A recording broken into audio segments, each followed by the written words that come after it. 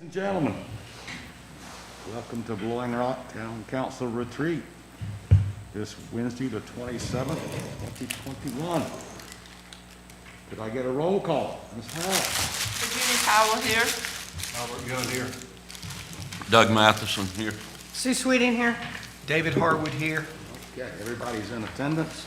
You would please stand for the Pledge of Allegiance. Pledge allegiance. To the flag of the United States of America and to the republic for which it stands, one nation, under God, indivisible, with liberty and justice for all. All right, first thing on the agenda this morning is administrative items. Mr. Shane Fox, 2021 board appointments. Good morning, Mayor. Good morning, Council. Hopefully everyone's doing well on day 3 of our 3-day retreat.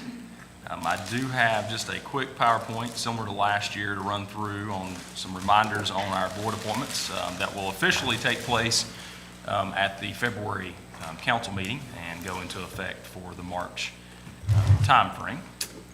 Let me get my screen shared here for everyone that's at home watching. Those that'll be watching in the future. Okay.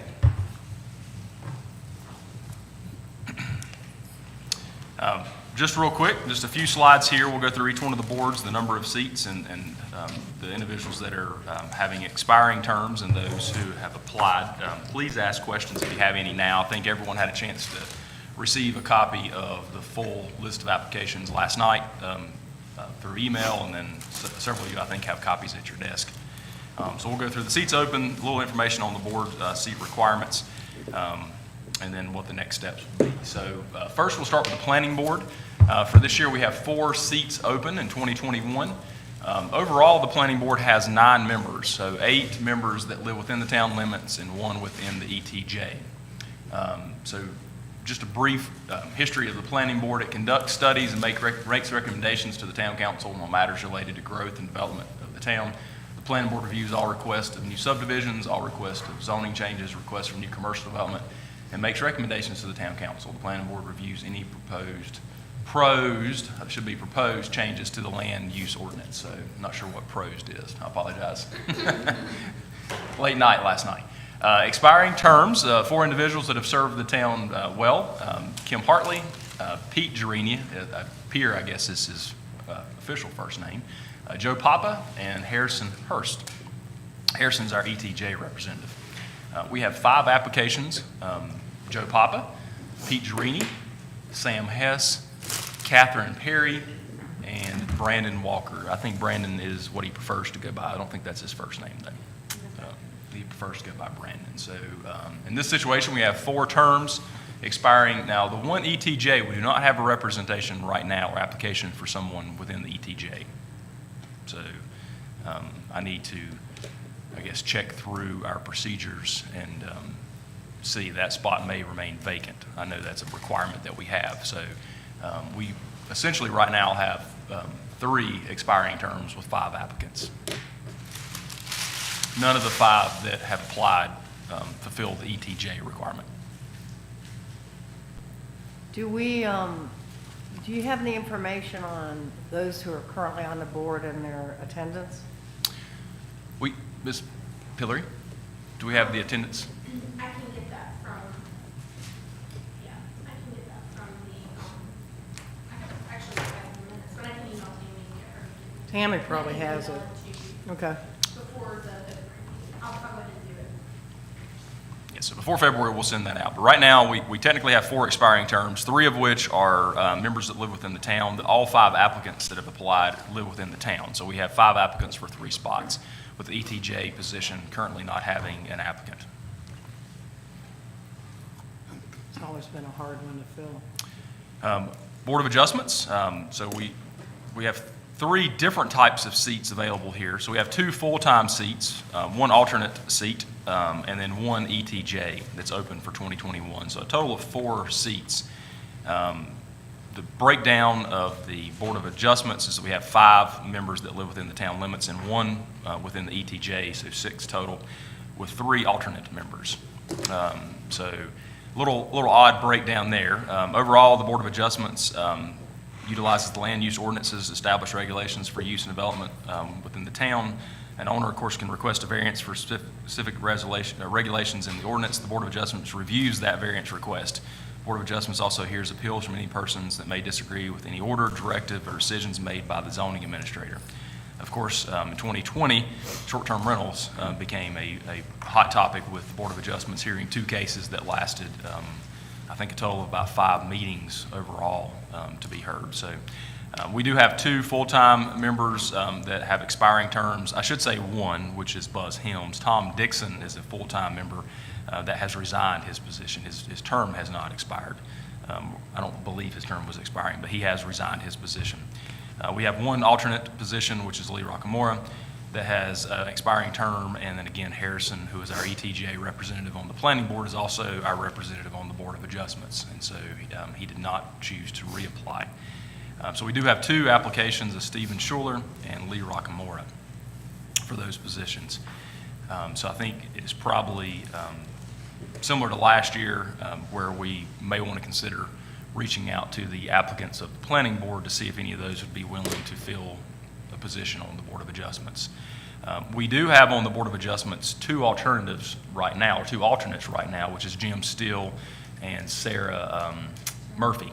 So the 2 of them have been filling in from time to time, in addition to the members that you see here. So we normally have, like I said, 3 alternates. We have 2 currently that have terms that they're still in.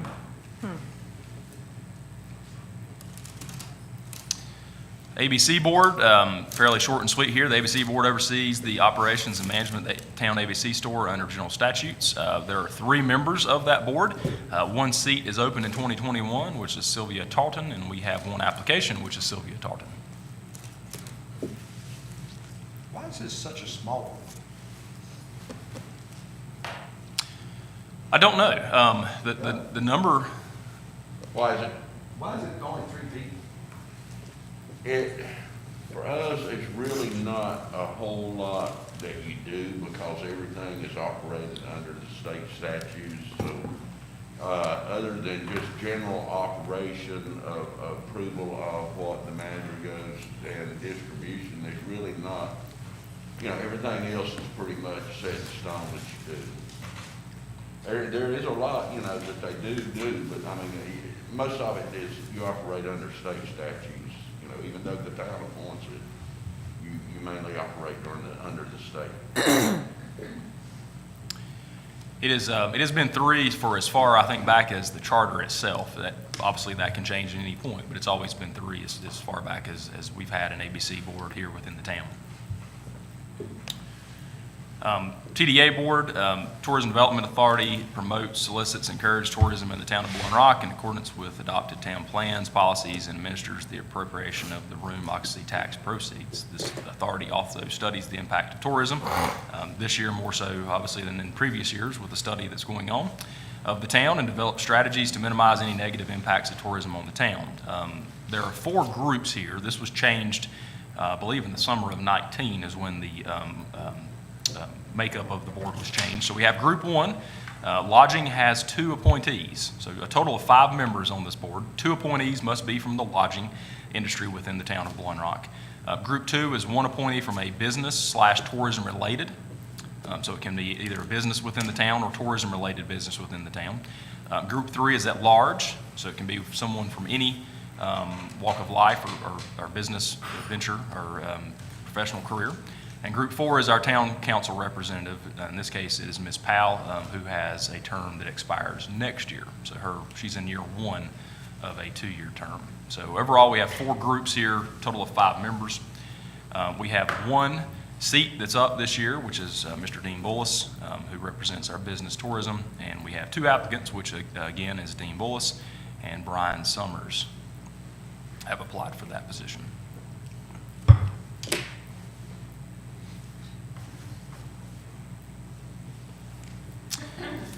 And last, our BRAC board. BRAC shall have all the responsibilities and duties imposed by the town council and shall promote and assist in the implementation of general community beautification in accordance with adopted town plans and policies. BRAC also studies the appearance characteristics of the town and recommends standards and policies of design for the town. This is a board of 5 individuals. 3 seats are open in 2021. Carol Knapp, Kurt Andrews, and Chris Wetmore. We have a total of 5 applications. Carol Knapp, Ansley Ford, Kurt Andrews, Chris Wetmore, and David Goodson have applied for this board.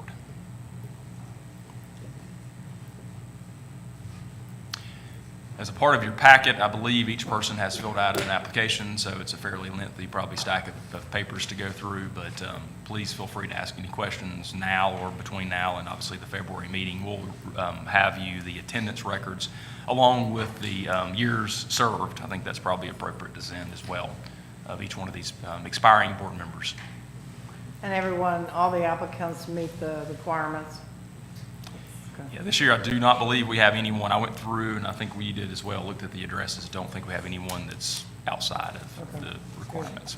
And did you say the sheet that I gave them has how long they've been on the board? I'm sorry, that is correct. So the first sheet, I believe, in the packet received had the number of years served, or years that, I guess, Who's expiring and the number of years they served? So we'll plan on having that, obviously, like normal at the February council meeting. We'll vote by ballot, as we've done in previous years for these positions. And I think I mentioned this earlier, these positions begin in March officially. That was one of the boards I was glad to see a lot of applicants for, because we've been having so much problem with that board. A lot of people losing interest and stuff. It's nice to see the applicants that we put in for that. The BRAC board? Yeah. Yes, sir. It is interesting. I think last year we had 9 individuals for the TDA for 1 spot. This year we have 2. We have 5 for BRAC. So it does seem to be an ebb and flow process of individuals interested in certain boards. Good news is we have enough, I guess, applications to fill the spots across the different boards if those are willing to serve in various capacities. So that's good.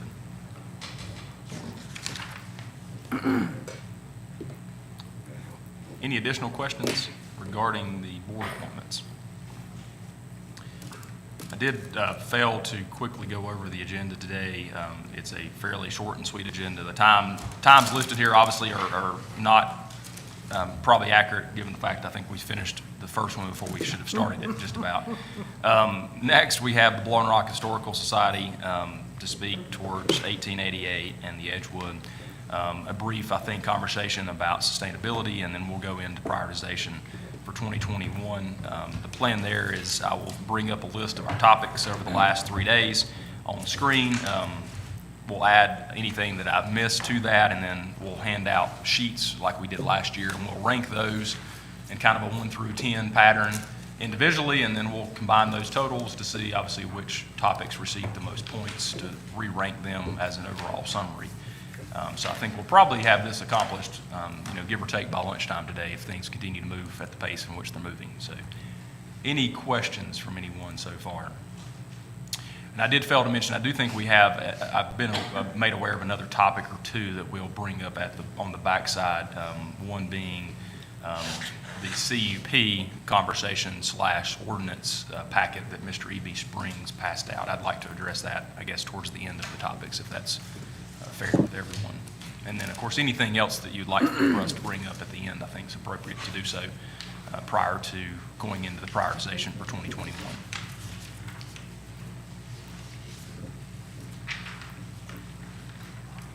I don't, did Hillary send us that board packet for the, did you send that? The board applicants, yes, I emailed that last night. Okay, can we, I don't know what happened to mine. Do you want me to make you a copy? Yeah, I can make you a okay, copy. thank you. Yeah, I don't know what happened to mine. I'll make it when we do a break. Okay, thank you. You're welcome. At your tables, you should have a fairly brief handout PowerPoint that the front cover is a beautiful picture of 1888 in Edgewood. Mr. Tom O'Brien is here to do a brief presentation. Let me give you the ability, Tom, to share the screen, so hang on just a moment. I did not do that first thing this morning, so let me share that with you. And we may have to do a little, you should be able to share now, Tom, All right. if you want to try. And if you'll say a few words, we'll see if we can hear you here audio-wise. We may have to adjust our speaker system. I appreciate it, Shane. Can you hear me all right now? We can. We'll turn you up on our end just a tad bit, but we should be in good shape. So let me. Your screen is now coming up. So we do have. I'm going to stop the PowerPoint on my end just a second, Tom. It looks like it's interfering with yours. So. Yours may be better than mine. You may want to leave yours up. No. Now we go. Here we go. So we're in good shape now. I believe we're ready for you. Good morning. Good. I appreciate your time. Thank you very much for putting me on the agenda. The town, as all of you I'm sure knows, owns the 1888 Museum property and the Edgewood Cottage property. You have allowed the Blowing Rock Historical Society to use both of those facilities, which we much appreciate. One of our key goals over the last 2 years has been to make both of these properties a more valuable asset to our community. And we've done a good bit of work to make that happen. And I'll talk a bit more about that in a few minutes. Edgewood needs some work, and the 1888 needs some work. And that's what we're here to talk about today. It's a funding request for those. A good bit of this is really deferred maintenance, and that in all likelihood will be something that is referred to the Parks and Recreation Advisory Committee that David Harwood established. Some of it is actually enhancement and improvement of the facilities. So we'll talk about that as we go. You may remember that last year about this time, there was a presentation I believe Jennifer made on our behalf about needs for the 1888 museum. And I think that was fairly favorably received from what I've understood during your planning session last year. And then COVID happened and budgets got disrupted. And we really recognized that the town was not going to be in a position to make enhancements to the 1888 museum. But we felt like it was important. We felt like this could be a much more valuable community asset. We had plans to recurate the 1888 museum, and we felt like it was really important to improve traffic flow, which meant putting in a back door, restoring the back door that originally was there, a deck and a ramp that would be ADA compliant, which you see in this photo. So we felt like that was something that the Historical Society could afford to do. It would show good faith to the town that we're willing to put our money where our mouth was and basically make a down payment on the improvements that were needed to the building. At the time, we felt like it was important to do it sooner rather than later. We had the incorrect assumption that we had the money, and probably there are a lot of contractors with COVID that would be out of work. Their families need to be fed. That was clearly a faulty assumption on our part. Can't find a contractor these days. We struggled, but we did find some people to do some work, and that really helped us. Also at the time, that was before we realized that we were going to donate $7,000 to the Rock United Fund. We were, in good financial shape. It was also before we realized that COVID was going to knock our membership in the head a little bit, and our dues went down. So we invested $8,800 last year in renovations and repairs. And we're very, very glad we did that. That was money very well spent on our part. I have access to the security cameras in there, and so I see when people come into the museum. And it's amazing the kind of responses we get. People just do an, oh, wow, this is fantastic. They really like the text panels we put on the wall that describe. Basically, the theme of the whole cottage is tourism in Blowing Rock. They get really good comments from a lot of people that do oh wows, and then they walk to the back room and they see what it was like to be a tourist back then. So basically, we did the renovations to the museum. The museum also, more importantly, is open daily. As you may remember, and previous times, it was open when we could find a docent to staff it. We put security cameras in, and I want to give a great big thank you to the Blowing Rock Police Department, who basically opens and closes the cottage daily. They open in the morning, close in the evening. Weekends during the winter time, but the rest of the year it's going to be open every day. So we really appreciate that. So that's what we have done. That's in the rearview mirror. Looking forward to 2021, we really have plans to continue with the curation. There are a few minor changes we want to make to improve what's going on inside the museum. We are working with the chamber to have a grand reopening, if you will, and a ribbon cutting, and try to make a nice ceremony. Once we're able to get back together again in the late spring, hopefully early summer, we'll be able to do that. Our docents are really excited about returning. We have a great group of docents from year before last, and they were sorry that they couldn't be there this year. And then, the big plan that we're here to talk to you about today is repairs and improvements to the museum. We did contract with 444 to provide a consulting report for us, and we'll go into a little bit more detail about that in just a second. This is what the museum looks like. I hope you guys have been inside. The front room has a lot of text panels that talk about, it's very interesting. This is lifted out of a newspaper article in I think the 1880s. Said no contagious diseases have ever been known in the country. They're talking about in Blowing Rock. I guess that's no longer true, but that was a big part of what brought people up. We have, how did people get here? The story about the roads. What did they do once they got here? Fishing and sitting on the Blowing Rock and enjoying the view and those kinds of things. Nightlife in Blowing Rock. So there's really a lot of the story of tourism in Blowing Rock and how it started. The picture you see on the right is you see a little bit of the back room, and you see some of the docents. We gave the docents a tour as soon as we had finished recurating. Have a great group of docents that came through.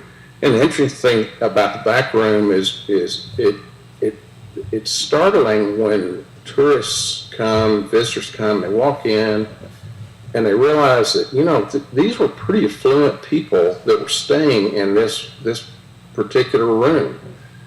And you look around, there's no coffee maker, there's no microwave oven, there's not a restroom, and it's really kind of a stark realization that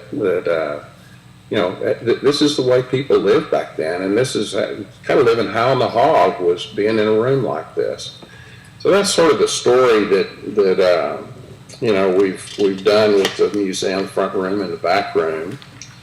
I'm going to transition now to what it is that we need. On the inside, we're doing really well. On the outside of the building, this is what a visitor will see. You can see that we've got a few needs.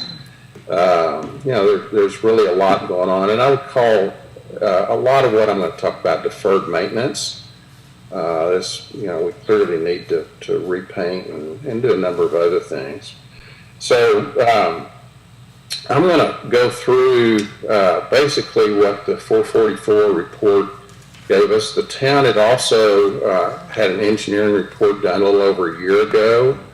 And it turns out that the 444 report and the engineering report that was done earlier really matched up very well. I've shared this with Jennifer and Shane and David Harwood, and one of the things that Jennifer mentioned is that she was really glad to see that a lot of it basically saying the same things. Just the 444 report went into a whole lot more detail.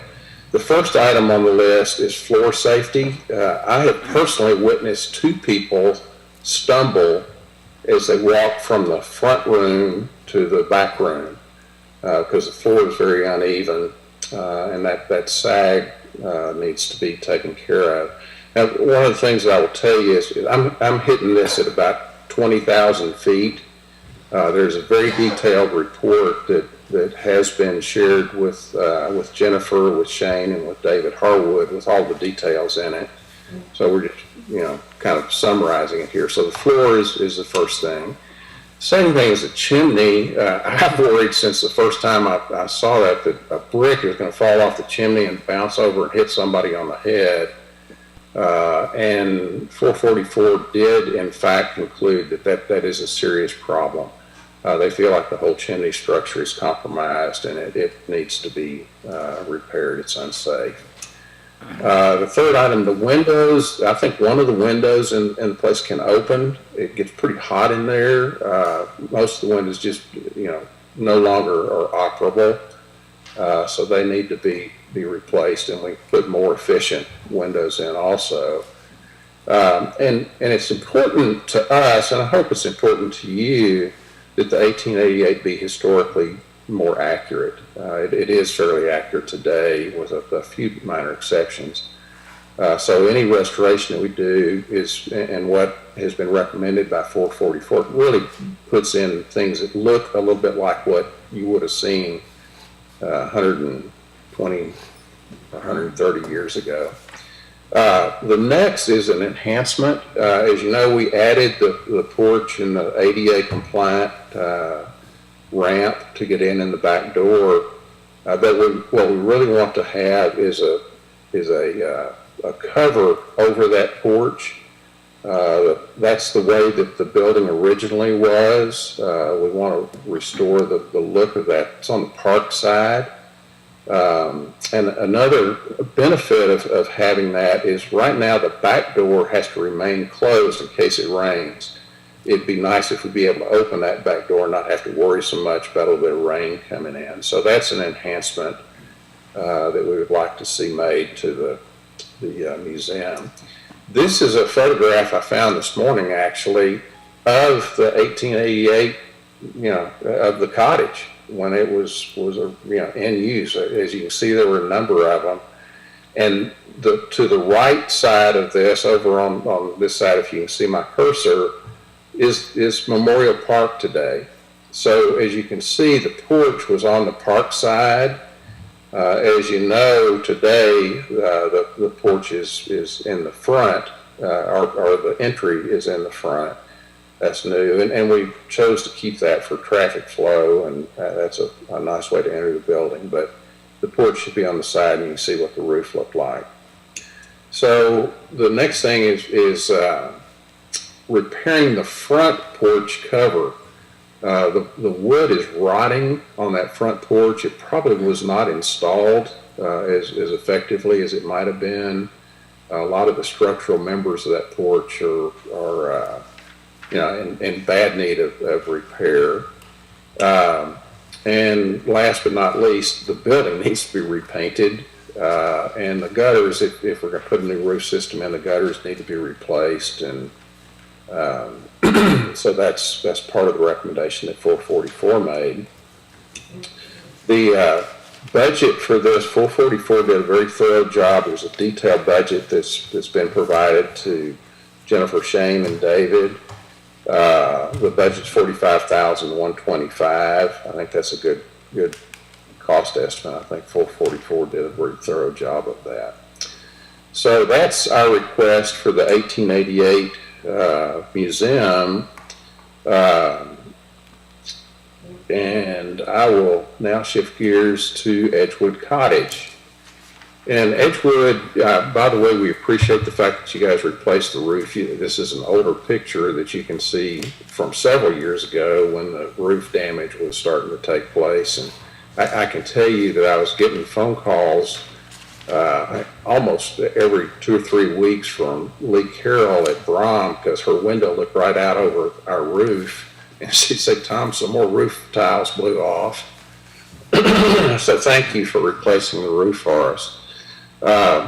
It turns out that this wooden structure is in really serious need of being restained, just exterior maintenance. And I would really like to say a special thanks to Freddie Klontz, who actually went by last night and again this morning and sent a cost estimate to me this morning. Basically, it's some caulking and restaining. We don't have very much rotten wood now, but the belief is that if we don't do something to protect the outside of this building, it's going to start deteriorating really fast. Freddie believes that the cost of this, of taking care of it is about $29.90. And again, I appreciate him doing that. He either stayed up late last night or got up really early this morning to provide that number for us. Just to give you some ideas of our plans, artist in residence at Edgewood Cottage has, of course, been the primary use of Edgewood. We unfortunately had to cancel the artist in residence season in 2020. All of the selected artists were invited back, and almost all of them are coming back. We'll have over 30 artists this year. We typically get over 5,000 visitors coming into the cottage shopping for art, seeing some beautiful work that comes from our high country artists. One new thing that we're doing this year, Edgewood Cottage is not, it's used by the Historical Society for board meetings and storage and that sort of thing, but fundamentally it's not been open to the public the remainder of the year. It's been open for artists in residence during summer and early fall. What we plan to do this year is when artists in residence is over around Labor Day, we're going to curate the cottage. And we will open it as a museum for the remainder of the year. So October through May, we expect to have it open daily, much like we have the 1888 museum open daily. It'll not be manned. Sometimes it may be manned, but often it won't be manned, and it'll be, we'll have security cameras in there again. So those are our requests. I really appreciate the help that I've gotten from Jennifer and from Shane and from David Harwood, the advice that we've gotten. And we look forward to answering any questions that you have or working with you to get this project done. I know it's something that will need to be prioritized. A lot of this is Parks and Recreation Advisory Committee work that they'll need to figure out how to prioritize this. And we hope that gets a favorable response when you guys are considering that. So I am happy to answer any questions that you might have. Hey,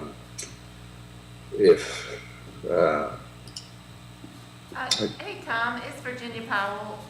Yeah. I was wondering what type of how you're open to the community for someone to have an event at Edgewood or rent the space or have income in those two. If you could make me familiar with how y'all have income producing events or rentals and stuff like that at those two properties, because they are treasures. So, Virginia, if I understood you correctly, you're asking about the artist in residence program and income related to that. Is that correct? Well, I could see we had some meetings over at Edgewood Cottage, and I could see that. I don't know that you allow rentals for that building or to the public or to the town residents, but I was wondering if you could kind of explain if you do and if you don't, and how that all works to get income, coming from Edgewood Cottage and the 1888 museum. Okay, thanks. I think I finally got, my hearing aids aren't tuned as well as they should be. I apologize for muffing your question a little bit. We do not rent Edgewood Cottage out or the 1888 museum. What we do, the income producing aspect of Edgewood Cottage is the Artists in Residence program. For most of the 11-year history of Artists in Residence, it actually cost the Blowing Rock Historical Society. We contributed to that. We did receive income from artists, but it did not cover all of the costs of putting the program on. The last 3 years, we have actually profited from the program. We changed the pricing a little bit based on a lot of advice we actually got from Lee Carroll at Brom and from others. We repriced that. So the artists pay an application fee. They pay if they're accepted, they pay a participation fee, and then they pay a percentage of their sales. Our profits from that have probably been running the 2 years that I was chair. The profits were running about $5,000 or $6,000 from that. Each year we donated 1/2 of those profits to the Moses Cone Restoration, to the Blue Ridge Parkway Foundation, and the other half we used for Blowing Rock Historical Society stuff. So neither facility is rented, and the only income producing deal is Artists in Residence right now. Virginia, did I answer your question? Yes. Is there some aversion to opening it up for rentals for the community in other ways? Virginia, we would be willing to consider that. To be really honest with you, it's the place is a little bit of a mess. When we have to do a lot of work to get it prepared for Artists in Residence, and then we've used it just for board activities. We use it for storage and that sort of thing. That we're going to have to change our habits with that if we're going to have it open as a museum, and take better advantage of the little bit of closet space that we have in the back of the museum. But we could consider using it for for rental or something like that. I'm in hopes that as a museum, it's going to be another valuable community asset. But we would consider it. If somebody thinks that's a good idea, we would definitely be willing to consider that, Virginia. Thank you. You're welcome. Do we have any other questions for Tom? Tom, I'd just like this is David Harwood. I'd just like to say that I've really enjoyed getting to know you and talking to you, and really appreciate your leadership with both of these properties. It's so appreciated. Thank you for saying that, David. I really appreciate that. And as you know, just from the conversations that we've had, I'm really glad that you're doing the Parks and Recreation Advisory Council. I have a thorough understanding now of why that was needed, and recognize the fact that my timing for asking for the history walk was not the world's best. I look forward to working with all of you on that history walk. So thank you, David. Tom, thank you for all the efforts and the work that the Historical Society's put forth. I think it was a great idea opening up 1888 Museum. And once again, thanks to the Historical Society and all your hard work. And once again, thanks for David Harwood for being involved with the park project. So, thank you, Tom. Thank you. Appreciate your time. All right, moving right along. Sure, and I'll take this kind of a moment, something that's coming up between now and the budget, which is going to happen soon, given the fact it's the end of January. I'm sure Nicole can attest we'll start soon. The overall deferred maintenance of the buildings, and the Park and Rec Advisory Committee has kind of started taking this on. Most of the buildings fall within the Park and Recreation Department, and so there's beginning to be a list of things that are out there that I would consider deferred maintenance. I don't think I realized until I started looking at the list, not only 1888, Edgewood, obviously the Park and Rec building, the police building, Town Hall, the Legion building, community building, the pool building, 2 parking decks, 3 gazebos, 3 bathrooms. Just structure-wise, we're going to look at how we can better handle our maintenance of our buildings and our facilities. In total, I think we have somewhere close to $10 million or more worth of assets. And really, in the past, we've probably haphazardly taken care of. Public Works have taken care of certain things. Park and Rec have taken care of certain things. John Warren's taken care of certain things. So we want to make sure we look at going forward a more unified approach of how we can take care of our assets. Things like painting, things like filters and gutters and things of that nature. Right now, I think we've done a pretty good job in the past of someone sees it and we tell someone, but there needs to be a more unified approach or uniformed approach of how we take care of our most important, or not important, but most valuable assets, which is our buildings and our facilities that we have. So not only David and the group, but Thomas Steele has been instrumental in putting together that list. So I want to just say that out loud and publicly to say that there's going to be some more thoughts coming, more formal thoughts of how we can better take care of that. We've had positions in the past that we've hired from masonry positions to handyman type positions, and we no longer have those. We have vacant positions. We haven't filled those because I didn't feel like we had a good handle on what those positions should be charged with doing. So the masonry position that we had, I think, is no longer needed right now. We can contract that work out, but just wanted to put that plug in for now for that time, given the fact we were kind of talking about a deferred maintenance, is that we're working on a much more streamlined, uniform approach of how we can take care of our assets that we have here. I think our landscaping group has a good handle on the outside spaces, the grounds themselves, but the buildings are older and they age and they have issues that need to be taken care of, and just want to make sure I put that out there. That's a conversation that's going to be coming very soon from a formal standpoint that's out there. Can you also put on that list what we've already done or what money? Because I know there was money that went into the old Rotary building Absolutely.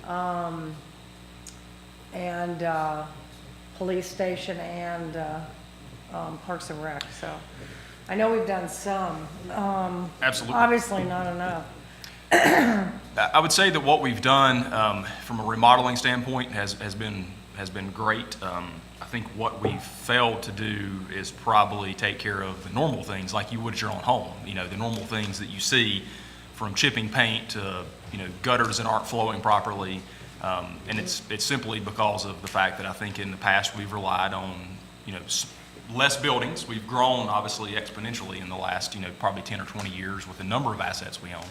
But we don't have that one person or whatever the case may be that's really charged with having that responsibility. And I think we've grown to that point of, I'm not going to propose that's a full-time position, but that's a position, or that's someone's responsibility within that position probably is going to be to be the one that we call, and whether that person picks up the phone and calls a contractor or a plumber or whatever the case may be. That's where we're absolutely going. That's where I would like to head, is that person is going to be the one that's responsible for having that duty as a part of their normal other duties that they have. It's to the point now that until you start seeing the list, and I don't want to blow the future list that we're coming up with between Thomas and David, but there's a long list, and a lot of them aren't very expensive. They're just things that need to be done and should have been done. So Well, that's is one that of the things we've been lagging on is preventive maintenance. And when you go around and look at these, we've done good about adding on and doing things like that. And the exterior is remarkable around the landscaping and everything. But like you said, we've been lacking on preventive maintenance, and it's the things that you would normally do if it was at your own house, continuously all the time. absolutely? I would say Well, you don't go in the girls' bathrooms. great example. So, this conversation has been building, and again, looking over at David, he's already, I think he has a list that Thomas has provided to him and Jennifer, but the list is growing. It grew yesterday from Ms. Powell showing me an issue in the women's bathroom that probably no one's aware of that doesn't go in the women's bathroom. So it's those types of things, and they're simple in nature, but they grow, and without having a plan, they're only going to continue to get worse. I think we've done tremendous in growing. I think what we've presented the last 3 days is all wonderful things. But at the same time, we do need to circle back around and start really doing a better job of taking care of what we actually have now as well as part of that process. So we don't need to get too far this direction before we make sure we take care of, what's at home. So that's coming. Tom's presentation, I think, was a good time for me to maybe put that plug in to let you know we've got a plan, and this committee's working on that. I feel like it kind of falls within some of these same characteristics and conversations we have, and we'll be bringing that to you. Thanks for the plug. Thanks, Shane. All right, moving forward, you want to go on into sustainability? Absolutely. Moving right along. So last year at the retreat, we brought up sustainability, and we talked about a couple things. We talked about electric vehicles then. We talked about solar power. Obviously, COVID and the budget did not allow for anything really to be done any differently than what we had done obviously in previous years. We even obviously cut the budget by about 10%. So we didn't have any new initiatives really in the budget for 2021. So I thought it was important to put this back on because I think we had some good conversations since last year. You heard yesterday the chamber talking about some exciting news about the electric vehicle charging stations. They're in the works. We do have a call this coming Friday with Bremco, who's interested obviously in working with the town. You heard about Rivian, which is a company that I really wasn't familiar with until not too many weeks ago, but it's a fairly dynamic company that I think Albert can tell is a mixed ownership between Amazon and Ford, so fairly impressive owners of this company. But they have agreed to bring 2 superchargers for their purposes right now to Tanger in the near future. So I think that's important to note that that's coming.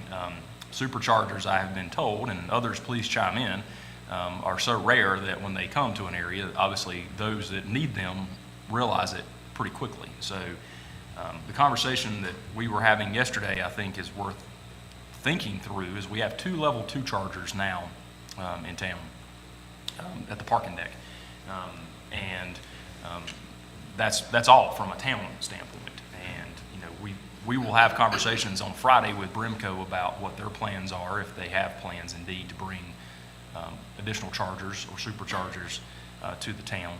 I think our important role is to think through, do we want additional ones? Obviously, there's a cost potential there. There could be a partnership. There are grants that are out there, numerous grants that are out there for various pieces of the pie, from a cost standpoint. Overall, a level 2 charger we'll say is around $6,000 to $8,000. A supercharger is between 12 and 15 is kind of what we've gathered from kind of a more just a generic baseline. Of course, anywhere we put them takes up parking spaces. It takes up other spaces. Bremco and others would obviously have to be involved, but wanted to start there with the conversation of where we are, thoughts of how you would like us to potentially move forward with some of these conversations. Almost all of them outside of Tanger and potentially Food Line would probably involve some type of a public property, or involve public property. So, there's not a lot of private areas within the town outside of those couple places that have the room probably for those types of chargers. So, Bestseller has one, the Mountaineer Inn has one, several of our motels have them. correct. I think the one thing is Bestseller's Tesla and can only charge those unless they've converted. So I would find out, is this for everybody or just for their specific cars? The other thing is that there might be some private entity that would like bringing in business that might be interested in having one at their space. If, I think what we need from Bremco are the areas that you know, can take the supercharger. And the other thing is the app that people look at, is that free or is that a charge to the town?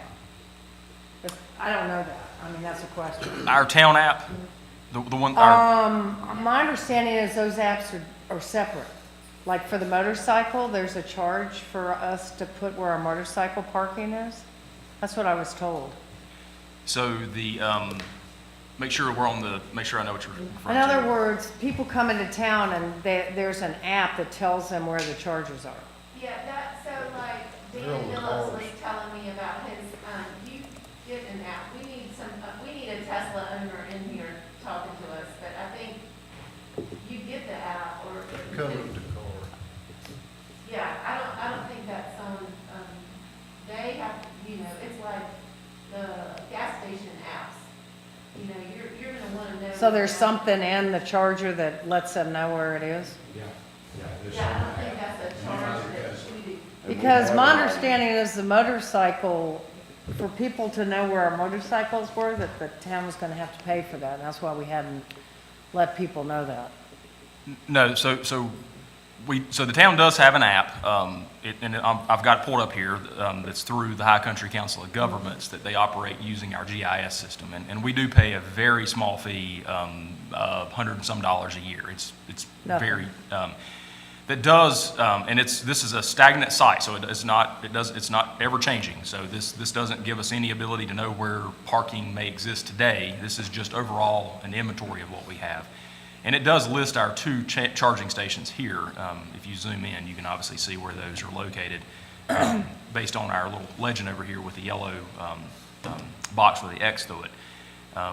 The app you're referring to is separate from the town and doesn't require any usage of a town. That we could ask to be on those apps, I'm sure, if we end up, you know, adding additional stations, but I don't know the cost. I'm not aware of that. Is the motorcycles on there?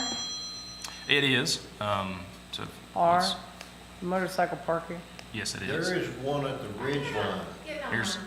That was discontinued.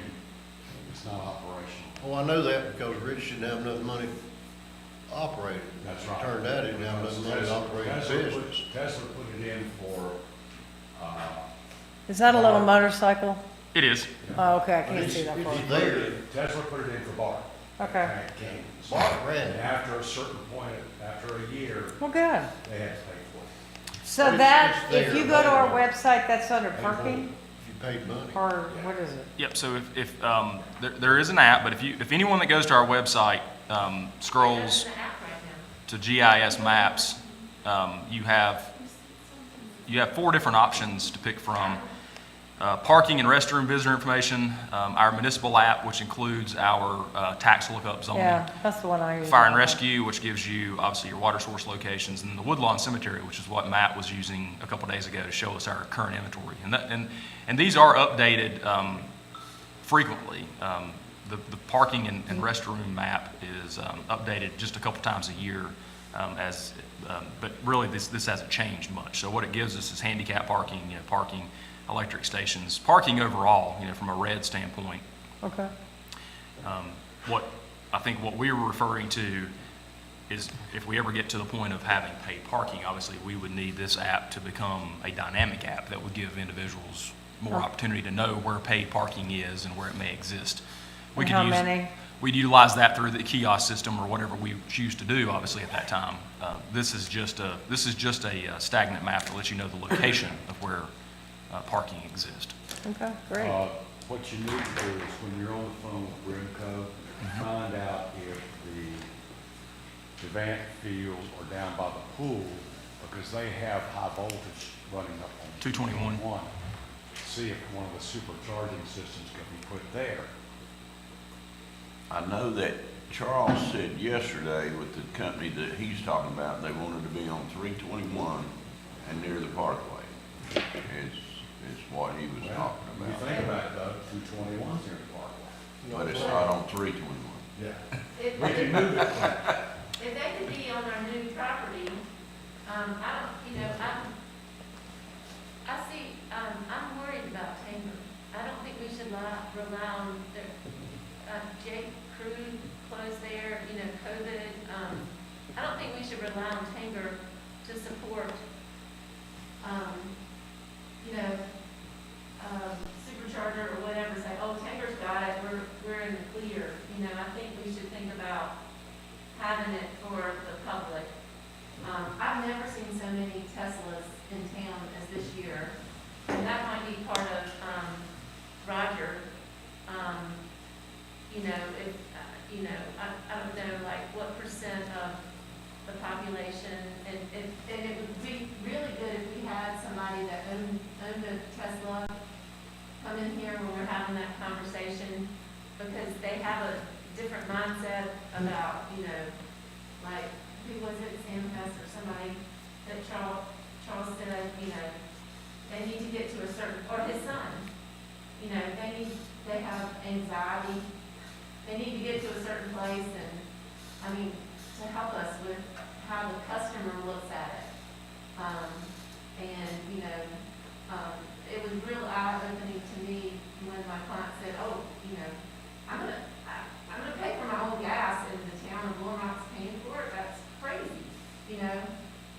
So, I think if we could, I like the idea. I think he said too that they were very, open after 2 months, opening it up to everyone. And Yeah, that's the double main- check on that. Yeah, that's the main thing that we Yeah. want to happen is that, you know, Get that in I writing. understand the first couple of months what you're trying to do, but we want it open to everyone. And right now, there's also, quite a few grants out there, dealing with electric charging stations. So the grants are out there to grab, and if you want them. And we're lucky with COG and Phil True about helping with these grants, and we list them all the time on the COG website, and we forward them and talk about it, but there are some grants out there too trying to apply for. That's how we got the two we got. It is. It is. And I would say they're constantly coming. So the grants are there, money's there. The conversation that we have Friday with Brimco, I believe, is probably going to lead to some partnership opportunities. Again, I bring this up to have a conversation because I think it's going to be coming back before you probably soon if we're looking at locations to be had. We'll explore opportunities. I already had within my list, obviously, to talk about our new property up on 321 and asking Brimco, thoughts from that standpoint. Obviously, that's later down the road, but we'll try to get an idea of where Brimco would be interested. But there are also, obviously, other entities that we can utilize with the grant monies that's out there that, for charging stations. And so I think it's something that has come up more recently, even, since last year. It's been more frequent. So I think it's a topic that we need to at least keep in the back of our minds of opportunities that are out there. It seems to be, more and more frequent.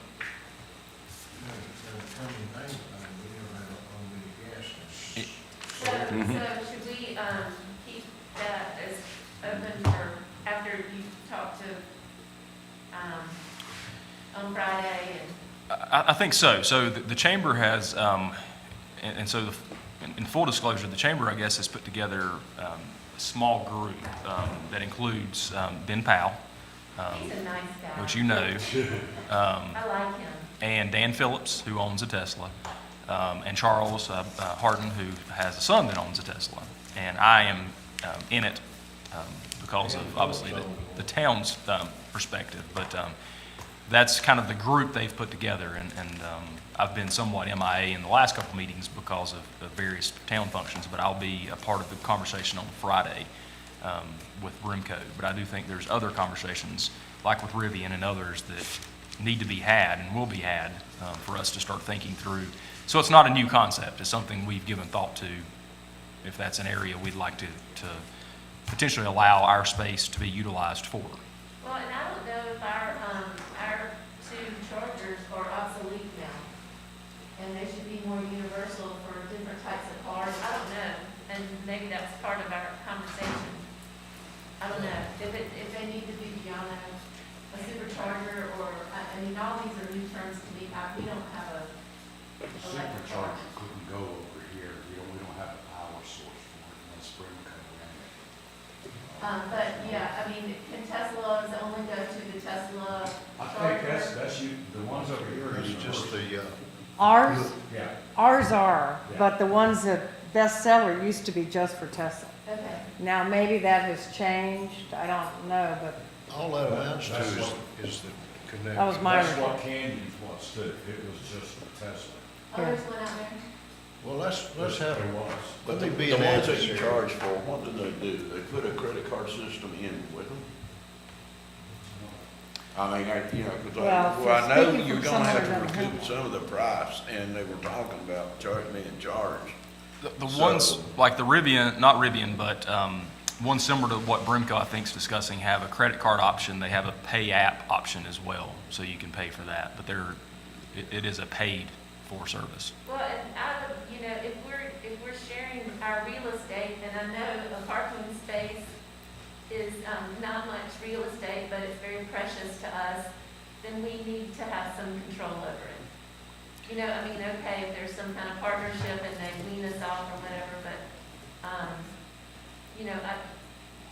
it can't be locked down for just Rivian or, if we Some can revenue have generation of some sorts is what you're saying. revenue generation and control over it. And the two we have currently are free. Right. I don't believe, from my conversation with the vendor, they can be really retrofitted to charge right now from a fee standpoint, because of how they were originally installed. So I don't think they're obsolete, but they're not really able to be retrofitted as well for Well, we're charging. bringing a good point. We don't Yeah. give gas away, so. I mean, let me be. We shouldn't be giving. We should be This charging. is a I agree with that devil's statement. advocate position, it's not, I'm not throwing cold water.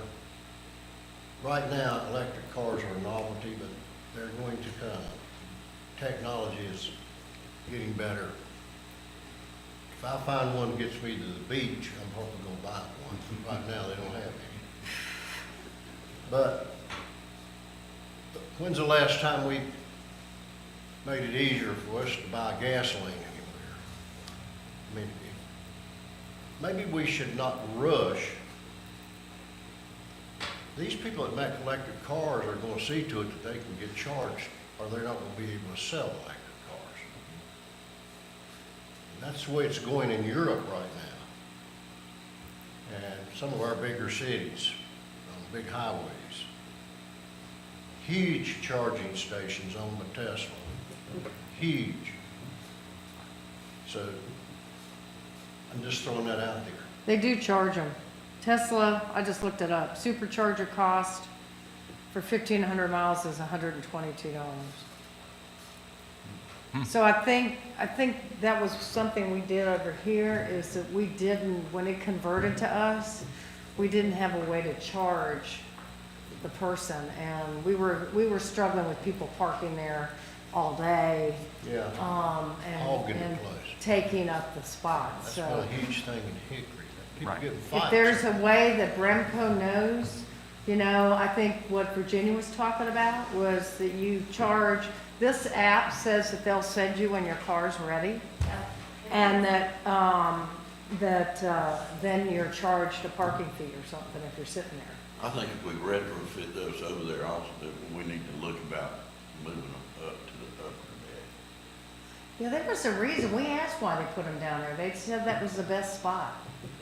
We didn't like them down there because it's so dark. I think that's one of the biggest complaints I've heard is where they're located at. Yeah, they're in a bad spot, I agree. I think we're behind the time. I think we probably need like 20 in town, at least. Well, the space downstairs next to, American Legion would be a good place for charging. I mean, people park there. It's not really, but it would be, there's stairs there.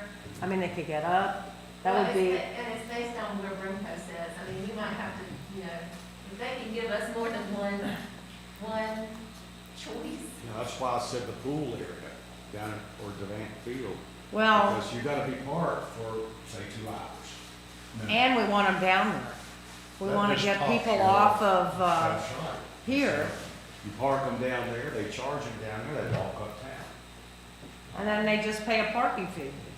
2 hours is just tops you Huh? off. 2 hours just tops you off. Yeah, this, Tops it off. doesn't charge it all the way. No, the supercharger. Supercharger, it does. Um, According to this you know, Show me how what it's, Show me one. how He it's said, public, he said 20 minutes. you know, just to Really? look at other little mountain 20 minutes. towns that have public. Unless I'm mistaken. I think it depends on, Yeah. I thought that I was was in a Nashville little- on Saturday, and they were let me everywhere. see what Tesla says. So it's a, You might want to say that again.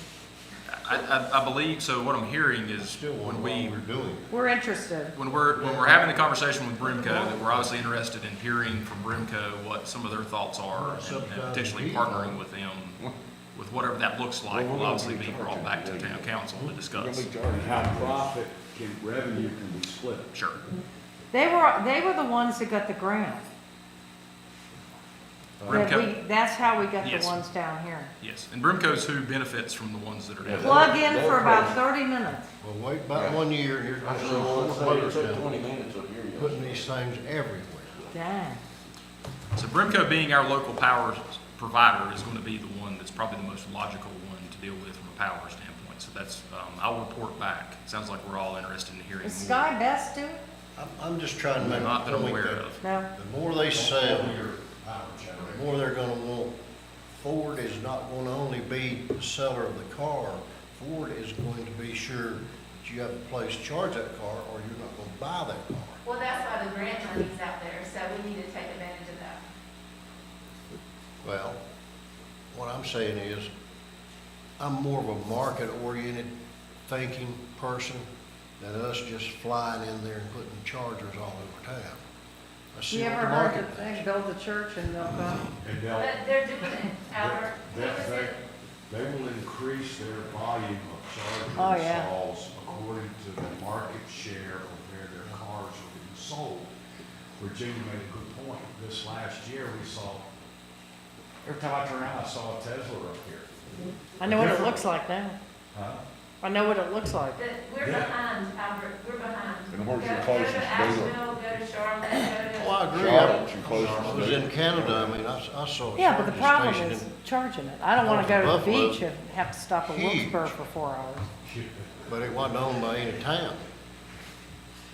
I didn't really see it. All right. I guess. So yes, Shall we move on? I think we're in consensus. We'd like more information. Yeah. That's one of So, the get back to misconceptions this. of electric cars, that it's free. And moving on to solar panel. So we, absolutely, so consensus is, I'll be back in touch with some information from how the conversations go with Brimco and where we go from Rivian, et cetera, with that. So I think, again, thank you to the Chamber and Mr. Powell and others for working through that process and inviting me to the conversation. Solar power was discussed last year at the retreat. It's been discussed, I'm sure, previously.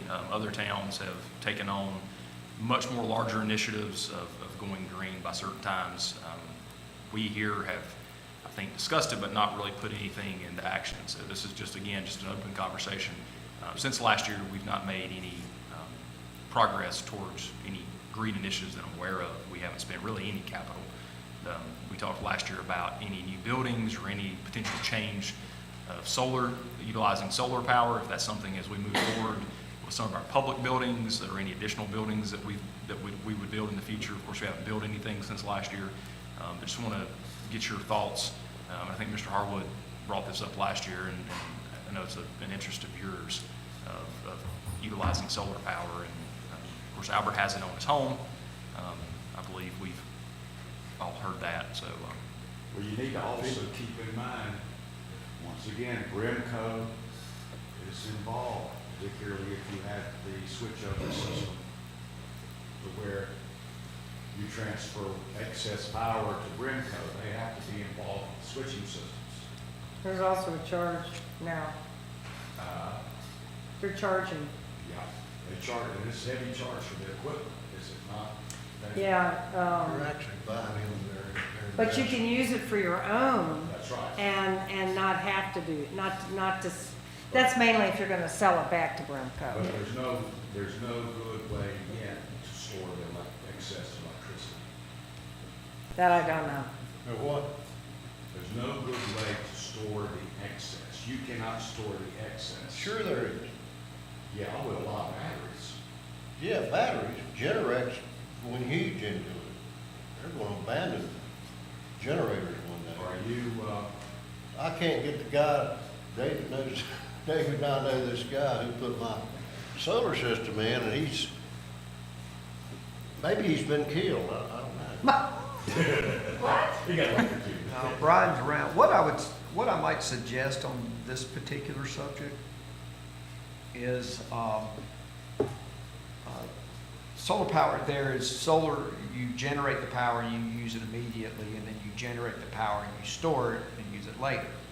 So, a lot of the cost with a solar system, is the batteries. And so if you don't need the batteries to store anything, you greatly reduce the cost of that system.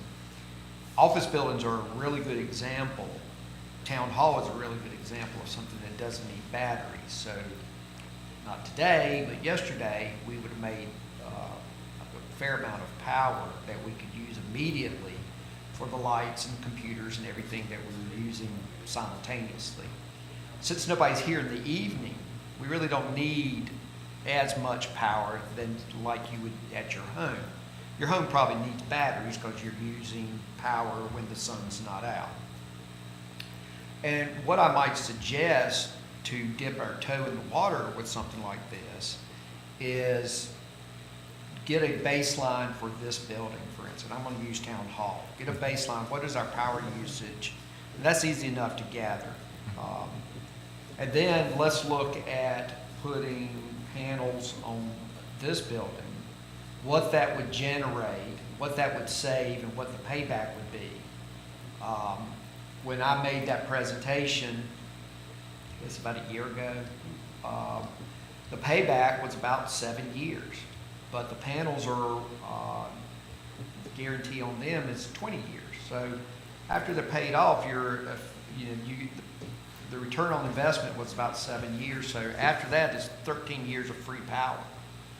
And you just run it back into the system because you're using it immediately.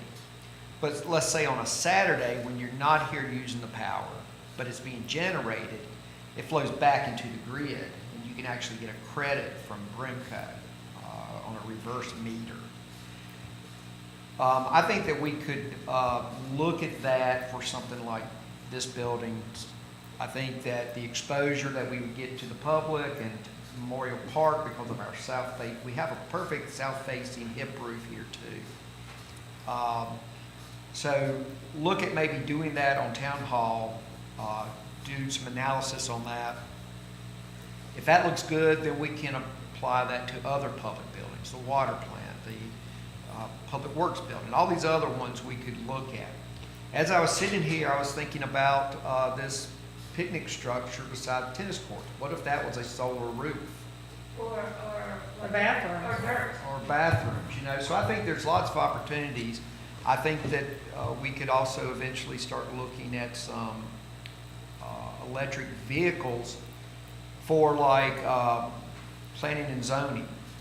They're not carrying heavy loads, and they're just making day trips, so you're not getting range anxiety on that.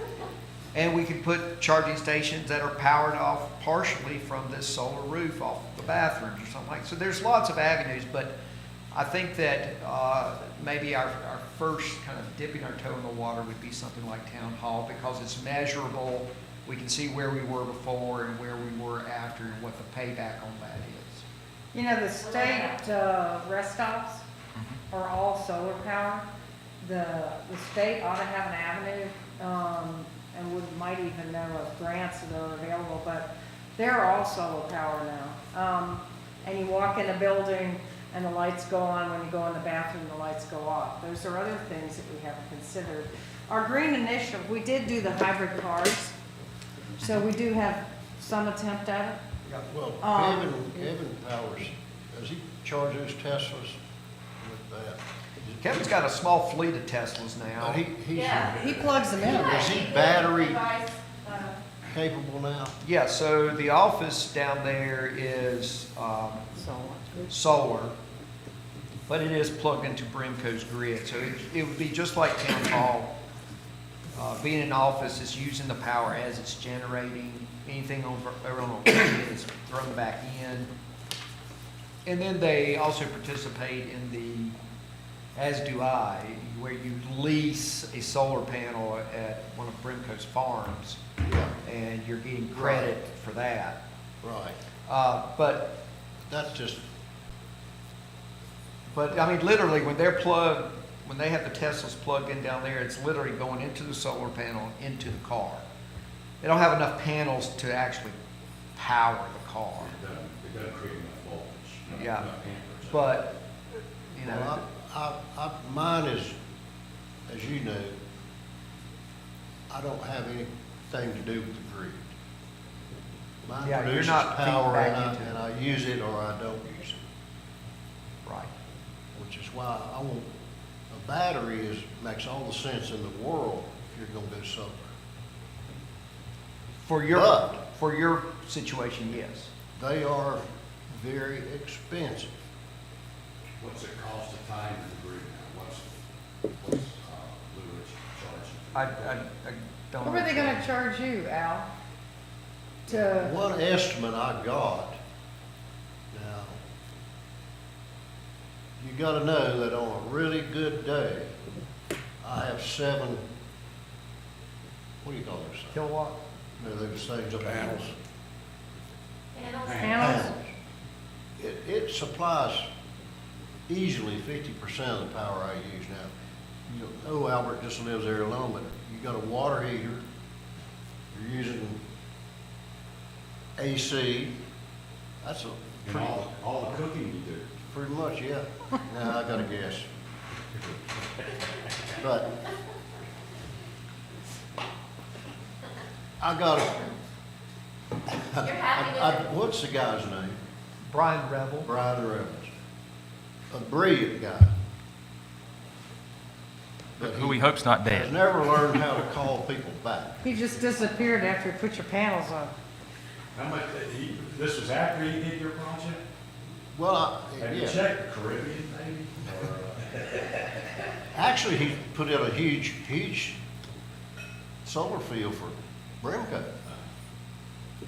Down on Conley Springs Road, I believe it is. You know, they like Duke are going, they're gonna go solar.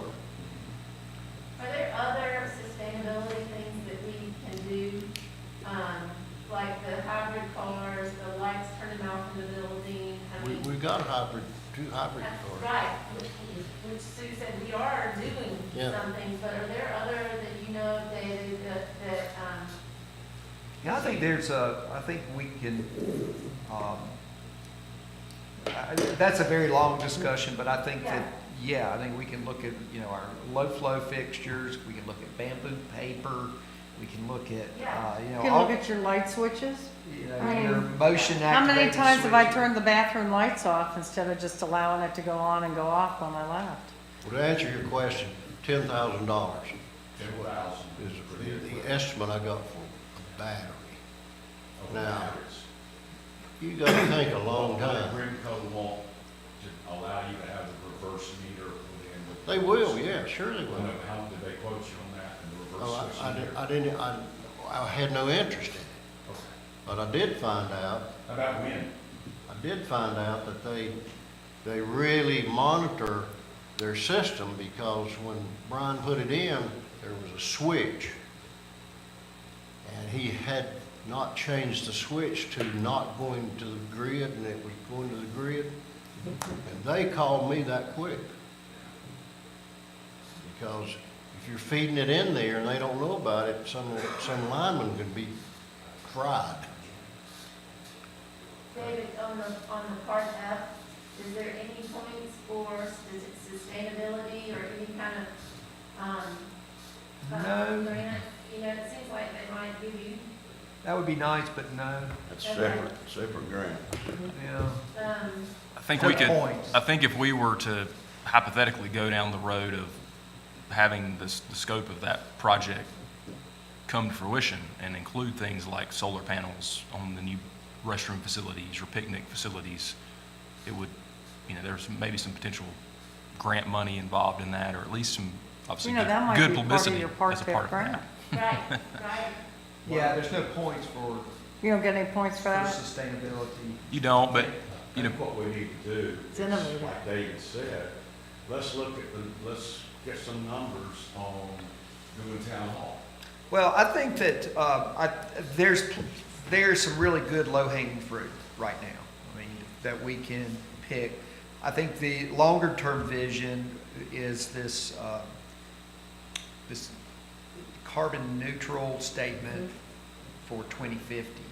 Which is 30 years away, and let's start talking about that. And if that's something we're really serious about, what are the steps over 30 years to get to that? And I think it's achievable. What would that look like? But if you're looking to do something, but I think that there's the planning piece of it, and I think there's some low-hanging fruit like these solar panels or low-flow fixtures and things like that we just reach up and plug right now. Why don't you, let's look at what it would cost to put solar panels in this building. I would be, It's perfectly situated. Yeah. I would be happy to take that on, if y'all would like me to, in all my spare time, part out. But I don't think it's, just to look at this building, I don't think that's a big thing. To look at all the buildings might be a little more than I'd want to take on right now, but This building would be a good test. I think so. Potentially, you can run all the Christmas lights from here. It killed me after you gave Yeah, that wait, so- last year when we talked about this. I went home and I called that Yeah, company storage. that advertises on TV so much. Great company. I wouldn't do it And without it was battery amazing. storage.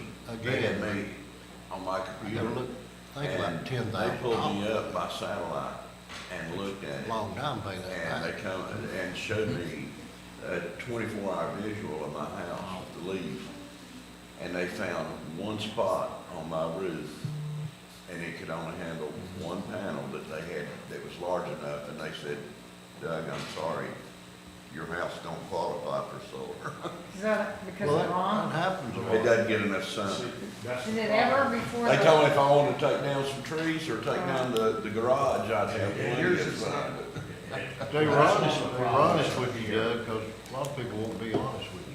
When Yeah, I got- so- When I got the quotes to have them put on the annex building at the Rock about 4 years ago, they said my return on investment was 10 years.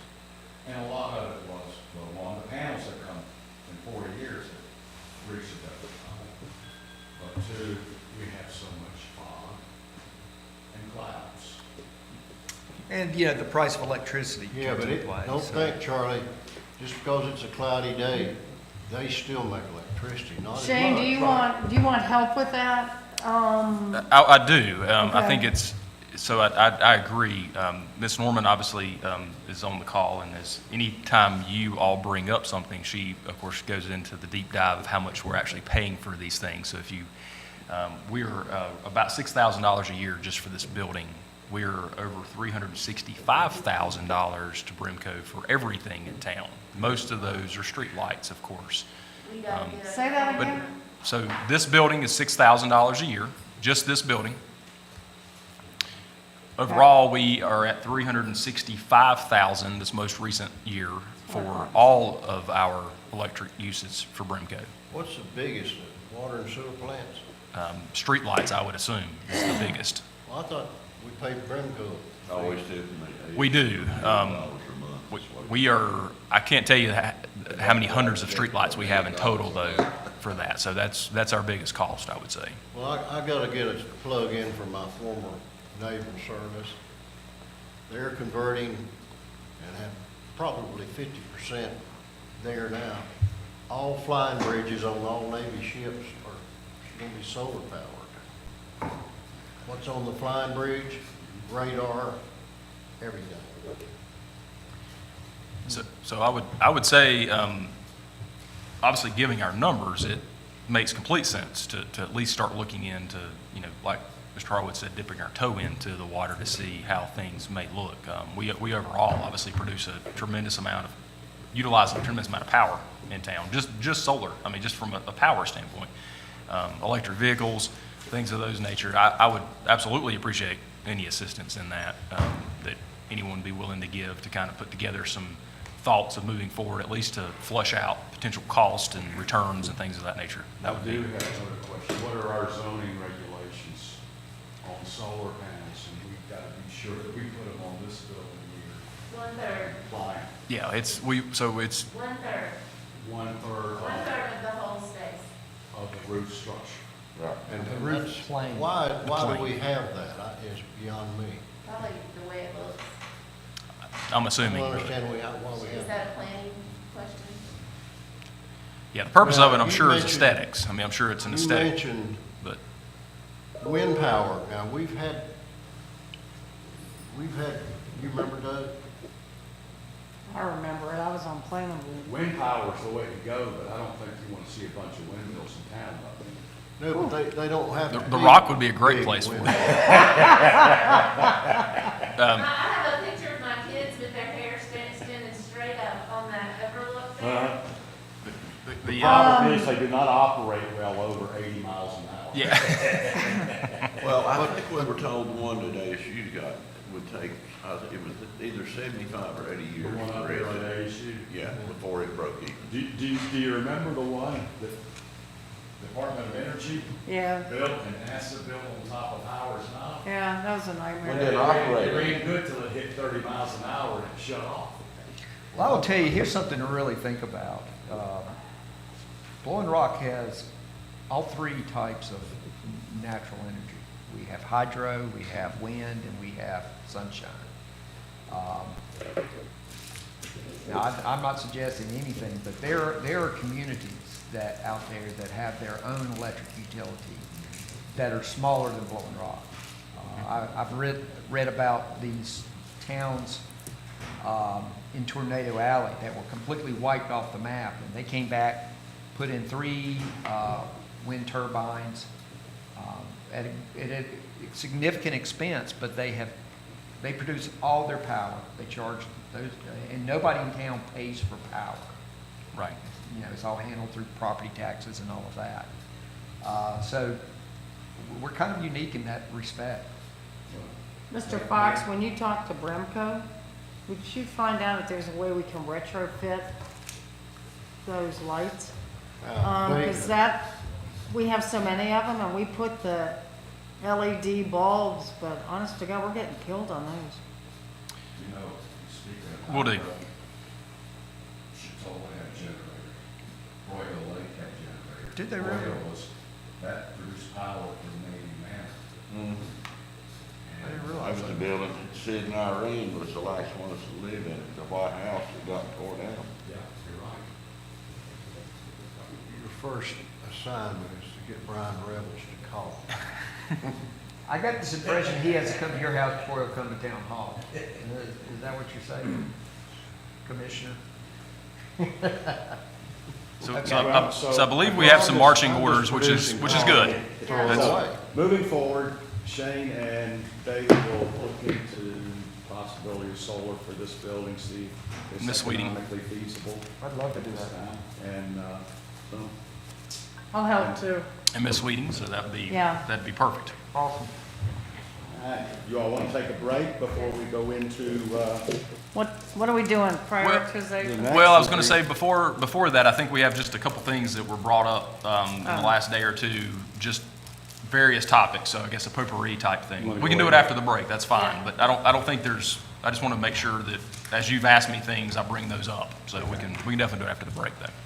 you want to do that after break? Okay, ladies and gentlemen, we're going to take a 15-minute recess.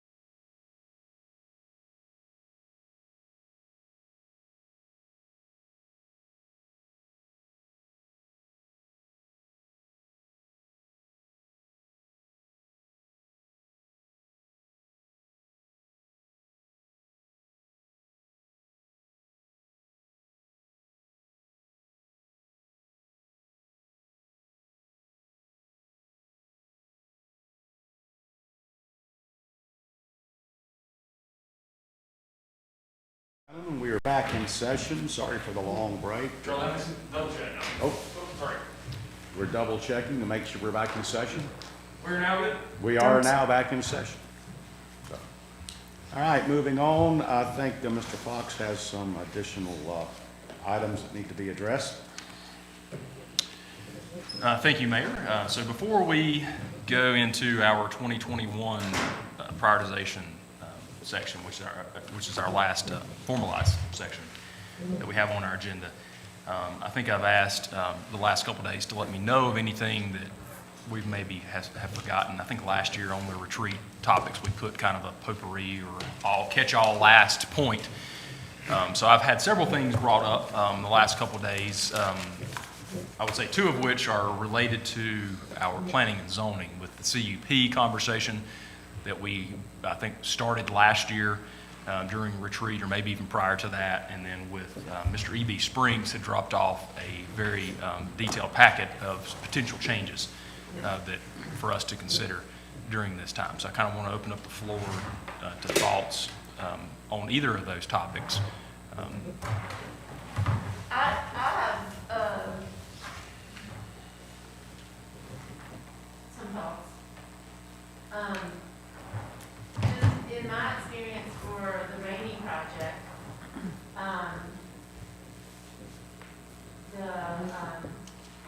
as a new board member, or a new commissioner, or whatever you call me,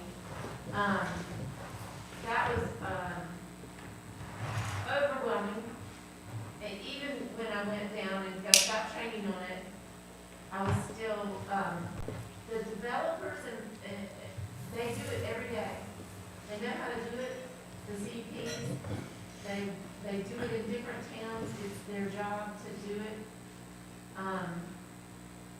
To not be able to talk to, our residents who use the town and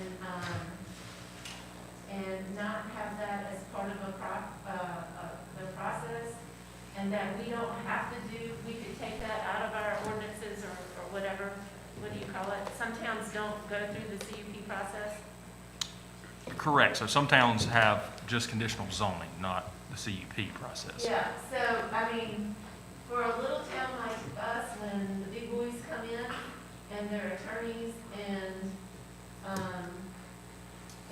we're not able to listen to the little old lady that's lived in the neighborhood for 30 years and really knows the ebb and flow of traffic and all of that, if I were a developer, I would choose to do a CUP in Blowing Rock every time.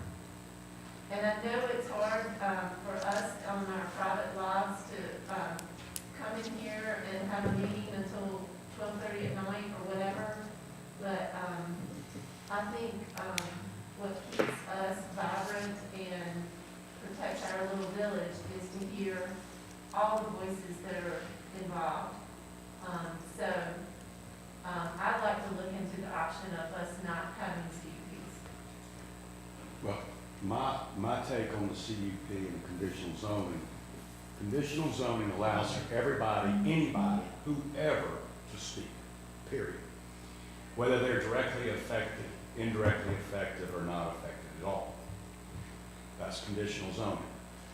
Conditional CUP is only allowing those people that are directly affected by the project. Yeah. And it being quasi-judicial, it takes it more to a legal point.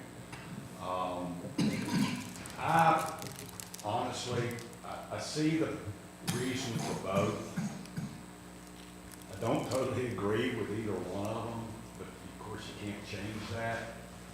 The CUP unfortunately does put us in an uncomfortable position, and our constituents, because they can't talk to us and we can't talk to them.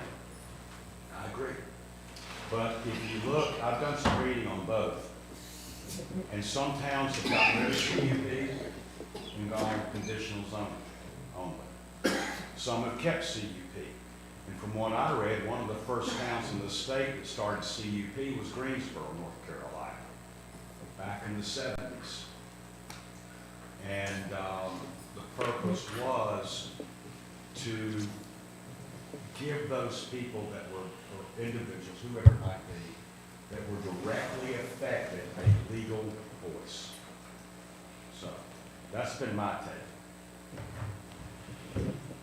So, Mr. Rothrock walked in. Mr. Rothrock's back. As we are finishing up the day and the retreat, a couple things came up that, a few things, but two of the ones we're speaking of now would be Mr. E.B. Springs dropped off a packet of information with potential suggestions to changes to the ordinance and the CUP versus conditional zoning conversation. So we're on the CUP versus conditional zoning conversation right now, just discussing, I guess, pros and cons or any history there. So Ms. Powell and Mayor Sellers have spoke so far. So good timing to come in from your office. I'm sure you heard us. So What are the pros and the cons on both, coming from your standpoint, Kevin?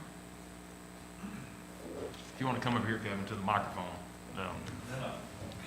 Yeah, you're on camera already, but you'll be heard on camera.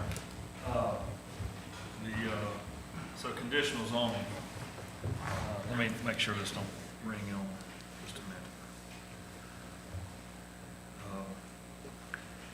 You know, we wanted to do conditional zoning a few years ago, and I'm talking 10 years ago. And it just wasn't the right time, you know, it was new to us. And then we adopted it in 2014. It's been a very good tool. It's been very, very helpful. I know it's hard in a small town to not be approached in conditional use permits and not be able to really say anything about it. And it's a good tool for us, and it helps when a project is very complex. For example, had we had the conditional zoning when Mountain Leaf came forward on the 7-acre piece, it would have been good to be able to communicate with the developer and kind of hear it instead of having to get it all at one time. And that's on a complex project. Others that need a rezoning, it's good because it's conditional and they can put some conditions on their application on the front end. And the neighborhood meetings are good. Sometimes, you know, it's pretty straightforward and you don't really gain a whole lot from the neighborhood meeting necessarily. But when when it's a complex project, a lot of moving parts, a lot of different uses or mixed use, the neighborhood meeting is really good. That's the pros. I don't really see very many. The one thing as a con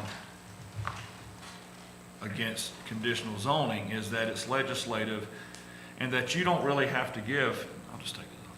You don't really have to give much of a reason to disapprove a project. Or you consider, say, conditional zoning? Conditional zoning. CUP. So, and this is conditional zoning. It's legislative. You're not bound by any of the findings of fact. If it's not a project that interests the council, you can say, yeah, it's just not consistent with what we want to see done here. And so that's a disadvantage for the developer, certainly. That, you know, we think that this is the target and we shoot at it and we move the target, or we're not interested. And so that would be a disadvantage for the developer to go through the process and you really don't have, the council is not obligated to approve the project. Conditional use permit, the disadvantage is not being able to freely exchange conversation and ideas and really get a full glimpse of the project on the front end. And you're going to be approached by people. It's just a matter of what happens here in Blow Rock. That's small town. That's okay. But you really can't say anything. And so you're bound by those strict, the rules, quasi-judicial rules. Planning board is not bound strictly to those, but we've always followed them as a matter of course, just to be in a good practice of keeping it fair for all people involved.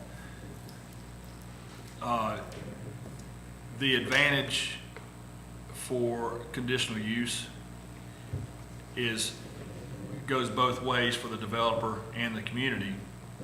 One, that you've got a set of rules, the land use code that you've got to meet.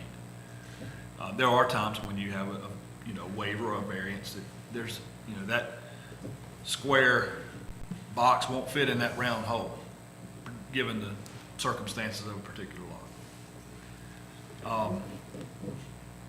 So they may ask for a variance here or there.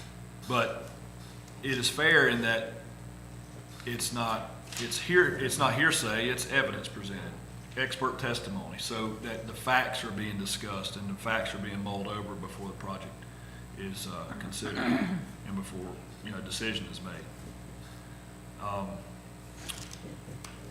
And for the developer, they have a target that's not moving, and if they hit it and they meet all the criteria, then in most cases, they're gonna be able to get a permit.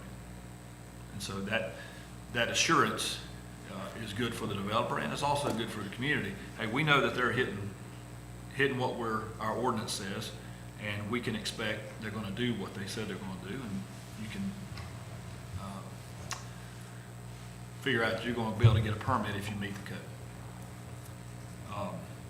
So that's kind of So the a long answer. Conditional use essentially is wide open, left up to the discrepancy of the council, no matter whether No, Other way conditional zoning, around. conditional zoning. conditional zoning. Conditional zoning is left up to the council, whether they like it, they don't like it, they don't have to approve it, no matter what. Well, can't you still be sued? I mean, I think that's a broad interpretation of, Can you be sued? in conditional All the zoning. time. You just can't say we don't like it, because the developer can come Well, back. it's legislative. They're not guaranteed a rezoning. You're not ever guaranteed that you have to rezone that property from whatever, if it's central business and you want to stay central business and you're going to be conditional central business, you're not obligated to approve that. Are you obligated to rezone something in CUP if you don't want it? They meet the criteria. I would say, You're not gonna rezone for a CUP. It will already be that, well, you could do a straight rezoning, go from R15 to R6, but when you do that, there's no guarantee that you'll get a permit. Then if you rezone from R15 to R6, then you come back for a conditional use permit, they have to meet that criteria. And if they do meet that, then at that point, you're obligated to grant a Yeah, permit. under But you're not obligated to, at the first step, you're not obligated to rezone it. You may say, no, it's R15, and that's the way this neighborhood should be, and you leave it that way. If it's already zoned R6, and they ask for a conditional use permit for some condos, perhaps, and they meet the ordinance, you're under an obligation to approve that permit. So, here's, Why have I not been hung? I didn't vote for Rainey. Nobody came to arrest me. the investigator. The project was approved. yeah, I think from a lawsuit standpoint, we all know you can be sued regardless of whatever you choose to do. That's obvious. I think the point that we've discussed, and like with Dave Owens at the league, is that when you go through the CUP, you are bound by the findings of facts much more stringent than you would be during conditional zoning. So the likelihood of going against a project that meets all the criteria does increase the potential for a lawsuit within that. But we've been, Yes, I agree with that. But I don't have to vote for it under fear of being incarcerated. not going to be incarcerated, No. but I wouldn't say fear is a good term either. It's just a part of the duties in which we all have agreed to do. And so if a project I were, understand what you're saying. I think the conditional use thing is great for a small town, Zoning. but conditional zoning, it does open it up to everybody in town can say, we don't want that, but The mayor has control what of. if I want it? What if I want There's a it? fine line there. My rights go away. Right. And people, I'm not sure that if I wanted to build something, say where I live, and somebody's up here on Morningside Drive opposes it, I mean, I can't get my arm around, What, why do they have that vested right? and see what, Virginia, in response to your question, your comment. You don't have As that, mayor, the other one. on a conditional zoning, let's just say, for example, during the public speaking section, I would almost have to allow everybody that wanted to speak their 3 minutes, okay? And they could talk about anything, including that conditional zoning, could they not, Kevin? Because it's not quasi judicial. They could, but, you know, if you've got a public hearing set aside for conditional zoning, that's when they should speak. They shouldn't be 3 minutes when everyone else, we were all waiting to speak about this project during the public hearing portion. They shouldn't be speaking during the 3 minutes, I mean, as a matter of course, but that's my opinion. Right. Because they're one-upping somebody that's waiting to speak at the public hearing, and they're saying, well, I'm gonna speak on it. Okay, but essentially, I would have to allow everyone to speak during that public hearing that did not have a vested interest, like they would under a CUP. Under a CUP, it's those people that are directly affected by whatever project might be. I'll tell you, there's a great summary of participation versus standing by the School of Government Okay? that I cannot explain as well as I can hand you a copy. It's just, it's good to see in different categories, whether it's conditional zoning or a CUP, who has standing, who has opportunity to speak, and then participation. So, I mean, I could send that out It'd for be y'all. good- Yeah, it'd be good to send that out to the council. Well, in the past, they've just said, if you're gonna say something that someone else has said, you might wanna Yeah. and that's how it's been controlled. That's But I true. think the other thing is that I think it's still the duty of those who are sitting in the room to make the decision about what's relevant and what's not relevant. Do you not agree? That's right, that's right. Okay. I'll say this too. We don't have to have CUPs. Now, again, CUPs, the terminology is going away. And I'm gonna have to get used to it. I've been doing it 25 years. Special use permit. That's what they're gonna be called. Once we adopt this change in our ordinance statewide, there'll be special use permits. That's the only quasi-judicial process anymore, will be special use.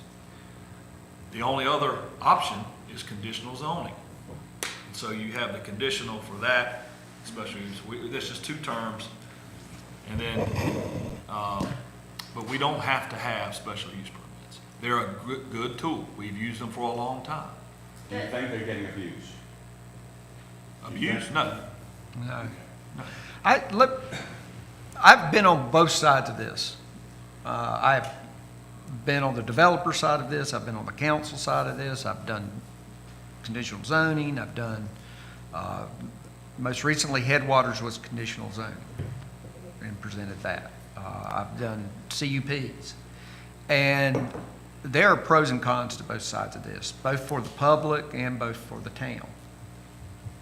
I personally like having both. And the reason is it protects, by having both, there's an avenue of protection for both people that have vested interest in it, for the public, and for the property owner. And I think that the property owner's rights often get forgotten. You know, we hear mostly from the people that aren't the property owners, and but the property owner also has rights.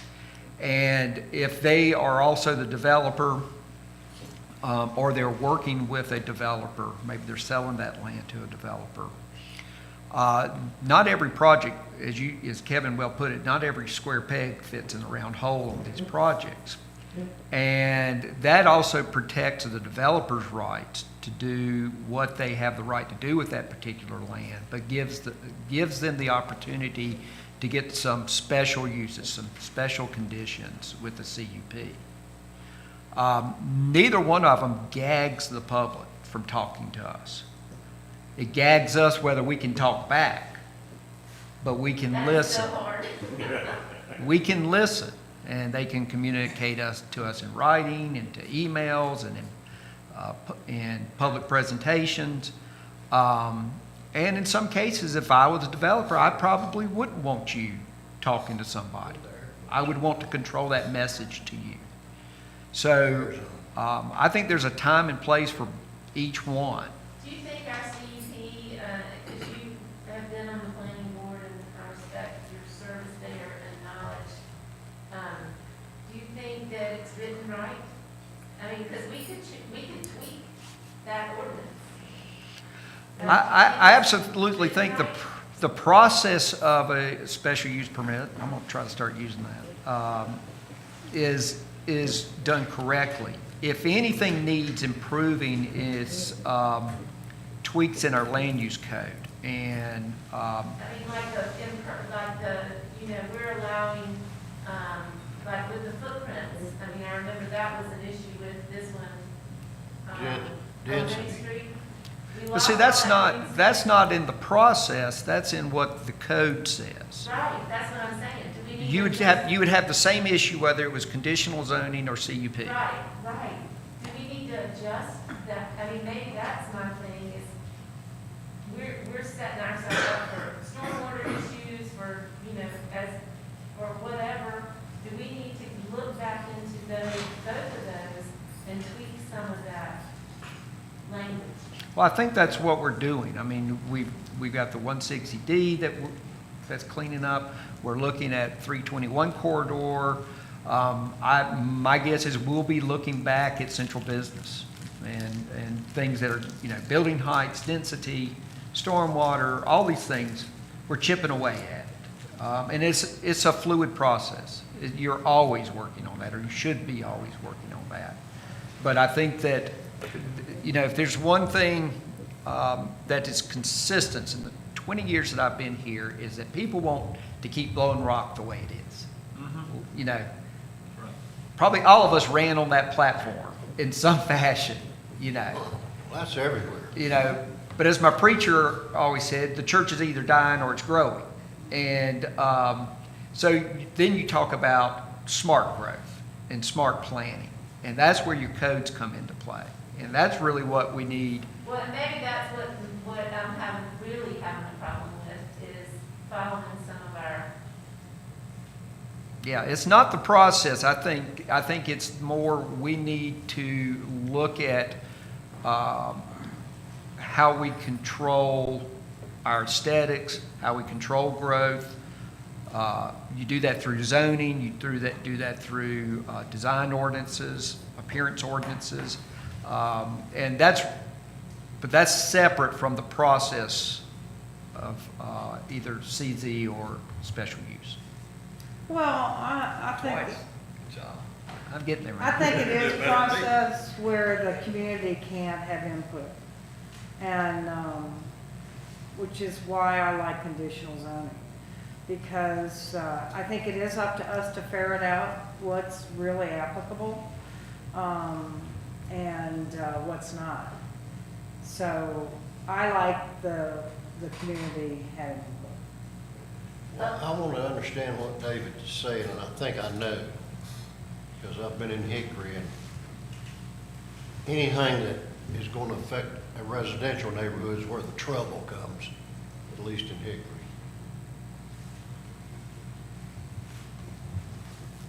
You didn't say this, but I'm understanding. You could make zoning so prohibitive that nobody could ever build anything if you wanted to. I guess. That's somewhat of the theory you're talking about. At least that's what I'm getting from you. Well, I think Not that. saying that you're thinking prohibitive, but you're using zoning or our rules. Like, the big thing here to me is density. You know, you can build 24 houses in this 5 acres, or you can build 6. The neighbors are gonna love the 6. full of the zero, better, but that usually can't happen. Is that where you're coming from?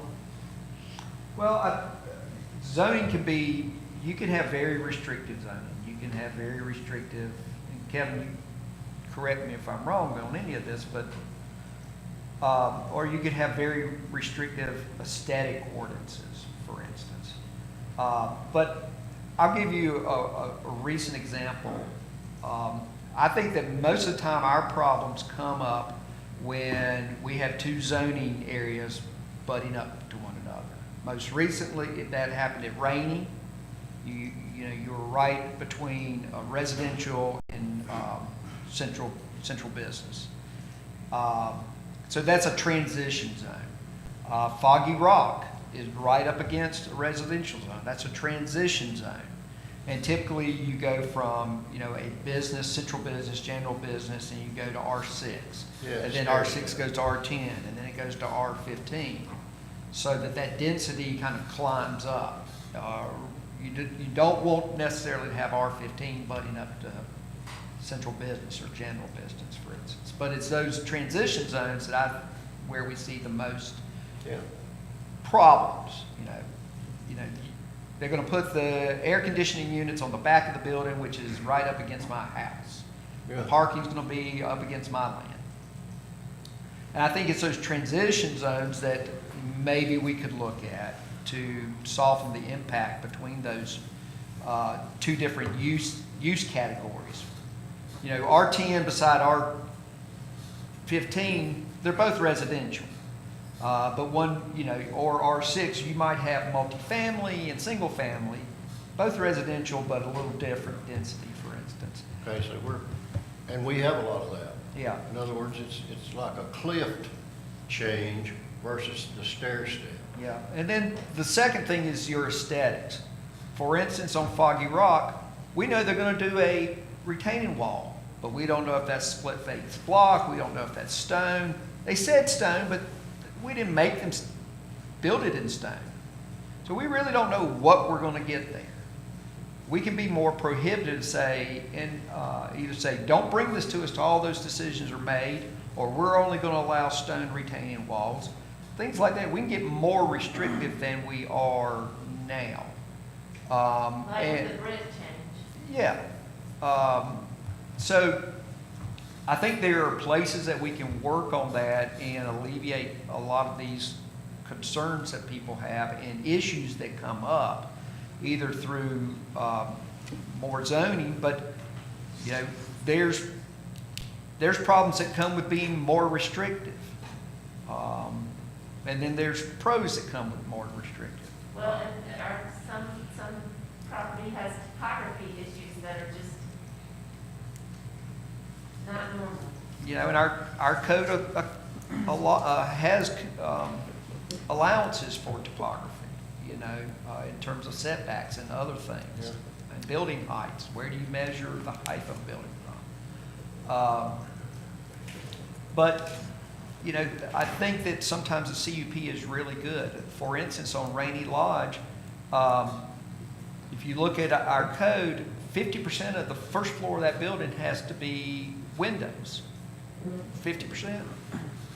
Well, that code is really, the spirit of that code is really for downtown storefronts. It's not for you know, do they really need to have 50% windows on the first floor that faces the street behind? What is that? All three streets, yes. All Yeah, three right. streets. If you That- read it that way. And it- Yeah, that that's did. really not the spirit of that particular code. But in that particular instance, we are putting a round peg in a square hole, and we made them do 50% windows on that floor. That code was really intended for Main Street and storefront and pedestrian traffic, not vehicular traffic on that neighborhood. So in a special CUP type situation, they could ask for a variance not to put glass because it's really not applicable in that situation on that back street. So as a developer, a property owner, I would like to have that option to do that. And I know you could do that in conditional zoning too, but I have more control of the message, I think. So I think there's, you know, there's a couple of different conversations we're having here. And one is the process, and then how do you kind of control things that I think you're focusing more on. I guess another concern would be, you know, with the sustainability and, storm water and all of that, if we're keeping our, you know, as we get, we're gonna get more density outward. We don't have to. Why are we going to get more density? We're growing. Whether that means more people in our town actually living in the homes, or, you know, I mean, what town has stayed static and not had more density? What, name me a town that has Every done that. mill town in this state, What? every textile town in this state. That's died and they have empty storefronts? Yeah. There's nobody that is gone to China? Yeah. So is that what we want for Little Rock? No, but you asked the question, name you a town. A dead town? Yeah. No, name me a vibrant town that people want to come to that has not become more dense.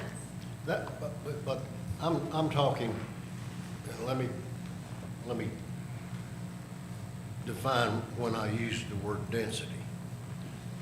A 20-acre plot out here. I'm not talking about downtowns. Downtowns can be 100% density. Okay. That doesn't bother me, because that's the downtown.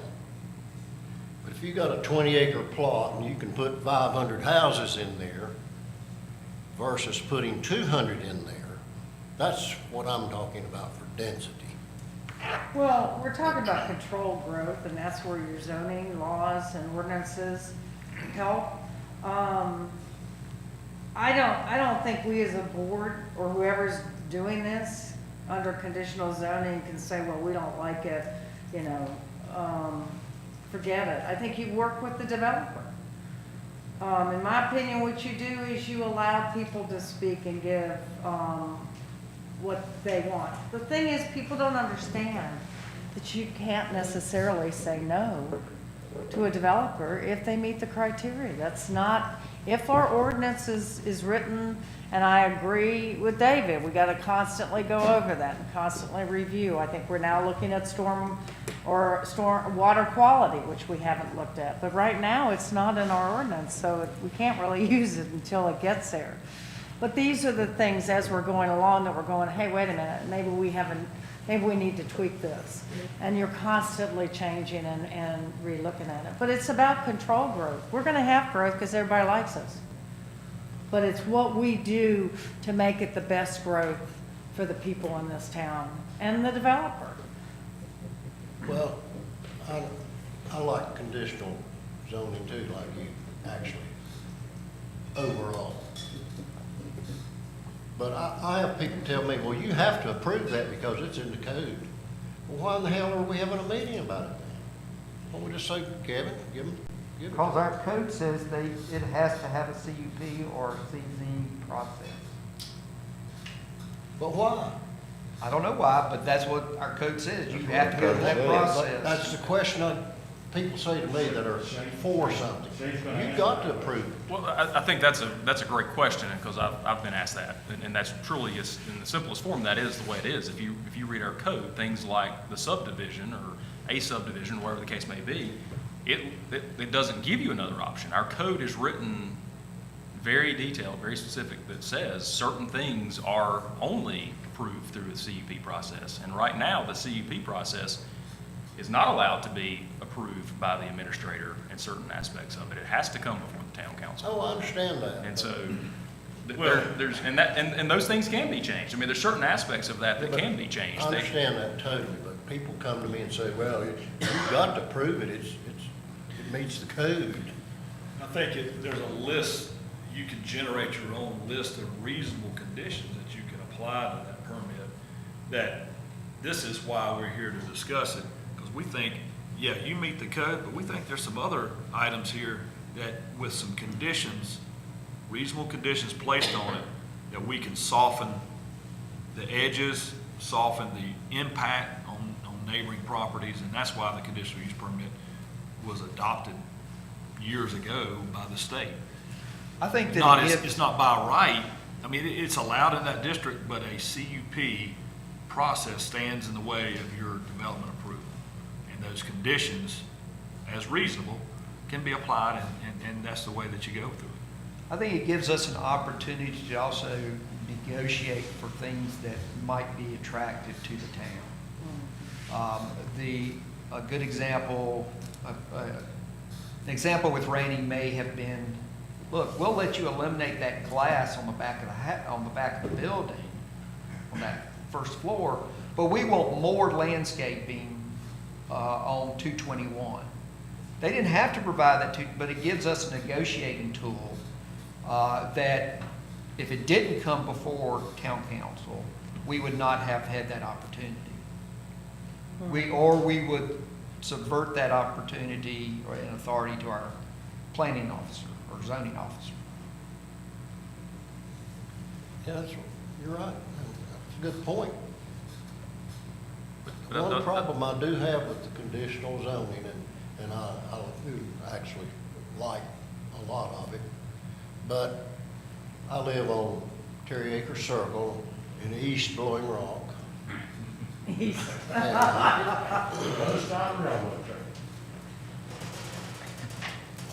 I actually can't get my mindset to think that somebody that lives over on Morningside Drive should have as much force with who's gonna say what can be built in East Blowing Rock as the guy that lives down the street. But why would they? Hmm? Why would they? Under conditional zoning, Everybody can come in. Sure, they can say whatever, but who's gonna be most impacted? Me. Right. And I think the people that's sitting in the circle and reviewing it need to say, We can see your, we know that you're most impacted, and it would be Well, best to help. that becomes an emotional issue. And, you know, I don't know that I ever remember a group coming in advocating for much. It's always, what we usually hear are the no's. you got your garage, you're okay. You know, it took me 5 years to get it.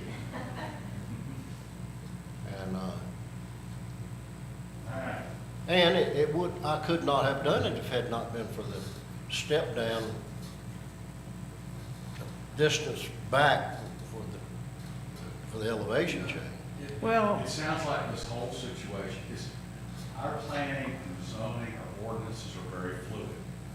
And it's something that, I guess, needs to be looked at on a regular basis. And, as you, the council and board and so on, if you like changes to be made, those can be made, to the planning board and move from there. Whether it be stricter ordinances, review the, a special use permit or, conditional zoning. Well, what I'm hearing is we as a board are split. Do I know? I think we as a board are split on this matter, and I think that unless we have agreement or consensus, that it's probably not a good idea to put this one to vote. Not that we can, No, we I'm not can't. saying we can do it today, but I'm Well, not, I'm not sure we're split. I'm not. I don't know whether, I don't see. I just there's see pros split. and cons for I don't both. totally agree with the 50-50 idea that you're saying. I think it's something that's up for discussion, okay? It's been up for discussion, it's been discussed for a good while on the streets, in council meetings. I'm not disagreeing with you, but, maybe that should be something that should be brought up at one of our council meetings and voted. I think we need to defer to our zoning director and planning. We've heard somebody was on planning for a number of years. So, Well, I agree with Virginia in that it's hard to tell somebody that you actually see about every day, I can't talk to you about this. Well, but we got in front of that, and I have to give, everybody credit. At a certain point, I don't know how it got out there, but there was an explanation, look, did you Shane said it. got in front of that? At a certain point, look, you can't talk to the town council. It's quasi-judicial, they are the judges. This is, so I think that, you got in front of that at a certain point, you know, before it got bad. And then, Main Street wasn't as bad because of that, you know. I think people are learning what a CUP means as far as we go, and how to talk to us or not, and who has standing or not, and, you know, I've learned how to respond to emails or not, you know, so. How do you all have to go forward with this? I just needed to talk it through. We're not voting on anything for the retreat anyway, but you know, it had been brought, to us with this. I don't know if it means we need to look through our ordinances again. I feel like we're on top of it more than we've ever been. Well, let's just think about two different projects. Think about it. Wasn't I don't know if he's named the building. It's right beside your office, the newest building, Main and Pine. Main Street and Pine is what they call their Airbnb. That's what they're calling it. Wasn't that a conditional use? No, conditional zone. Conditional zoning. Zoning, I mean, yeah. Right. Initial zone. It was open to the public and Now, contrast that and the problems that we didn't see with Rainy Street. And let's sometime look at how that ebbed and flowed. Well, and the chapter is not closed on that, because this is still not built. Understand So, that, I don't- understand that, I don't see. but I'm talking about the vitriol that this council heard was so, I don't remember hardly any vitriol that was negative about that Pine Street project. I remember some, and I also hear what David is saying as far as a developer goes. I don't want developers not want to look at going on. I mean, look at what some of the projects Mr. Winkler's done. You know, I don't want us we had a bad reputation. And Yeah. when I came on council, that nobody wants to build a block, nobody this, nobody that. And then all of a sudden, we had all these developments come before us, and we're developing. And that could be the economy and all of that too, but, I don't know that anything needs to be done, but except, I appreciate y'all sharing how you think about all of this, because otherwise, this is the only time we have to flesh it out.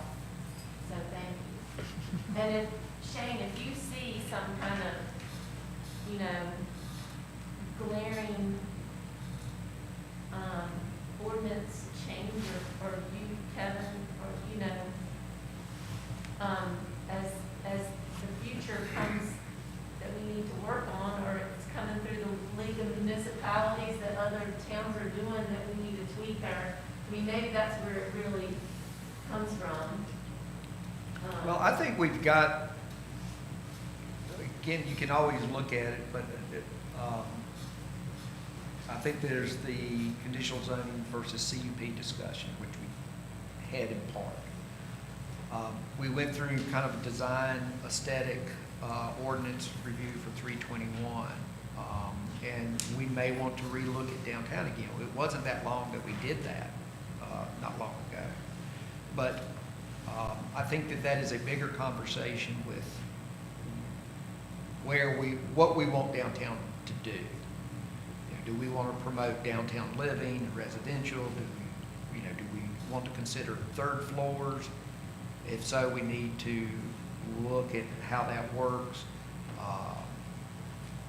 How do we want downtown to be developed is the bigger question, and how do we want it to look?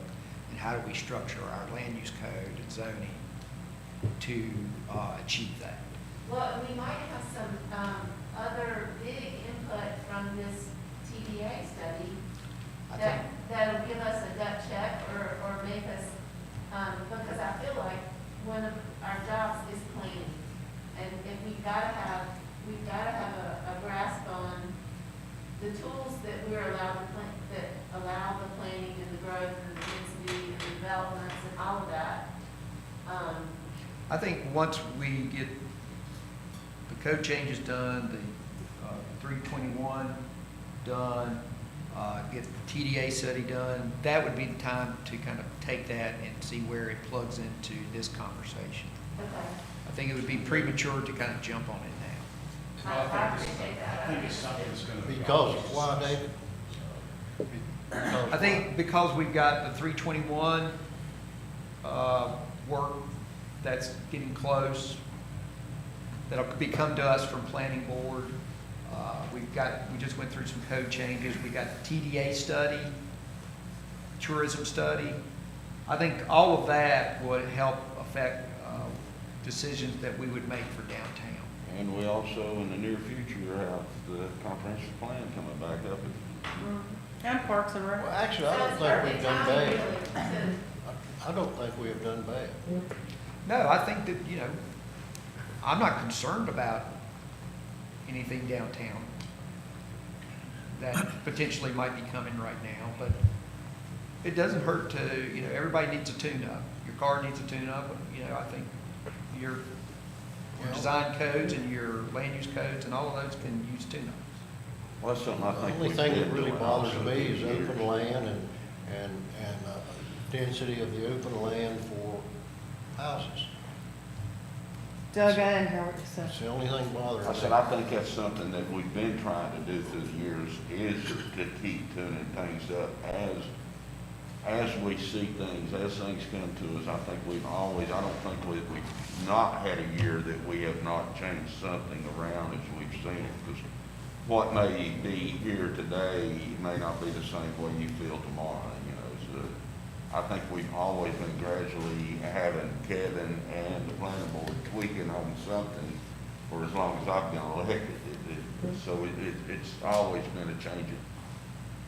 Well, let me ask Shane something Certainly. now. And I can ask Kevin. Do we have anything in our code reference building that you think's archaic? It's coming. You get first shot. I got a little short list. So in my position, I will defer that to the planning director. I'm gonna start We have with discussed one. a list, so he- I'll but he- start he knows one it better with than I do. A trend across the state, and I don't think it's something we need to do. But in special use, conditional use, that process, a lot of places, the planning board is not involved. I don't think we need to do that. I think it's been great that the planning board all these years has had an impact on recommendations. But many localities are not, they have never had the planning board involved in a quasi judicial permit. And some are getting away from it, but I think it serves us well. And there are still many that do. They have to be on conditional zoning because it's a zoning change. Any zoning change, whether it be the code or the map, planning board has to have an opportunity for recommendation. Things that that I think, can I get out of here if I have to? It was in recommendations. I saw it in the recommendations, so you could use the planning board people that responded to your survey. It was in there. One of them was about density, and brought it up. And I brought it up before, and it got no traction, so that's fine. I think that as you look downtown, I don't think that the density, given the confines of building height, setback, parking, impervious surface, stormwater, all those things, I don't think that the density rule really matters if you're downtown. If you're allowed 5 units per acre within the watershed, and we saw it down there with Main and Pine, their rate was 16 units per acre, which they have a couple of 1-bedrooms and a couple of 2 and a 3. But with everything else, I don't think the density really matters. I think density does matter in R15, R10, R6, in our residential areas, because they have bigger properties and they can spread out more, and I think density is important there. But in the downtown, I don't think it is, my opinion, and that may be where it ends. The other thing is, our code says if you want to do a house with accessory apartment downtown in central business, you need a conditional use permit. I think that doesn't make sense. It's been that way for many, many years. That ought to be a zoning permit, and out the door you go. I think that's a change that needs to happen. Because you can do it in R10 with a zoning permit, but downtown, I don't know why conditional use for an accessory apartment with your house would be required. There's probably some other things, but those two things hit me the most. And the arcades. Well, and The question Yeah. is arcades. And a big piece, we've talked about, a lot of places, the planning board's not utilized. Here it is. And I think it can be utilized more here than what it's even being utilized for right now. I think we've got a very strong planning board. I don't know what we've had previously. I know several of you served on the planning board, but my experience has been, we've got a really strong planning board compared to others. The planning board in other places are somewhat of a stepping stone. We've got some really talented people that are willing to serve on the planning board. So I think utilizing the planning board for the CUP process is a must if we keep it in place. It gives the ability for some flexibility for folks to speak and for folks to voice their opinions that wouldn't be otherwise. I think that's, if you're going to keep the CUP, you've got to keep that process into place the way that it is to give an outlet for folks to have a chance to speak. It's, I I was on the Hickory Planning Board, and it was amazing, people would come to the planning board, and the planning board may turn the project down. And then it would go to town council. Most times, if somebody really wanted to do something, they would have listened to the planning board's objections and changed them when it went to the council. And the council would approve it. Of course, most people that were against it, and you couldn't convince them that things had been changed, but the system worked, and they didn't even see it. So that is the importance of a planning board to me. Kind of soften the hard edges like we were talking about. And you get it out in the open, and there was very little argument ever before Hickory City Council, because everybody had changed. We won't put 5 buildings here, we'll put 4. And it was more palatable. And it actually worked. But nobody ever recognized it. And we had a lot of people that quit the planning board in Hickory because they said, well, the council never supports us. Duh. So absolutely, I believe from what I've seen in my time here is the planning board does their job, and they offer recommendations. They offer conditions as part of the CUP. I mean, I've seen those and heard those things, which does help set the stage for the town council to hear it and hear what they're saying with that. I think the planning board can continue. They've been busy with a couple projects, 160D, but really 321's been a very big project for them to take on. I think as David mentioned, when that's kind of coming to an end soon, there's going to be some ability for them not only to take on these recommendations, and I think that's important. I think it's important for us as a group to provide them with recommendations. I also think it's important for them to bring things, obviously, to council. And there's a lot of communication that can happen, and I can be that go-between, obviously, if need be, of understanding where we're heading with some of these things. But it is a give and take from a recommendation standpoint. Ultimately, you all have the ability and we'll have the final say-so in what gets changed and approved. I think we can definitely continue to be transparent and open and communicate with this. But I think you've got a tremendously talented planning board that a lot of places would love to have. So utilizing that. A lot of places also, allow the planning director or administrator to approve things with clean cuts. In larger cities, I think in Blowing Rock, and I don't mean this towards you, we've talked about this, that's almost impossible to do. But in a small town, you put a lot of responsibility on one person, and I know the planning director wants that responsibility, but I think the current setup is probably been tested and tested and tested to the point where it is because of the reasons that we have here in this town. So I do think bigger projects like looking at CUP versus conditional zoning may be something we take on in the future. But if you read ever how many pages we have in our land use code, I'm forgetting the number of pages now, you can't just take one out. I mean, it's intertwined throughout every single section somehow, some way. So that's a much bigger discussion. The only other thing I'd add is the place that is probably not zoned correctly is Skyland View Drive. When you get those properties that, like where Subway is, it butts up to them. But once you get into the neighborhood section, I don't know why in the world that's zoned general business, but it always has been.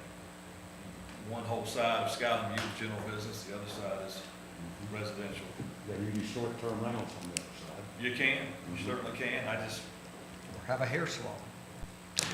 Or side. So to that, I was going to add, we've received, we've received that's gonna come to y'all.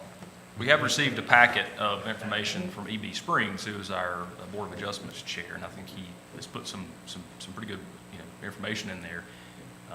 Kevin has looked at it recently, and I think there's more discussions to be had with some of the points, not only from Kevin, but through the state and our attorney, perhaps, on some of the changes that are suggested in there. But again, I think that process, goes through planning and zoning department first, and then through the planning board, and ultimately through the council if there's any changes to be made. And so I wanted to put that out there if that's fair to everyone. I do think there's some points. We've read through it and we've talked about it, and there's some things in there that I think honestly you can probably answer. We don't know necessarily if you can or can't change some of those things, or what we currently have versus what's being suggested interpretation wise. And so I think there's more work to be done there. So I wanted to say we aren't just ignoring that packet. It's going through a process of kind of vetting it out to see where we stand with some of those things. One other thing I'd say about planning board, and this is I think, a different reason to think about projects going through there. If I had it my way, you couldn't be on town council until you sat on planning board. Because it is an invaluable tool to learn about how the process works, what our codes are, all of that. And it was invaluable to me to come into this position, having been 9 years on planning board. And I think it is a great tool to develop leadership for the town. And I think having those projects, CPs and such, go through that first really helps develop that talent. Did we ever get a question about, or an answer to the arcade question? I didn't don't- hear what you said. I'm sorry. Mr. Yant brought up a question about arcades. I never heard an answer to it. I don't know what the question was. Arcade. It's probably before I walked Said, in here. do you know of anything we have that is archaic? Oh, Arcade. oh, Jesus. Oh. Never mind. Arcades? Arcades. Arcades are archaic because no one goes to play them. Totally unreasonable. And I will say, just to shut up, Virginia is exactly right about one point she made. Only one? Well, I said exactly. That was an adjective. No, it's an adverb in it. Anyway, yes, probably developers will always use, if we have it, conditional use permit. I would. I would too, if it were a pretty big project. But No, it wouldn't. we've got to look at Pine Street. That developer did not use it, and we didn't have a lot of problems there. We just didn't have the influx of people coming in from everywhere saying, "Now, we don't want that." And some of that was due to Sue Glenn. Well, it might Yeah. be because it didn't abut residential, it's all commercial, that might be. But it's in pretty close proximity to some residential. All right. We talking We need to third. move- We need to move on, but. Sometimes people think you're trying to pull a fast one on them. That's when you get in trouble. I will have to say, we need to move on, but To what? Sue Sweeting's question's not answered. I know where it is. I actually know where it is. Planning board's looking at it. Did you answer your own question? Okay. Sue Sweeting. I just couldn't hear what he said. Sue Sweeting's answered. The, and I would add, the public remains confused at times of certain things, and that's obviously our job here. We should field those questions and field those emails and those phone calls to let them know what we do have in place, whether it's conditional zoning or CUP, and then why certain things within our code are restricted to go to CUP. I mean, there's certain aspects and certain projects that only have a CUP option that's currently written. So there is no option B. There is one option to go through. And so again, that's for us to, I would say educate's maybe not the right term, but obviously inform the public as they have issues and questions. I would encourage all of you to continue to put them towards us and allow us to answer those questions of why we have what we have and what our steps are to go through that process. Because I think that is correct in today's world, and it only seems to be getting worse. The first conclusion is that you're trying to hide something or pull one on them, where indeed we have a set of rules that we follow, and we are governed by those to an extent. And so I think that's important for us, and that's how we answer those, almost probably verbatim sometimes, as we answer them just like that. We are presented with things as they come to us, and we follow the rules, the zoning rules as we have, and the process begins at that point. So, Well, Kevin, probably more times than anybody would ever imagine, has probably told developers, "Look, you're gonna get nowhere with that." Yeah, I did that But last week. Kevin gets accused, like every zoning guy I ever knew, of never meeting a developer he didn't fall in love with. and that is exactly He's already been my, at work, probably knocking them out of a bunch of stuff already, nobody ever hears about. that is exactly my experience. That's right. My experience here is unlike larger cities where they simply take them as they come and pass them through the process. I have been personally involved in quite a few meetings and conversations with developers that we say to them, "You're free to do this. However, not sure that's going to go a long ways with what's currently, being done within Blowing Rock." And that's a pretty common conversation that does take Well, and place. if they're serious people, they take it to heart. And they usually are, because we're talking about money. All right, let's move on. Certainly, and again, last thing that I had on here was, and this kind of came about last week. So last week, the chamber did a groundbreaking, I guess, at the bathroom facility at the school.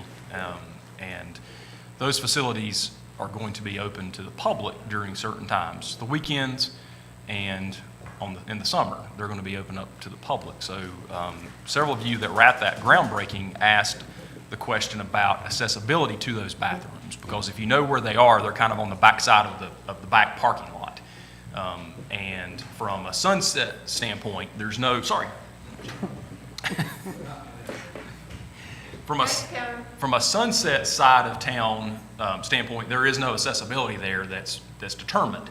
There's a worn grass path on the school property that kids use and everyone's used, I guess, for years. So I did have a couple calls from several of you asking to look into the possibilities there. And I've talked with the school system. I've also received a quote of what that would look like potentially if we were to add a sidewalk from Sunset to those bathrooms.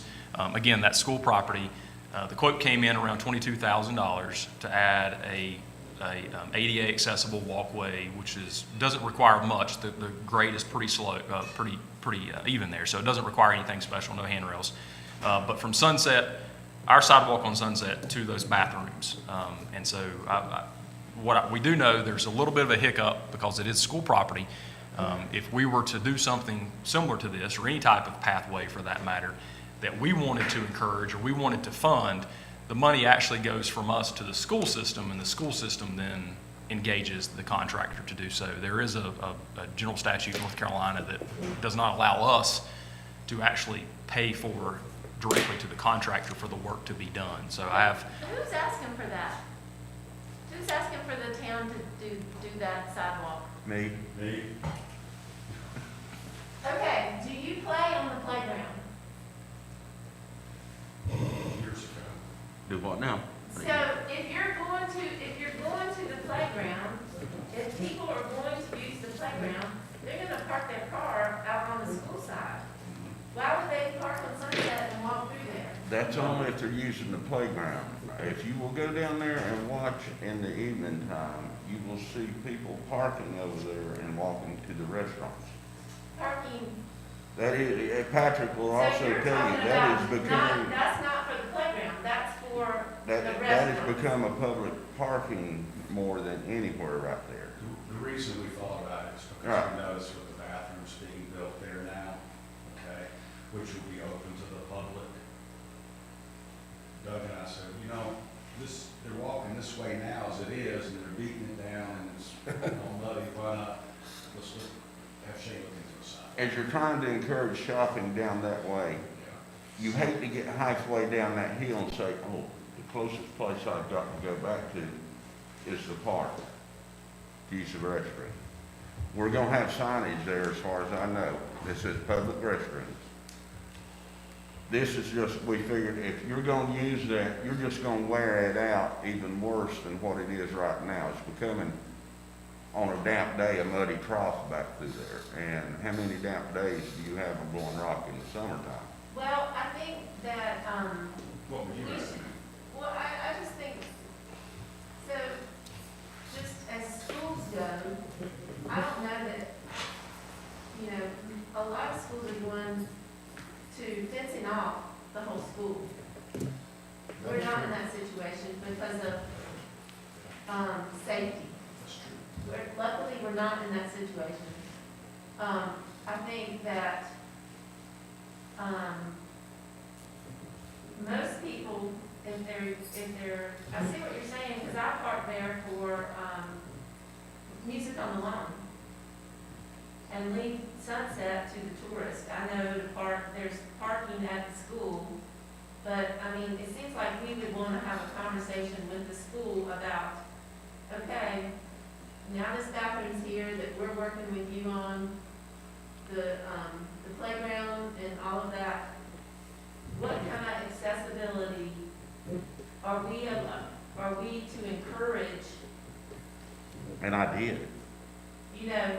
And this was just the thing that we looked at that day.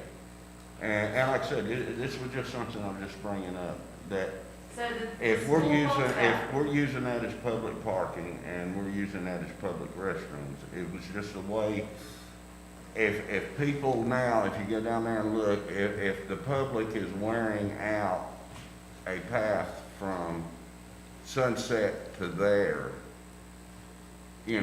I wouldn't want the school to close that off because of what that we're accomplishing by getting a public restroom close by. But it was just a way of thinking that this might help the school out from wearing their property out of putting a sidewalk down. That's all it Let's was. define public. My understanding, this was a legislative group through the chamber.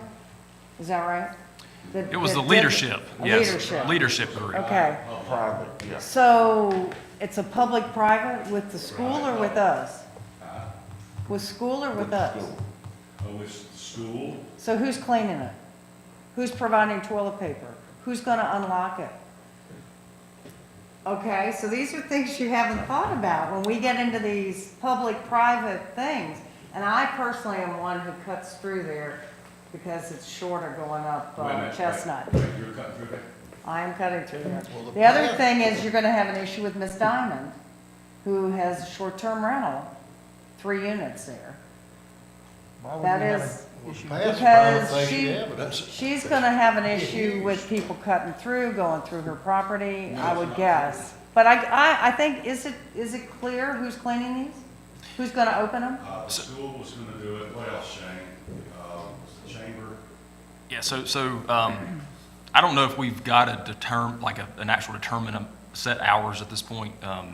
This was put on pause for a while. The school, as the school year goes, will be responsible for the upkeep of those, as far as I'm concerned. And on the weekend, they're gonna do that.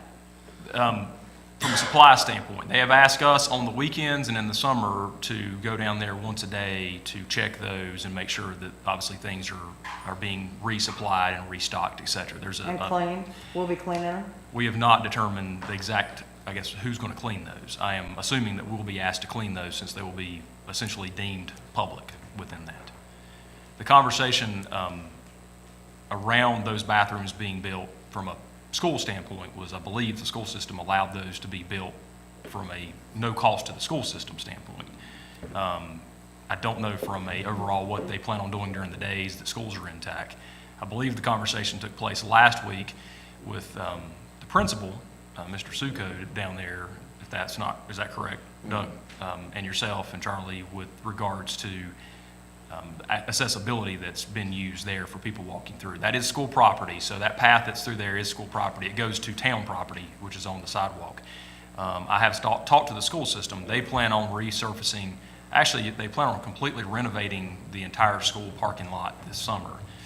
So they're going to dig up every bit of asphalt in both parking lots and relay new asphalt. We'll have a timeline of when that's going to take place, so we'll be able to hopefully coordinate that. But that is something they plan on doing. Essentially, that's where their money is going into. They don't currently have plans or money for the sidewalk, and I think that's how this developed into this conversation, is that do we want to offer that potential service or that accessibility through there to those bathrooms, or not? But that's kind of where this conversation came about last week. And this isn't, it's not anything we have to do. It's just a way, in my opinion, of giving a little back to the use. Like I said, the public uses that parking lot. If we didn't have access to that parking lot during the summer, look how many parking spaces we would lose as a town. And I just felt it was a little way of giving back to some of the things that we use down there as a public. That was my thought. I think to Sue's point, you are correct. I think the tendency has been, and I don't mean this with any negativity, the tendency has been to build things and then turn them to the town or have the town upkeep those. And I think that's how the list I gave earlier of a lot of the deferred maintenance issues, a lot of those are because of that. We've been given some things and we've been asked to do things and we've expanded our footprint because of that. Now, Shane, if you remember, we had discussions on that, Yes. on the bathrooms, and was it not up to the school to maintain the general maintenance of the building? Yes, absolutely. So I'm not saying that. I'm saying I think what you were referring to is these types of things within the town, obviously, as they are being turned over to public use at certain points, that it falls under the town umbrella is kind of the assumption that's out there. What we've attempted to do, since I've been here at least, is try to gather more uniformed, either whether that's MOUs or whatever the case may be, and who's really responsible for that. There is something in the place that the chamber and the school system sign from a maintenance upkeep standpoint, the building, the fixtures, if something is broken, all that's into place. The cleaning piece is the piece that is yet really to be determined from the number of hours it's open, the types of locks that were going on there, that type of thing. Well, and also if we continue to use the gym for summer programs. Certainly, there's a partnership involved. I do think, though, what we've been missing is in writing of who's responsible for what, and that's what we're attempting to do, absolutely, with these things. So there is something in place for the structure itself that's down there, but the plan is for them to be open to the public. There's going to carry some responsibility with that of who's going to clean those. The school system's not going to clean them on a Saturday or Sunday. That would be up for, obviously, us or through the chamber or TDA or somehow to develop a process of who's going to clean those. And Absolutely. we've never advertised that space as parking. The only time I think a lot of people know about it is when the school kids used to go to Washington. They would stand out at the corner of Morris and Main advertised, $5 for parking. They do it now for other things. Do they do it now? Yeah, I know they stopped doing it. Yeah, or other fundraising things. Yeah, so, And that's a great example of something that we've probably not done a very good job of, maybe with coming up with an understanding of utilization of that parking lot and wayfinding and et cetera. So if that's Right. gonna be available to us, I mean, if whether- we're gonna use it, I think we need, and my understanding was we could never put a sign parking down there. This is not Public allowed. parking. That it was, the school system would not allow us. So I mean, if we're gonna use it for that, maybe if this is gonna be a public partnership Main Street. squared, maybe we need to start, that would help our parking issue. Doesn't it say public parking up there in one of those buildings? It's on the other side. You know, Oh, It's Morris. over by Brom. Yeah. being school property is probably best that we, move forward very gently. Because the What about the sidewalk? The shoulder, or Is it gonna be for dark? there, our parking fees. Well, I think this is a great idea, but we've got, there's, just like the chamber had to have an understanding. If we're gonna do a sidewalk, we need to talk to the county That, and the school board. yes. But I mean, it was Did you just talk to thrown the out. county and the school board about it? Not the county. I talked to the school, the principal at the school. I've not talked to the superintendent, but to vet it out to whether or not this was even something that would be We need to do interested that in. before we We went take through it that. in. So there's hurdles to be had if we go this route. We wanted to also find out, and Ms. Norman found out, obviously, from a financial standpoint, what we were allowed to do or not allowed to do, because we are talking two different separate government entities here within that. So we do have some knowledge of some things that we would need to do, but we also have another hurdle or two, even if you were all in agreement of it, of us to have to go through. I think the bigger picture or bigger question, it sounds like, because I think anyone down there, and I know from talking with the principal, the school parking lots are utilized by the public even during school days. I've seen it myself. They either, Out there. yeah, they allow it. We don't advertise it. So if we want to become more formalized in what we allow or don't allow, I'm sure that that's a conversation that myself and the superintendent can have and begin that open conversation, whether or not we say rent the parking lot, or if there's donations or whatever that need to be given. I think there's different options there I that mean, we've I would probably feel, not explored. I would feel better to do that before we put a sidewalk in, where we're sort of announcing, oh, by the way, you can walk here to and from because you can park here. I just think, just a better, approach to the county or to the school system. I thought they'd done that. Well, as far as the parking, we've talked about that before with the school, and they can't let us actually use that as public parking. But it has become an understanding, just like Rumpel Church has become an understanding, Baptist Church, St. Mary's Church, these parking lots are utilized as public parking. Well, Rumpel has a chain across there, and And some there's, things are best than others. Right. Yes. well, then I don't think we need to be putting a sidewalk, because you're gonna encourage it. Yeah, it's gonna open the flow. It's gonna open it, so if we're gonna do that What, the underneath. sidewalk? I mean, I walk through that muddy trail too. I do too. It's a mess. I got through Well, it. if they close it off, that's fine, if we start watering it out I don't know and, that they'll close it off, but it's just like a lot of our gravel roads. Once you improve something, it's like putting a spotlight on it.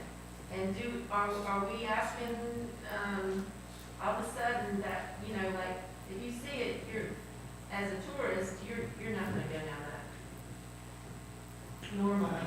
Well, The locals know they can, but, We cut through. okay. I don't know. No, so here we'll move forward. And, Well, yeah, I mean, I think we've got to get permission and all that kind of stuff. Yeah, there's a lot of issues involved. I think Doug and I talked about when we were down there for the groundbreaking and, looked over and see. Well, if it's all beat down and walking down, it's already been discovered. Yeah, so, it may be rediscovered, who knows? But I think why don't we go ahead and break the launch? Plus, Are we ready? Well, just real quick, if I can, for You got one? interjecting again. So I put up on the screen, and for all the folks at home that are watching, a list of what I think we've talked about in the last 2.5 days. It's not 25 like it was last year, so I'm a little, I guess, disappointed we didn't have as many subjects, but I felt like we definitely had some larger projects. If you would take a look here, so I started with day one. I think, as we went through the update and the financial piece, we went into the downtown municipal service district conversation. Matt then talked about the cemetery and PRVs, water and sewer plant updates, obviously our Main Street water and sewer replacement. I broke out here into a few different pieces because we do have the conduit conversation that took place and the sidewalk. Not that all those have to be combined, they can be, but obviously those are looked at probably separately. We're currently working on our crosswalks at Main Street. Police department retention was at the ending of the day. We talked about parking, the ambulance, PARTIF and the park project yesterday, stormwater ordinance and some changes potentially to that, short-term rentals and sustainability today. I did not put 1888 on there. I think that's probably more along the lines of our operating budget of what we're looking at and kind of what our plans are for that. What else have I missed? Did you put down what we haven't done on the 13, is that also on there? It is. A couple of the things, like the dam itself, falls within, I think, the current Park and Rec committee that's out there. But if you go back to our original, Last year? yep, our last year. Let's pull that up just real quick. And I'll stop that and share that. And click on it.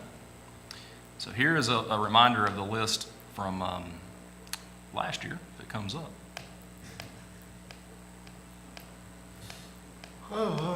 excuse me. Okay, so PRVs are on there again. Replacement of the playground is complete.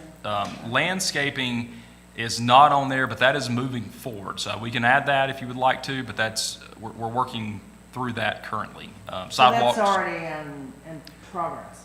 That's right, and it's been approved. What I believe we still have there, if I remember, it's been about 10 months now, 11 months, was that we threw the renderings together fairly quickly, and we didn't show the opposite side of Sunset over towards 444, and so we need to work with those property owners. And what I'd like to do is when we get the final version of that, bring that back to council to say, here's what we finally have. Again, the money and financial side's there. Sidewalk's a part of that already. It's on the other list. Code amendments, Kevin has talked about. The AMR AMI is not on there. We did not talk about this time. Legion Hill is on there, obviously, as part of the part of Roy Hill Lake is on the list that David and the committee has been developing from a park strategy standpoint. Crosswalks are on there. Parking is on there. Comprehensive plan is coming up regardless of whether we move forward. The plan, I think, or the discussion last year was, do we speed it up? Do we move it forward? My understanding from Kevin, that's going to start in 2022 already. Sidewalk to Bass Lake Next is, and street paving is either complete or is under construction right Okay. now. Okay. The So Bass you Lake, refer to this, so it's not like we're gonna forget it. Absolutely not, Okay. no. Royal Hill Lake, what, That's the dam. That's the Remember, dam. We were looking at the failure of the dam on the road. I think we'll cover that in park strategy. Yeah.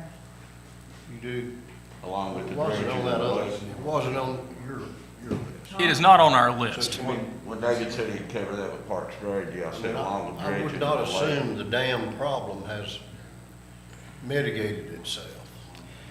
It is not, but we were able to discuss some very valuable points with the state and others over the last year with that potential issue and what anything, really with what we can and can't do without changing the dynamic of that from a permitting certification standpoint. So we do have conversations that we're going to have as part of the committee with what some options are without putting ourselves into a different situation. So you're looking at it differently. Yes. Okay. It requires us to, essentially. And Eventually, Not eventually. Eventually, there needs to be something to be done there, but what was presented last year is not feasible to be done with our current Okay. situation. The only thing I see, I've been keeping up, Sure, perfect, is the AMR, AMI. okay? And did you have, before you switched it, I didn't see, did you have solar panels, electric vehicles? I've got sustainability on here. We can, so Sustainability. we can change that to kind of, Well, or just put an A and a B under it, you know? okay. Then that just helps us remember what we were thinking. Let's put it out here to the side, so solar panels, Yeah. solar, and then electric vehicles. I think, What about the Legion Hill has turned into, the new Parks and Rec? Yeah. Yeah, part of Yes. it. Is that on there? It is, so right here, part of project, park project, so this is the entire, so a lot of this is unknown, so, the next steps for, oh, okay.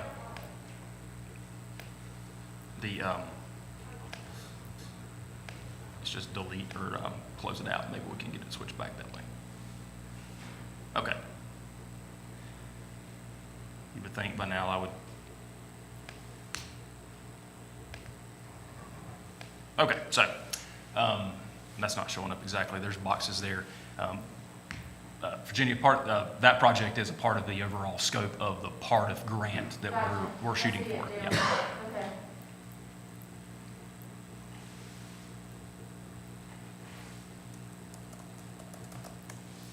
Now, the crosswalks on Main Street, those have already been pretty much decided on. That's in the hopper. They are, we have not identified a funding source, that's why I put this on there, quite yet. We know that we have monies, some money set aside from the Sunset Project still, but we don't know total cost. Again, we can take this off. I wanted to be as inclusive as we could be. And to me, and Sue, I know stepped out, this list, I don't know, total here, we've got, what, 15 or 16 items? 16 items. This, to me, these are pretty important. I mean, it just depends on how we rank them necessarily, but I don't know if we don't have any fluff here necessarily. The only other thing that, and I know we're gonna come back after lunch, and grade these and everything.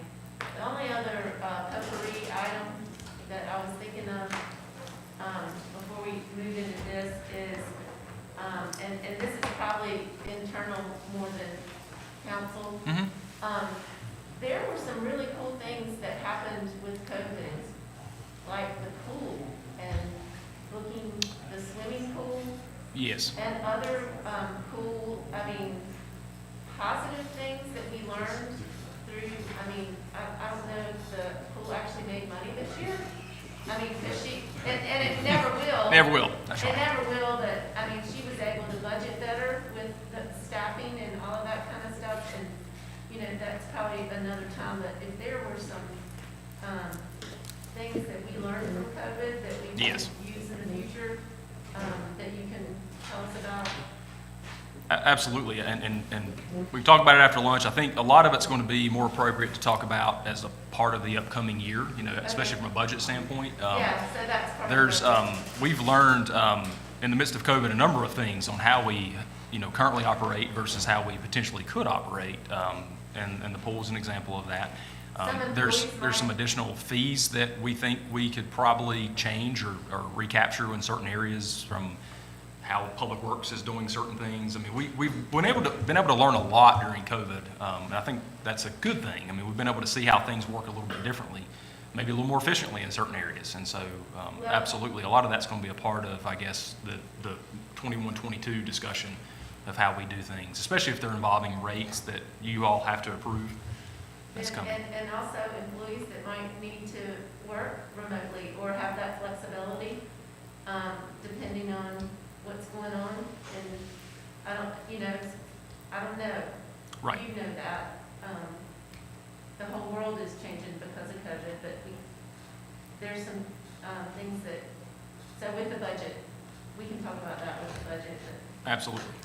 I think we have not only from a customer service standpoint, we've been able to learn some valuable things. We've been able to learn some things within our own employees, of some of the talents and strengths and things of that nature at the same time. So it's been beneficial during this process. So yeah, I will absolutely share that. Maybe more appropriate kind of during the budget process with some of Okay. these things, but, Thank you. Absolutely. That mainly mostly falls under you anyway. Yeah, I mean, it's really, That's he's really gonna not manage for that us. anyway, Yeah, that's really not really for us, that's more under his control. All right. anything else to add to this list? What we'll do is we'll print these sheets off for everyone to just number the best you can, you know, 1 through, we can say 1 through 10 or 1 through 16, or how you want to do it, I guess, whatever, you know, choice you want to go there. We'll talk about that after lunch if you want to. So. All right, ladies and gentlemen, we're going to recess till 1 o'clock, and we'll reconvene at 1 and continue with our top 16 needs and topics. Thank you.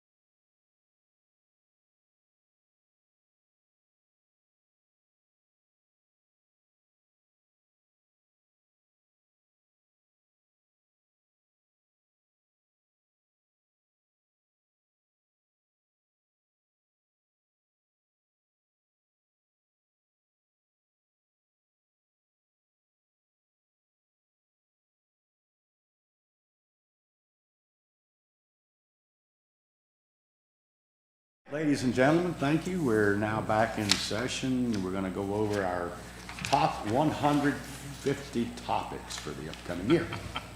The council will rate these accordingly and then turn in their forms, which will be tallied by Ernst, better known as Hillary.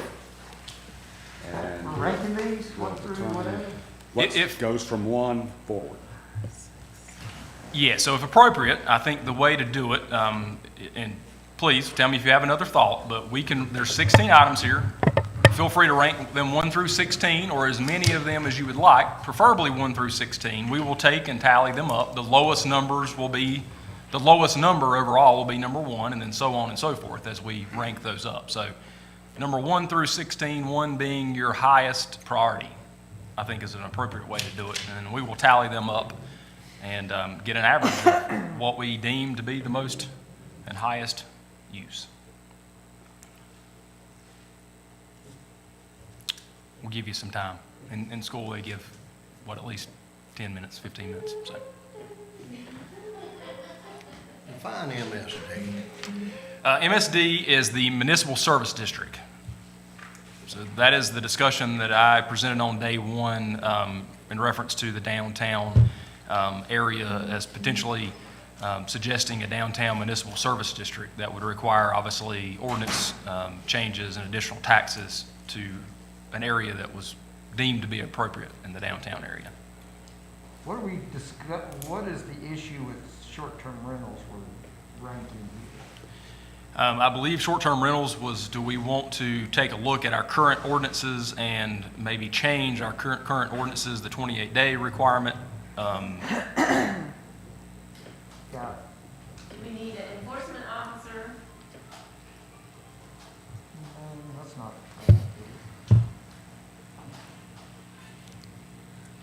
Somebody's playing the Jeopardy music.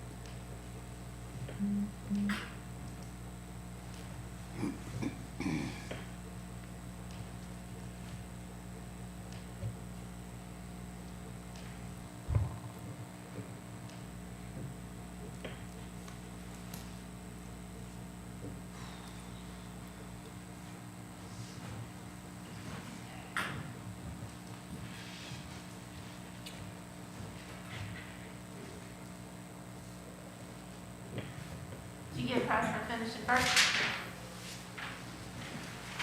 I turned it in first.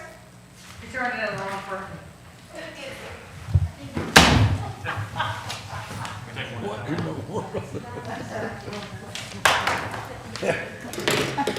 Michelle Roberts. Yeah. Third. Do we need the names of it?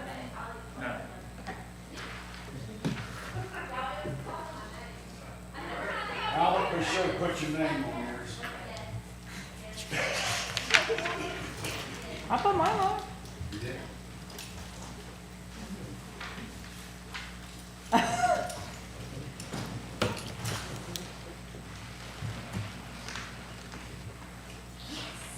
I got the last red Coke. You can have We call these adult Cokes at my house. Adult Cokes? Yes, this is the sugar. yes. And the gold ones that are decaf are the kids' Cokes.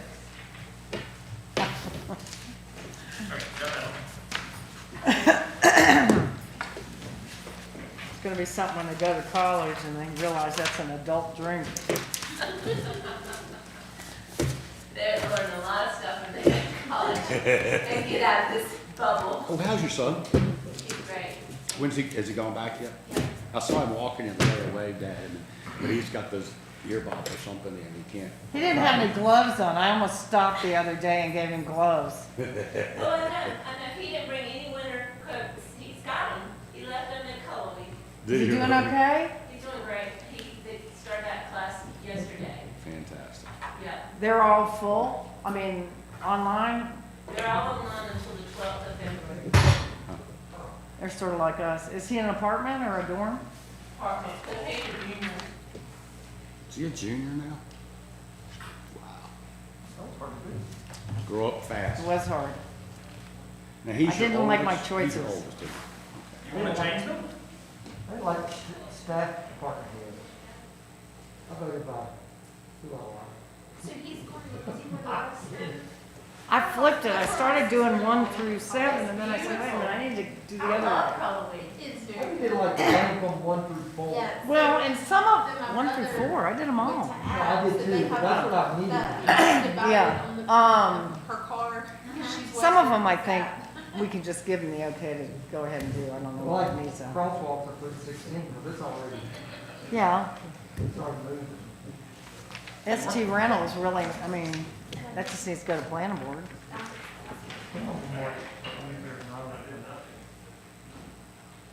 It's in your thesis, Albert. You still writing it? He needs some white out. Oh, I'm getting a little attention. He couldn't see Virginia, she had her arm. What kind of algorithm is Hillary using up there? It's quite interesting. No, it's right here. I'm coming up with Oh. 17 instead of 16, that's my problem. who's A? Well, then you divide by You can't 16. say. What's that? Yeah, so this is our division right here by 6. Waiting on one more entry. And then we'll know he's G. Are you done? Yeah, I'm about to take a I chance. might have one arrow on there. I don't think there's any secrets here. 1, 2, 3, 4, 5. Conduit. That was downtown in case we wanted to put the underlying stuff. Remember? Did Yeah, we got a number off here somewhere. I know I do. vote? I didn't know it. There's no one, oh, I was chasing it and I didn't have time. Let's just do it this way.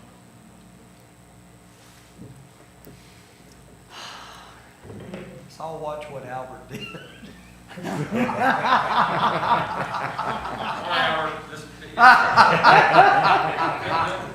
We're not sharing this online though, so they can't see Plagiarism this. is illegal. Right, Thomas? Okay, So nobody at home can see this right now. It's all offline, so I will tell you that. that's good. Wow. Besides, they gotta figure out who B through G is. I'm trying to figure out which number you're missing here, Albert. We'll figure it out in a second as we get it through. There is no number 10. Just fill it in. This one, Albert. Albert's the 10. Huh?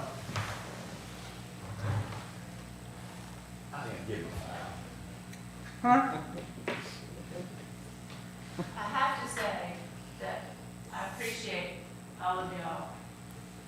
Hmm. During the retreat, we finally get to talk things over. We don't normally What's in that cup? caffeine and sugar, but we don't normally have time to do that, you know? I always like to see how far off each of us is with each other. Well, in today's times too, it's hard to get together, you can't. Look at him with the, boy, I'm impressed. He knew how to do that. He knows an Excel. You didn't take computer science at App State, did you? so let me share this back with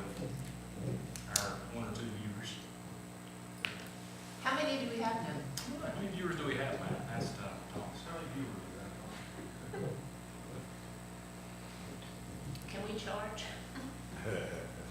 4. Okay, so we have 4. So, okay, so 1 through 16, everyone had a chance to rank their top 16 list, 1 through 16. We took an average of those, and the results show that our Main Street water and sewer replacement is number 1, followed up by the Blowing Rock ambulance, crosswalks at Main Street, PRVs, and I won't go through the list, but everyone can see there as we look 1 through 16 where we ranked each one. Some of them was pretty close. Some of those are real close. I think this year, to me, all these are very good. So, we'll maybe begin with the 1 through 16 list. But a lot of these are in process already. Some of these are further down the road. If I may. Could you make a note to the right, maybe an asterisk or something that disseminates between those that are currently in progress and those that aren't? Absolutely, yeah. So Wait, no, I'm confused. The highest ranking on here is Conduit? no. Main Street No, water and you start street. from one. One is the best. Okay, I see. Yeah, so I took the average, and the lowest is number 1, second lowest, number 2, Got it. so forth and so on. All right. It's new math. Yeah, it's a Corbin. I just sold a house. Just sold the house. Yeah, it's actually kind of. Hey, you gonna split it with us since you're here? I mean, we're all involved. That's Pretty good. So maybe we'll take, obviously, we're running, somewhat ahead of schedule. Maybe just go through. So Main Street water and sewer replacement. Our obvious next steps there, obviously, is to work with McGill on putting together the finalized scope of that project. And I think looking more towards not only the cost of the project, but how we go about paying for that project. That's going to be the biggest factor into this.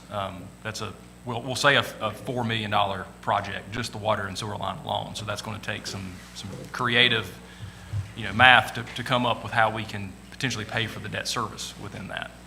Do we have any bond money left over for this? Well, in total, we have about $600 and some odd thousand in water and sewer money left. The way that the bonds were originally sold, and I don't want to take away from that, was they were sold in great detail with great, with individual projects, even individual items that were associated with it. I think if you were to ask staff today, say 6 to 7 years later, Main Street water and sewer is a much larger priority than some of the others that were originally listed on there. We've not had issues during that time. So yes, I do think there's a portion of bond money that's out there, we'll say as much as $600,000 or a little bit more, that could be suggested to you as a council to utilize for this project. So I believe 4.4 needed. Give or take, without having bids. The purpose of Doug's presentation and the numbers were, again, ballpark based on, most notably, the Valdez project, which they're working on right now with Iron Mountain. And so he was able to utilize those current costs that are happening today in that project to be able to put together an estimate. So I think it is a good rough number. We'll say $4 million for that project. So next steps for us is to get, obviously, McGill more involved in finalizing that project and what that looks like.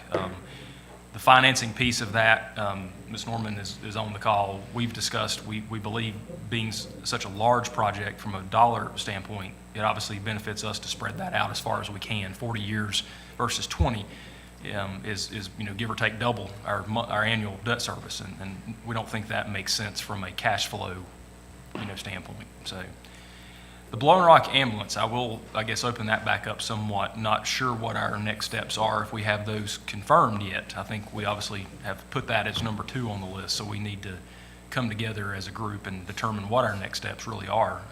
We talked about a number of things yesterday, from working with other communities and other groups. We mentioned several other things in that process. I think that one's yet to be determined what our next steps are, perhaps, with that. I did ask Doug last night if It was mentioned by someone over in Boone, I got a call last night about, why don't you try to merge your ambulance service with Caldwell County? And Doug said we couldn't do that because of Caldwell. You have to get permission from the county. Correct. Okay, anything that we do inside of Watauga County that involves transport would have to be approved by the medical director in Watauga County to be allowed. Whether we do that, or Caldwell does that, or another entity does that. So even if we raised, let's say we had the funds Mhm. to do it ourselves, Yes. ambulance staffing, we still have to go through county. Yes. And they can use our ambulance, right? So if we, I guess, so it would be a franchise agreement essentially. So we would be signing and having them agree to a franchise agreement, which is a typical thing for, say, rescue squads to have. They would determine, we would fall within under their medical director, would fall within, their patient care, their level of care outline, et cetera. So, but we would have to have the county to allow us to do that. The county would have to sign off on that, and the medical director would have to sign off on that. Do you think how about if we approached it in that manner? Still working with Watauga Medics, having them do our billings and our paper processing. The guy who has the monopoly, Say that again? What he want to do there? right? Well, our issue is not with Watauga Medics as much as it is Watauga County. But they say we're all the stuff. Don't they say we're the go? They tell all the ambulances where to go. So Watauga Medics does, absolutely. So not Watauga County. So Watauga County has a contract with Watauga Medics, and Watauga Medics runs the full ambulance service in Watauga County. So Watauga Medics tells which ambulance to go where, and from sliding to convalescence, et cetera, yes. Watauga Medics does that. Watauga, correct me if I'm mistaken, Watauga County gives the funding to Watauga Medics and says, here you are. Here's your 1.5 million, whatever it is. You use it, and they also can say, this is how we'd like to see you use it if possible. Am I not correct? Yeah, there's a contract between the county and Watauga Medics that determine the service itself. So where bases perhaps are, the number of ambulances, et cetera, absolutely. So Watauga County and Watauga Medics has a contract that lays out the exact services that are being provided. So if we set up a plan and raise the money, and they denied us a franchise or a subcontract, could we go to the state level? I think you can go to the state level, but I don't think you're going to get a lot of traction at the state level.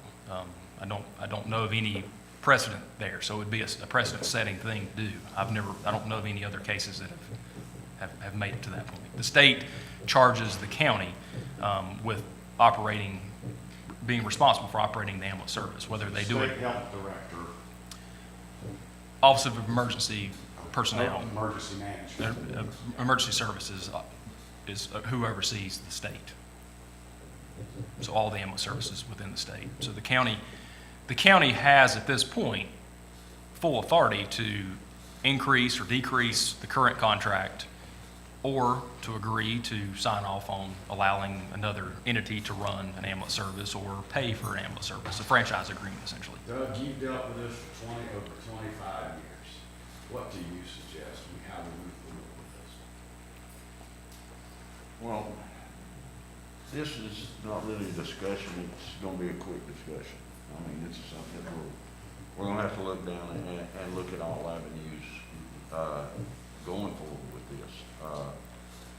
Just like a lot of the ideas that we tossed back and forth yesterday, about, trying to get the support of the whole county, getting other departments, it's showing the need that this needs to be looked at as a whole picture of needing ambulance bases out in other areas of the county, showing that need of how the whole process needs to be relooked at as how it's approached here. I would recommend, just as my recommendation, obviously, I think there's a lot more discussion to be had here. We obviously need to include our fire chief as a part of this discussion. Whether that means we come back to council between now and a certain time with some recommendations, if that's a subcommittee of us working towards some different goals, just throwing things out there, get some feedback on that.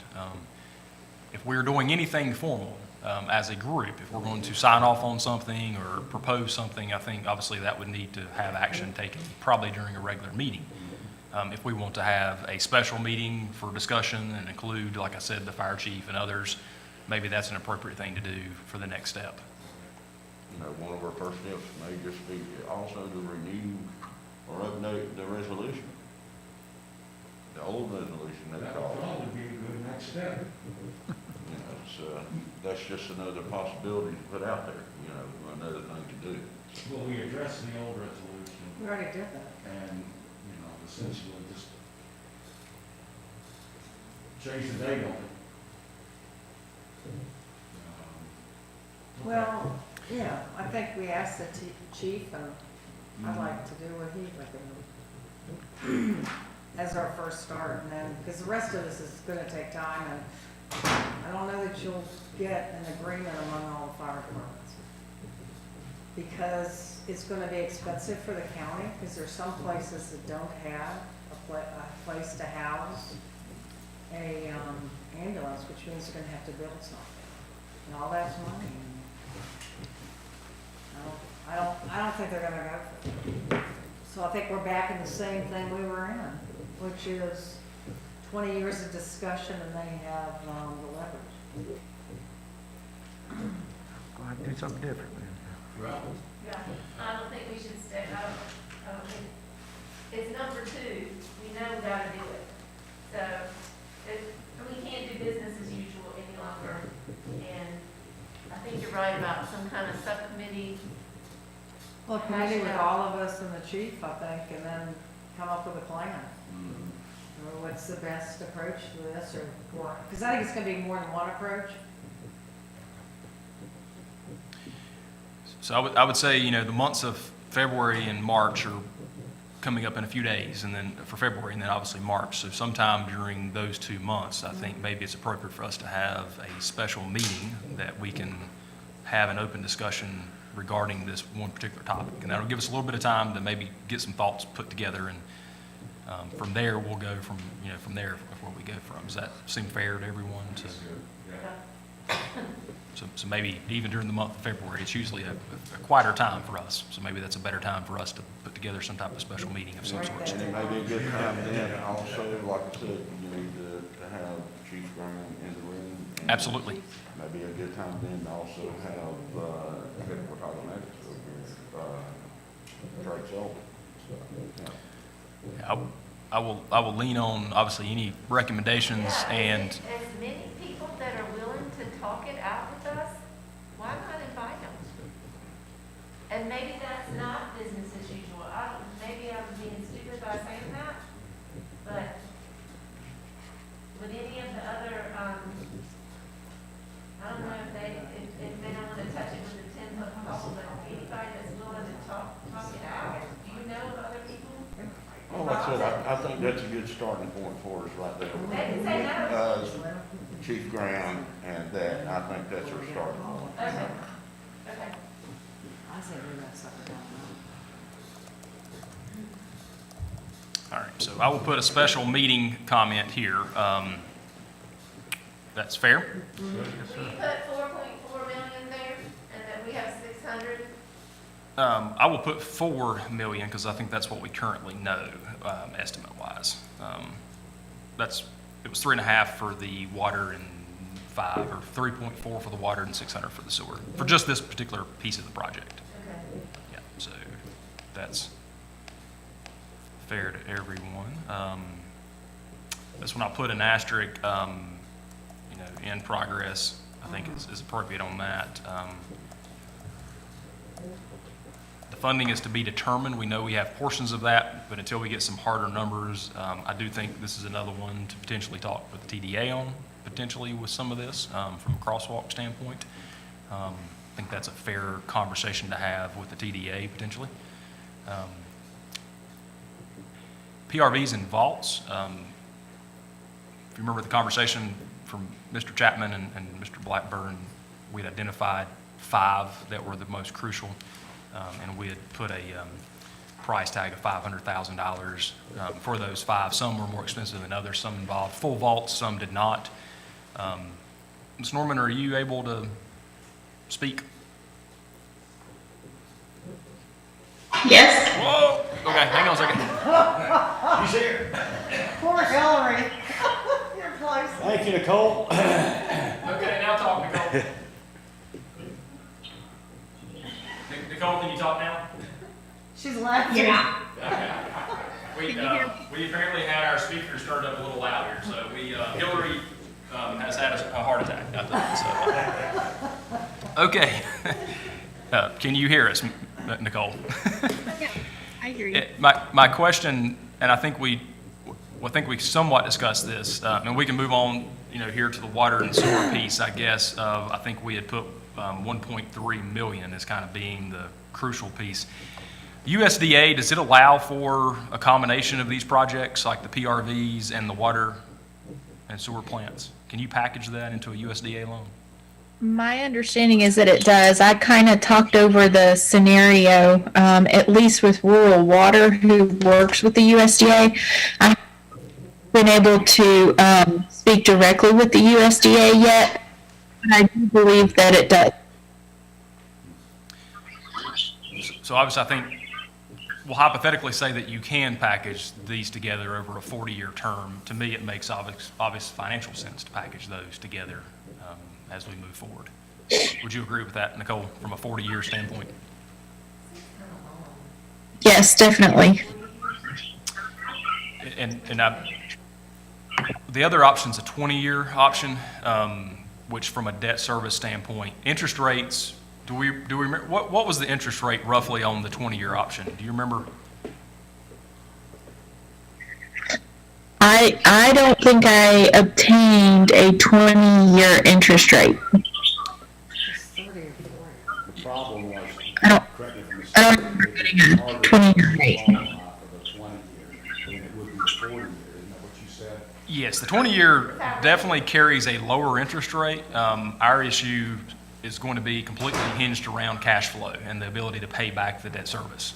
But with that rate, it seems like we'd be. Current, from what Mr. Well- Chapman talked about yesterday, or 2 days ago, the most recent USDA loan that he was involved in was a 2.25%. I don't know if you'll get much lower than that, some maybe in the upper ones on the 20-year option. It's hard to get less than that. I mean, it's hard to get below 1 something, I think. What were you going to say, Nicole? Well, I think that's correct. USDA loans are low interest loan. I'm sorry, that sounds terrible on my side. Y'all be in here. Hillary's never gonna be the same. We don't know what's going on. We know it goes because the same thing's been done to my laptop. I think it's planned inspections this year. Nicole, we're sorry. We don't know what's happening. It's like the speaker is perfectly normal, and then it is 10 times amplified. I mean, just out of nowhere. So we're trying to fix that. So keep talking. We didn't hear you. We were all scared for a moment. Oh, I'm sorry. I'm sorry. Well, the USDA loan is a low interest loan typically. I don't know how it compares to the rural center loan, but I know that we just went out for financing on the land with a bank loan that was a term, wasn't it? I think it was like 15 years, maybe it was 10. But you're not going to get, it's going to be really hard to go out that far with the bank, and you're probably going to get a higher interest rate. So I think probably the only thing to check on is just double check that interest rate with the 20-year loan, but I think the payment's going to be not reachable. you know, I mean, not easily reachable. You know, we looked at, I hate to bring this up again, but we looked at the utility rates and how, you know, we're needing to make increases there. So that amount that we put in, that we were trying to finance, was based on a 40-year loan. So if you shorten that term, we're gonna have to raise rates higher to support a shorter term loan. So I think that's also part of why we targeted the 4-year loan, was to sort of make a reasonable as possible impact on the utility rates. Did you guys hear that? Yes, we did. We didn't put utility rate change on. No, the utility rate change will just be a product. So the way that, you know, we have to look at this is the only way to pay for this is either through a rate increase, utilizing our fund balance, which we don't have enough. I think we're under 2 million in fund balance. I mean, so a rate increase is going to be an inevitable piece of this. Well, I Project. think regardless of whatever we do, the rates need to change. I don't know where y'all stand on that, but we're not charging our water and sewer rates, right? I think that'll come up with budget. In the budget? Okay. So I would guess, based on what I heard from Doug and from Nicole, from a project scope and financing timeline, it will probably be in the neighborhood of at least this summer before we're able to have some good numbers from a project design standpoint. It's going to take, I think Doug mentioned 4 to 5 months for them to get a full design that would be ready for bid, and then it would take us at least that long to go through the USDA process, maybe longer. So the rate increases that would be proposed would be for 21, 22 and beyond, would be in plenty of time for that. So this project, if we're lumping these together, it's large enough that it would take us between now and we'll say the fall to get everything ready to pull the trigger on. But forget the loan. Right. Why are we waiting for a rate change? Well, we aren't. I mean, we waited last year because of COVID. We were fully ready, and Nicole, please jump in. I think we were ready to pull the trigger on some rate increases last year, and Nicole had this same documentation ready, but we didn't do any rate increases because of And COVID won't last we year. have some rate increases anyway due to the bond issues? That's right. On water and sewer and on the other parts of the bond, there'll be probably some rate insurances there. Rate what?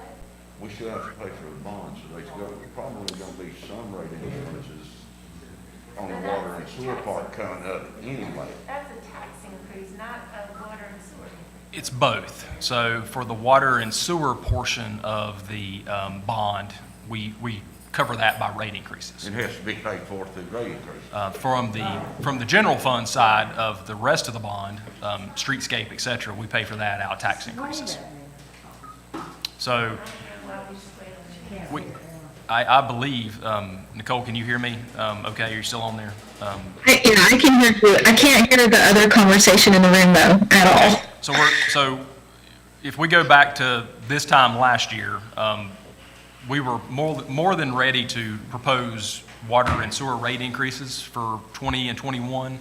Yes. Along with proposed tax increases for 20 and 21.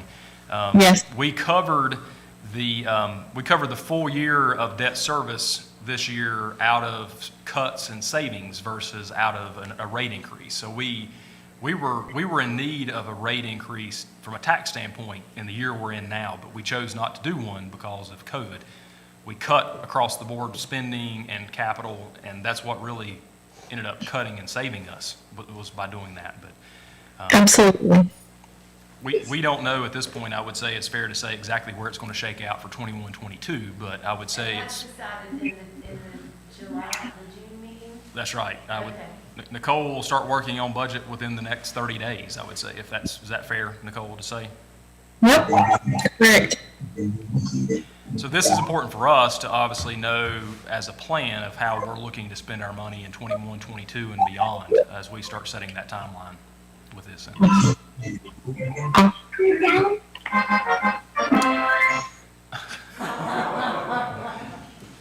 The next is so from a number one and a number 4 and number 5 with the PRVs and the water and sewer plants. We will move forward with McGill putting together a full project scope while finding out the options from a financing standpoint. And then obviously the offset of that is going to be whatever we decide from a rate increase as we move into 21, 22. Part of Park project, I put here May 2021 timeline. I think that's probably fair. Do you agree, David? That's our goal. Between now and then, there's going to be a tremendous amount of work putting together what that scope really looks like from a cost and detail standpoint. So I think yet to be determined, I guess, next steps with that. We kind of know the next 4 months. We've got a meeting next week, so we'll move ahead. So moving forward with that one already, police department retention. We heard a presentation, obviously, from Lieutenant Kirk and Chief Miller. I think there's options here, either pay study options or not. I mean, depends on, there's various options here. If we are all in agreement that we feel like that's an issue, whether or not we do across the board changes, if we look and do some type of a pay study or something similar to what's been done, as we, if we turn this towards the chief and allow him, I guess, to maybe gather some different options and present those back to us. Maybe that's the fair, I think allowing the chief to come up with the options. were you raising your hand now? Are we up to, our full number of positions? We are. We're fully staffed. Okay. Well, since this is twofold, it's retention and recruitment, and I think the next step has to be from the chief. Okay. So I will allow the chief to move forward, and we'll have, obviously, conversations about what next steps will be. Obviously, anything regarding to any changes to the current structure would come before town council with recommendations. So that'll be our next steps there.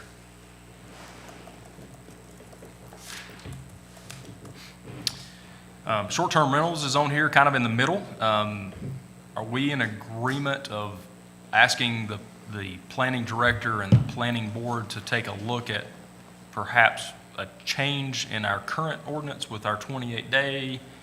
I know that's where the conversation led yesterday at one point, was that we felt like the 28-day the current ordinance at 28 days allows for potential loophole to be exploited. Is that? Yeah, and loopholes that hurt the neighborhoods. That they have to report, the way to. Yeah, I mean, I think we need to, and I was sent something from someone today about short-term rental and terminology, but I think we need to tighten it up to where people are getting around the ordinance. And alert the real estate community and get a list of the grandfathered in properties. Okay. I don't want to go down this rabbit hole right now, because we've got all these other subjects, but I don't know that just closing that loophole is fixing the problem that we're after. And I don't know that we have to look at our individual zones. For instance, I'm just throwing this out, is like R15, your lease has to be at least 6 months, 180 days. Because just closing the loophole of one every 28 days or 28-day lease is not going to solve the problem that we're having. Well, and I think that's valid, and we should have a meeting about it. I mean, and hear each other out, because, as Kevin was leading, some of the byproducts of the problems of it is trash, parking. I mean, there's some things that we can, whether or not it goes to Board of Adjustments and it goes to an attorney or whatever, there's some things you can do to help. Yeah, what I was going to say is, let's not just send it back to planning board without some clear direction of what they're supposed to do. If the direction is just to close that loophole, I don't think we've solved a problem. We've just closed a loophole, but the problem's going to remain. And so I would rather see different options. What are you defining as a problem? That, it seems to me that what we've been talking about is this loophole where short-term rentals is anything less than 28 days, but that is being interpreted to mean that I can rent my house 12 times a year. Once every 28 days. Right. And I don't think that is the spirit of the ordinance. So if, like EV Spring sent out some language, which would close that loophole, but it's, you still got the same issue. And if you really don't want short-term rentals in R15 or R10 or whatever, then I think we need to look at some other options. Because if you don't, you're still gonna be able to do it 12 times a year. Right. I mean, Albert said earlier, it's like no rental. Exactly. Now, I'm not saying that's a viable option, but maybe it is. And I would rather have 3 or 4 options than to just close the loophole. Well, I guess for the residents' sake, closing the loophole and then discussing it would make them feel better. Because if you study it, it's 3 or 4 months. Some people are, especially with the summer coming up. Well, I mean, I would rather study and get it right than put a Band-Aid on it. I'd like to be a part of that group, if we're having a group on that. I know y'all are doing the group on, you got a Solar. part, Well, y'all got the solar group. I think planning board is our group. Yeah, But I'm just saying, let's give them direction. some clear marching orders. Okay, I think that's fair. I think that's, I think it's important. I've seen it go wrong, and you don't want to live near it. I'd like to know what other municipalities do. I'd like to, Yeah, and how they can be proactive. you know, do we treat R15 different than we treat R6, you know? So I would just like some options and instead of just saying close this loophole. Yeah, I think that's fair. We already have them. What? The other options? Restrictions and options. I mean, we have places you can do short-term rental, unless you're going to remove it completely. Well, then maybe we're talking about making it more restricted. Nuclear option, no rentals, Do you have period. any Put that in there. experience with it in other communities? That'll settle it. Well, It that's is, an option. it is, I would say, you know, part of what we could do during, Put that in there, Dave. part of what we could do is one of the options, we mentioned the police chief earlier, is obviously using the planning director to start gathering up examples and information from other, I would call resort towns. I don't think this is, no, in Shelby, we do not have any short-term rental issues. So I think in other resort towns and places of that nature, there's, I'm sure, different language. And I don't know what's been done here. So I think it would be appropriate, as we're talking through this, is to allow the planning director to start gathering up feedback from us all, but also starting to gather some different options of maybe becoming more restrictive and what that would potentially look like. And maybe that's simple, as you said, all the way to the point of none, but there's probably 5 or 10 options in between the two, I would say, that he may be able to come up with. But another thing is, if we, you know, do we have the power to enforce whatever it is? You know, if we can't tow, then why do we have parking tickets? You know, I mean, we need to have that piece in place too and figure out what that is. That's what Kevin will find out for us. Okay, That's what the planning director, when he comes back, some of these will have, I would say, about all the answers to that. Because it ties in with each other. When you think, I do, and I think it's fair to give a pretty short timeline. I mean, I think it's fair to give, 45 days or whatever we choose to do here. I would say let's give 45 to 60 days to come up with some different options and have that be able to be reported back to us, through me, Something obviously. makes me think he's reviewed some of that, because when we looked at things we needed to put in the short-term rental, he's got some of that down. Protection of the person with, smoke detectors and all that, 911, the thing that we put into the ordinance. Is it unreasonable to ask for that at the March meeting? Not at all. Oh, well, let's do that. And the only thing I would add to that is, I'd like to know how big an issue this really is. I mean, we're having a lot of discussion, it's ranking, you know, halfway down our list, but I heard less than 10 instances of this out of 5,500 homes. So, you know, how big an issue is this really is? Is this getting blown up beyond, out of perspective? Sure. Well, I don't know for the town, but I deal with it every day in my job.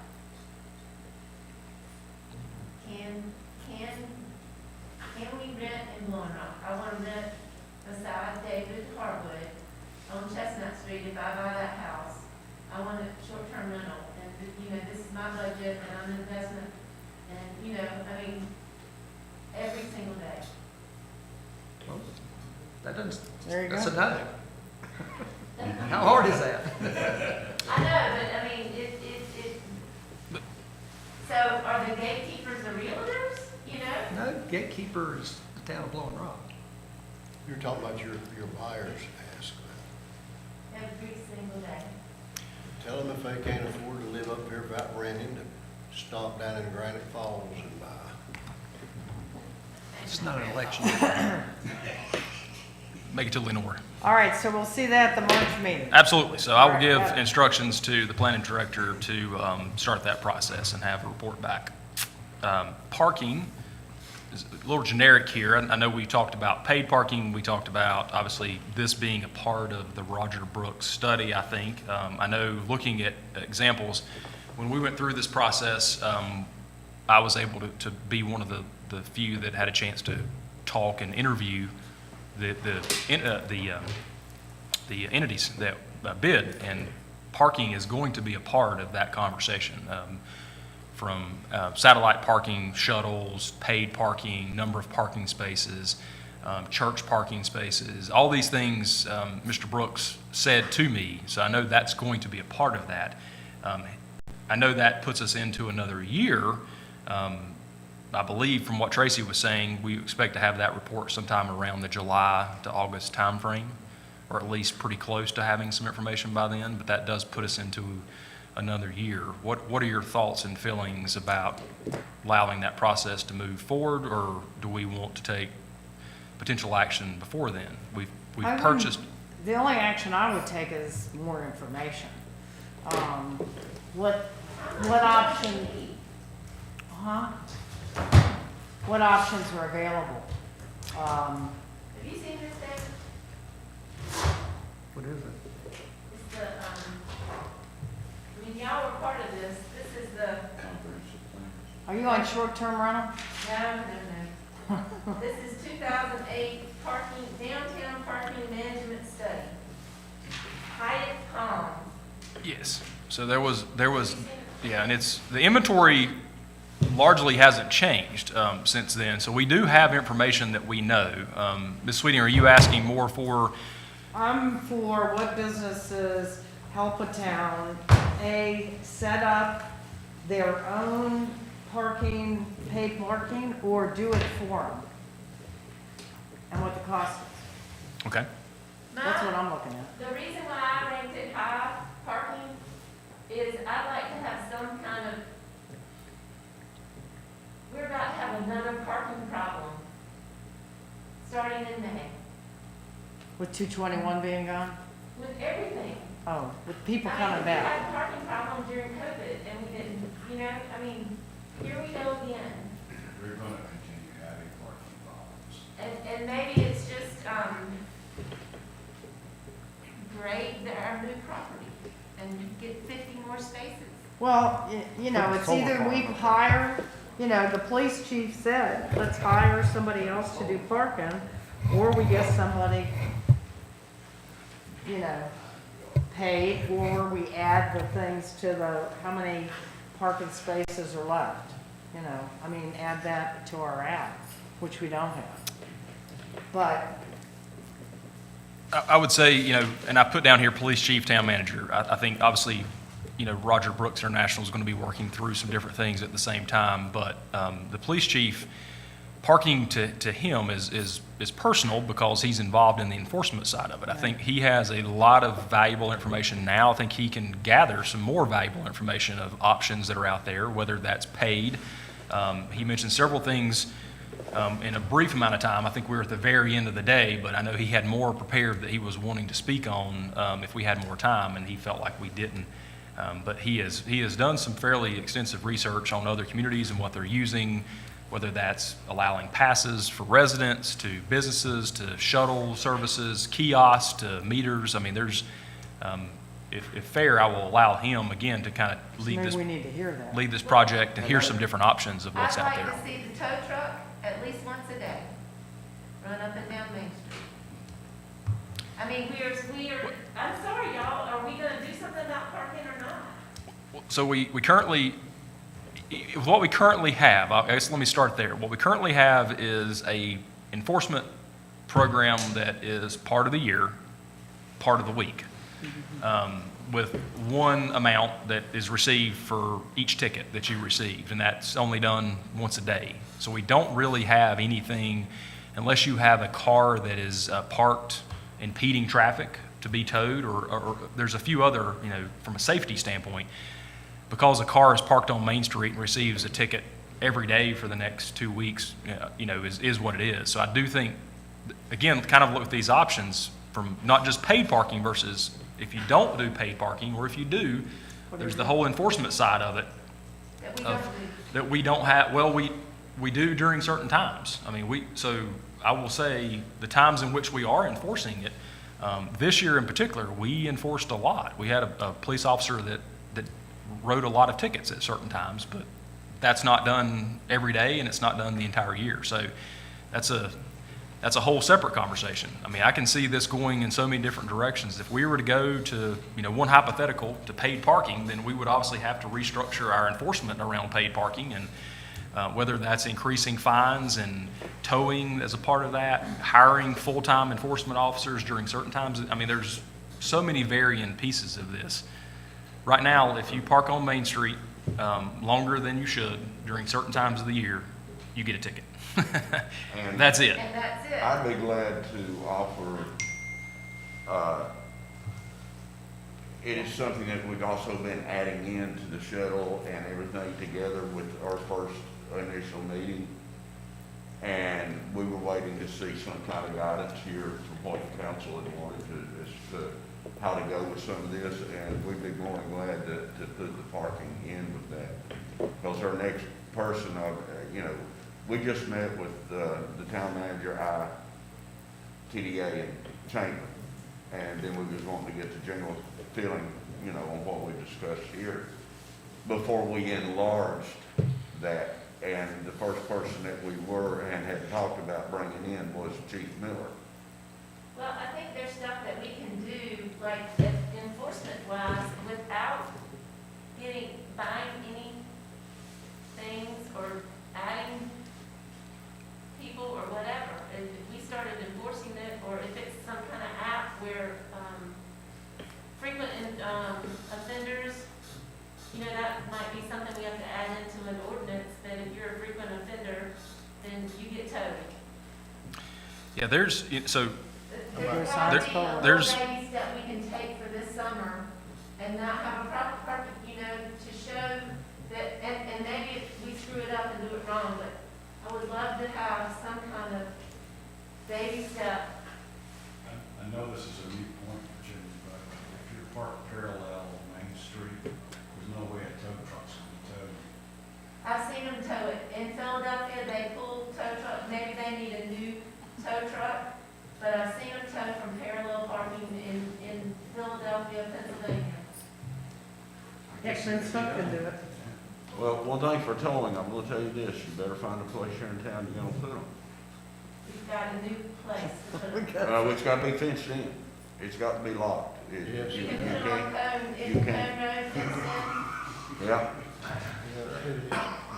And I think we made a mistake. I mean, I'm just saying, we 3 have hour to have a parking. fenced in place, locked in, building a tow Cone truck. road.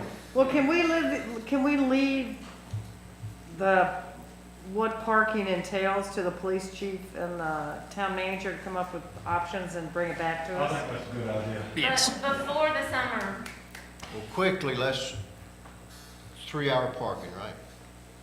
Yes. And Not they start at everywhere. 9. It starts at 9, Currently, so that but gets you to 12. Don't we have a policy that you don't write for, what, 1 or 2 hours at lunch? no. No, I we think don't. we do, I thought we did. Our ticketing enforcement process has changed over the years, depending on availability, et cetera. So that's not a part of that. I believe the history of the town has been from, great enforcement to no enforcement and everything in between. I think what we're going to, I do believe if we want to do some tweaks between now and the time we get more of a formal report, I think the formal report is going to probably entail maybe a number of things, maybe a mixture of parking. I've seen examples of reports that have been done by this entity, and that is a part of that. Not all parking's 3 hours, not all parking's 1 hour.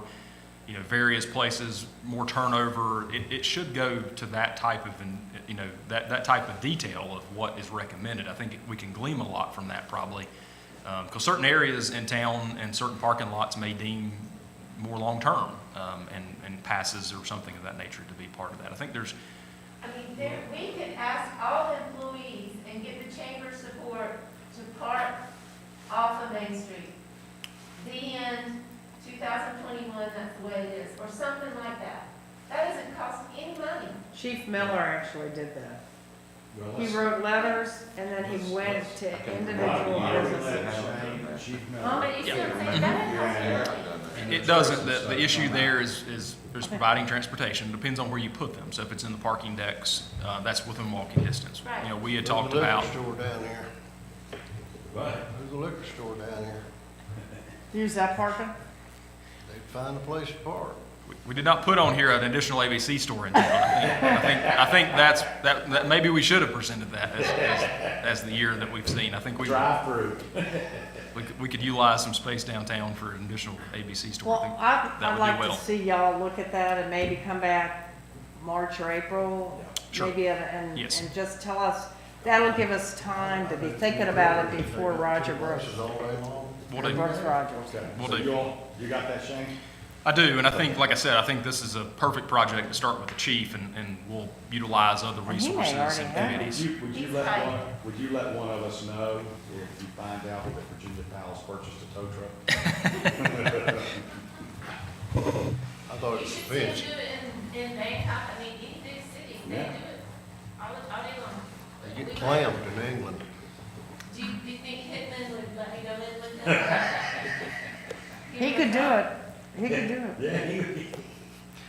Yeah. No comment from Doug, he says. So, North Main sidewalk, I believe I'm correct in saying, obviously, and Nicole's can weigh in quietly, to make sure that you're not turned up. The North Main sidewalk portion, as we talked about with Doug Chapman, would not qualify under the USDA loan, so it would be a separate project if we were to take that on. It doesn't have to be obviously a part of the project. We had discussed it, and the reason it was kind of brought into attention, I guess, was we had brought it up last year. It had made it to our top list of areas we were concerned with, especially with Bass Lake and Middle Fork.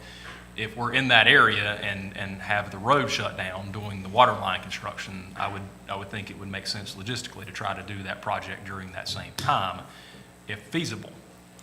The number that was put out there of $900,000 was not a firm number. That's kind of some rough numbers. I believe it's appropriate to have McGill once again, and we're going to keep them busy, put together a more finite scope of that project and get some better cost numbers of what we're looking at. We What's do. our bond amount? We put that up there for sidewalks? Yes, Nicole, what is our sidewalk bond money? Give me just a second to grab that. Put you on the spot.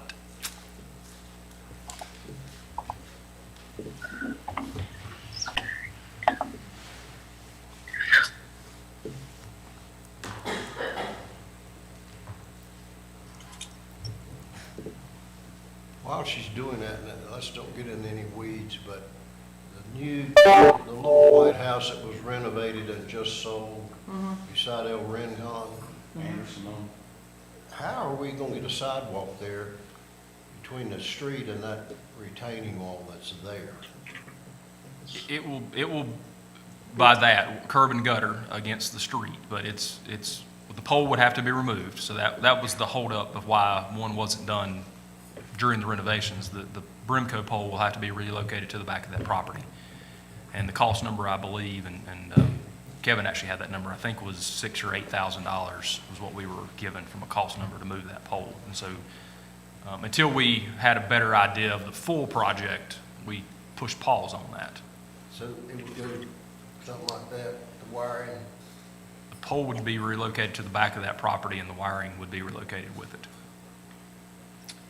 The pole is about half the width of the area there, if you go by there. I know. So we'll have to have that, it will have to be removed. The amount of sidewalk money in the bond is $400,000. That's after taking Bass Lake out. It is, yeah, sorry. I'm so sorry.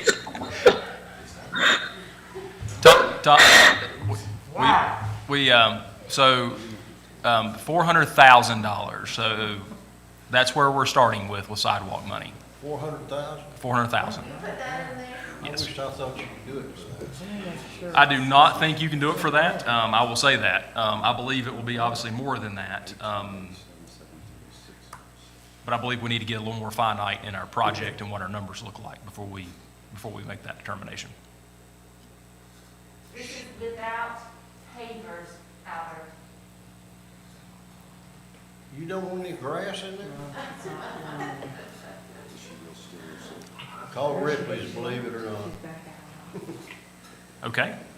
Is that fair? Yeah. So I will handle those aspects I'll let along with you win McGill. that one. You owe me one. Downtown MSD came in at number 11, so it's not high on the list. I guess I would need to gather some guidance. What was presented was probably new to most, and it was some hypotheticals and was looked at in several different aspects, from town center to central business, commercial and residential. This is something that is not currently in place. It is in place in neighboring towns, in Boone and Lenoir. It can be a combination of many things. It is dependent upon, obviously, us, if we were to do that, what that footprint would look like. And then, of course, the biggest question after the footprint would be what rate you would charge. I mean, there's still a great deal here to be determined. We talked about several things that you could utilize MSD for, one obviously being debt service. I think what I heard the most was not the debt service as much as what I heard was from the continued operation increases that we have in the town, trash, bathrooms, et cetera, that seem to be in the same area. Yes, ma'am. Central and general business, our recycling picks up there, right? For everybody or not? Yes, For the businesses? yes. Okay. I've got an issue I'll talk to you about later. Now, Matt is in the wings here. We pick up commercial 3 times, Matt, a week now? 3 times a week. So we are picking up commercial 3 times a week, regular trash. What days are those? Monday, Wednesday, and Friday we pick up commercial. And what's the jig recycling picks up? For everybody, or do they pay extra for that? The businesses? The businesses, so the town will just pick up cardboard, commercial cardboard. We do. Recycling town picks up, and then Republic obviously is contracted for the residential stuff. But not commercial recycling. There's no commercial recycling that Republic does. If the business decides to do that individually with Republic, that's, the town is not involved in that. Our contract with Republic is just for residential recycling, not commercial recycling. But we also added, That's the difference. Yes, but we do pick up cardboard, and that's a fairly large endeavor at times, the cardboard recycling that we pick up, the town picks up. Thank you for clarifying that. Okay, there's not an issue. When do we pick up recycling, or cardboard? Typically Wednesdays. On Wednesdays, yeah. but didn't we increase weekend garbage pickup recently due to the, Main Street. On So Main Street. Main Street's different, so that's a truck picking up, just on Saturday, when? Yeah, typically, we'll start in April and go from April through Thanksgiving. picking up Main Street every weekend. And then on special events or busy weekends, we give Main Street and the park dumpster, and maybe one or two commercials that are, we know we're gonna be busy. That's just, like this weekend with Winterfest, we'll have guys in. But we have increased that because of recently, so it's not been, the season has gotten longer versus, Right. for Yeah, sure. we did it because of the overflow. That's right. Yeah, yeah. And really, I think we started knowing it was a problem when we started having takeout, Rabbit hole. back in I guess, April and May timeframe as we You started. get about 4 takeout containers. We've done Saturday pickups for years. So additional services that are provided to the town center. So when I was mentioning the MSD as being obviously a lot of hypotheticals were thrown out of something that we probably had not talked about, or at least it had been a decade or more since we've talked about it, and it really can go from nowhere to somewhere, and that somewhere can be a various number of things. The footprint obviously would need to be determined. When it went into effect would need to be determined this fiscal year, next fiscal year. It always begins on the first of the fiscal year. Tax rate would need to be determined, and then what services we're paying for would need to be determined. So this is a larger thought process. I went over it on Monday morning, so I know we were kind of early on into that. So So is that something council needs to do, or planning board needs to start the work? Or should we research that? no, it does not have to. I mean, the planning board piece of it's is really non-existent. The ordinance piece of it, but that's already been written. So it's for them.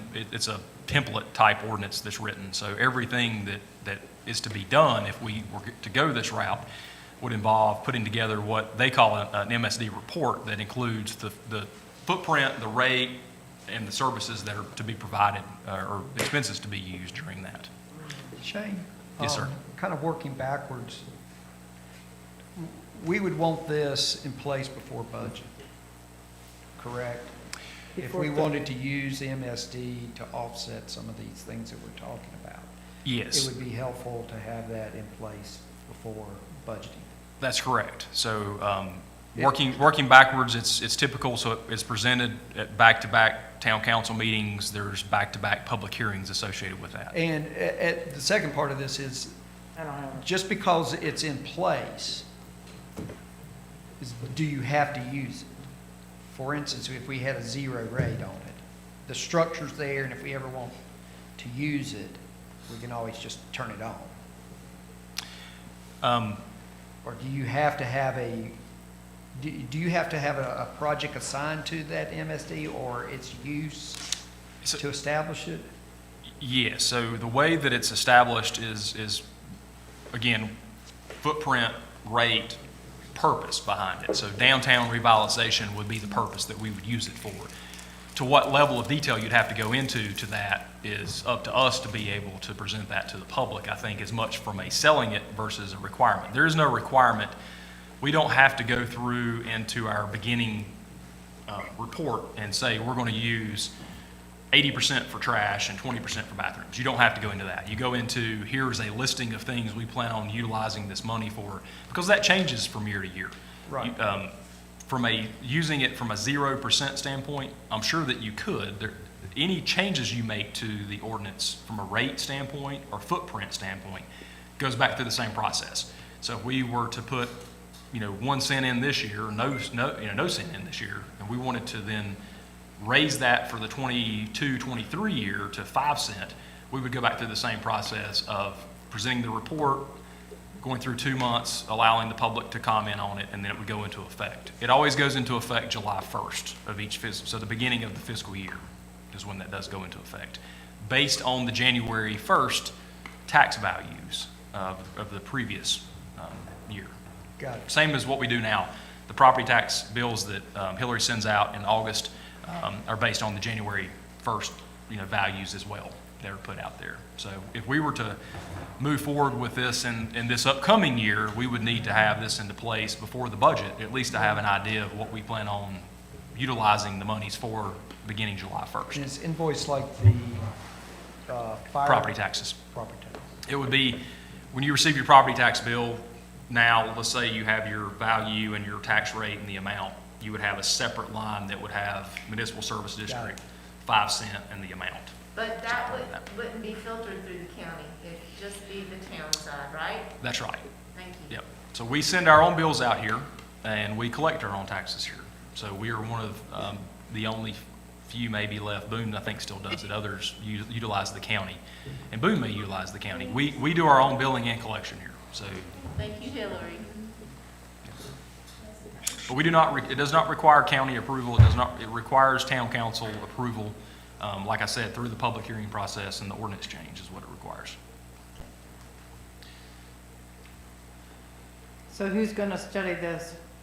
I believe it's appropriate for me to continue to study it. I think I have, and Ms. Norman, of course, from a financial standpoint, you know, what I'm looking for is maybe some recommendations or guidance in what we see ourselves utilizing this for. And that may help drive some of the conversation. Seems like you mentioned the extra trash and town services that are in that zone. I don't know, David, you kind of live there, I'd like to hear what your thoughts are. Well, I think it's the extra impact that downtown has. In my personal opinion, even though we, as I understand it, could run that water and sewer down Main Street through this, I don't think that is, in my opinion, what we should be using it for. That line is more of a system-wide upgrade to me, than the heavier impact of restrooms, trash, police foot patrols, everything that comes with being a downtown versus being a Green Hill or some other part of town. Well, and how would that be different than TDA helping with some of that? Well, I think there's overlap. Yeah. You know, but different revenue sources. And I think the volume that we're facing now has increased while TDA's helped us to some point. You know, it's not specifically to some of what the overflow has cost us. So again, I think some of this was put together, obviously, and presented for the first time, probably to a lot of us, to get to this much of a detail of what this is looking like. It was new to me as I went through the process of doing some research and looking through what was allowed and set up, et cetera. So allow me to move forward with Ms. Norman on what this potentially could look like, work with the chamber as maybe a footprint area of what they feel like would potentially be appropriate. I think that's a good conversation to have with Charles Harden about if we're using this for additional services, operational type of increases, what area makes sense. Like I said, the footprint itself doesn't have to follow any current guidelines, doesn't have to follow town center, doesn't have to follow general business. It can be a combination of all. It can be, It might not be, David. that's right, it can be 3 houses. Commercial zone, like in the, I think we were thinking it'd be town center and central business is kind of yeah, what I heard. yeah. My recommend. Nope, Yep. I'm R6. Okay. Yeah, R10. my recommendation would be just right now, that it would be town center and into central business in certain areas. I think there's other areas of central business that may not make sense, depends on what we're going to offer. So certain areas of central business don't receive the same extra treatments that other areas receive. So I think if you're, Does 321 get extra trash and stuff like that? not to the same extent as Main Street does. But in commercial, and we don't have any distinction between commercial and residential. That's why it's town center. Right, so that's why it's town center within that footprint of Main Street.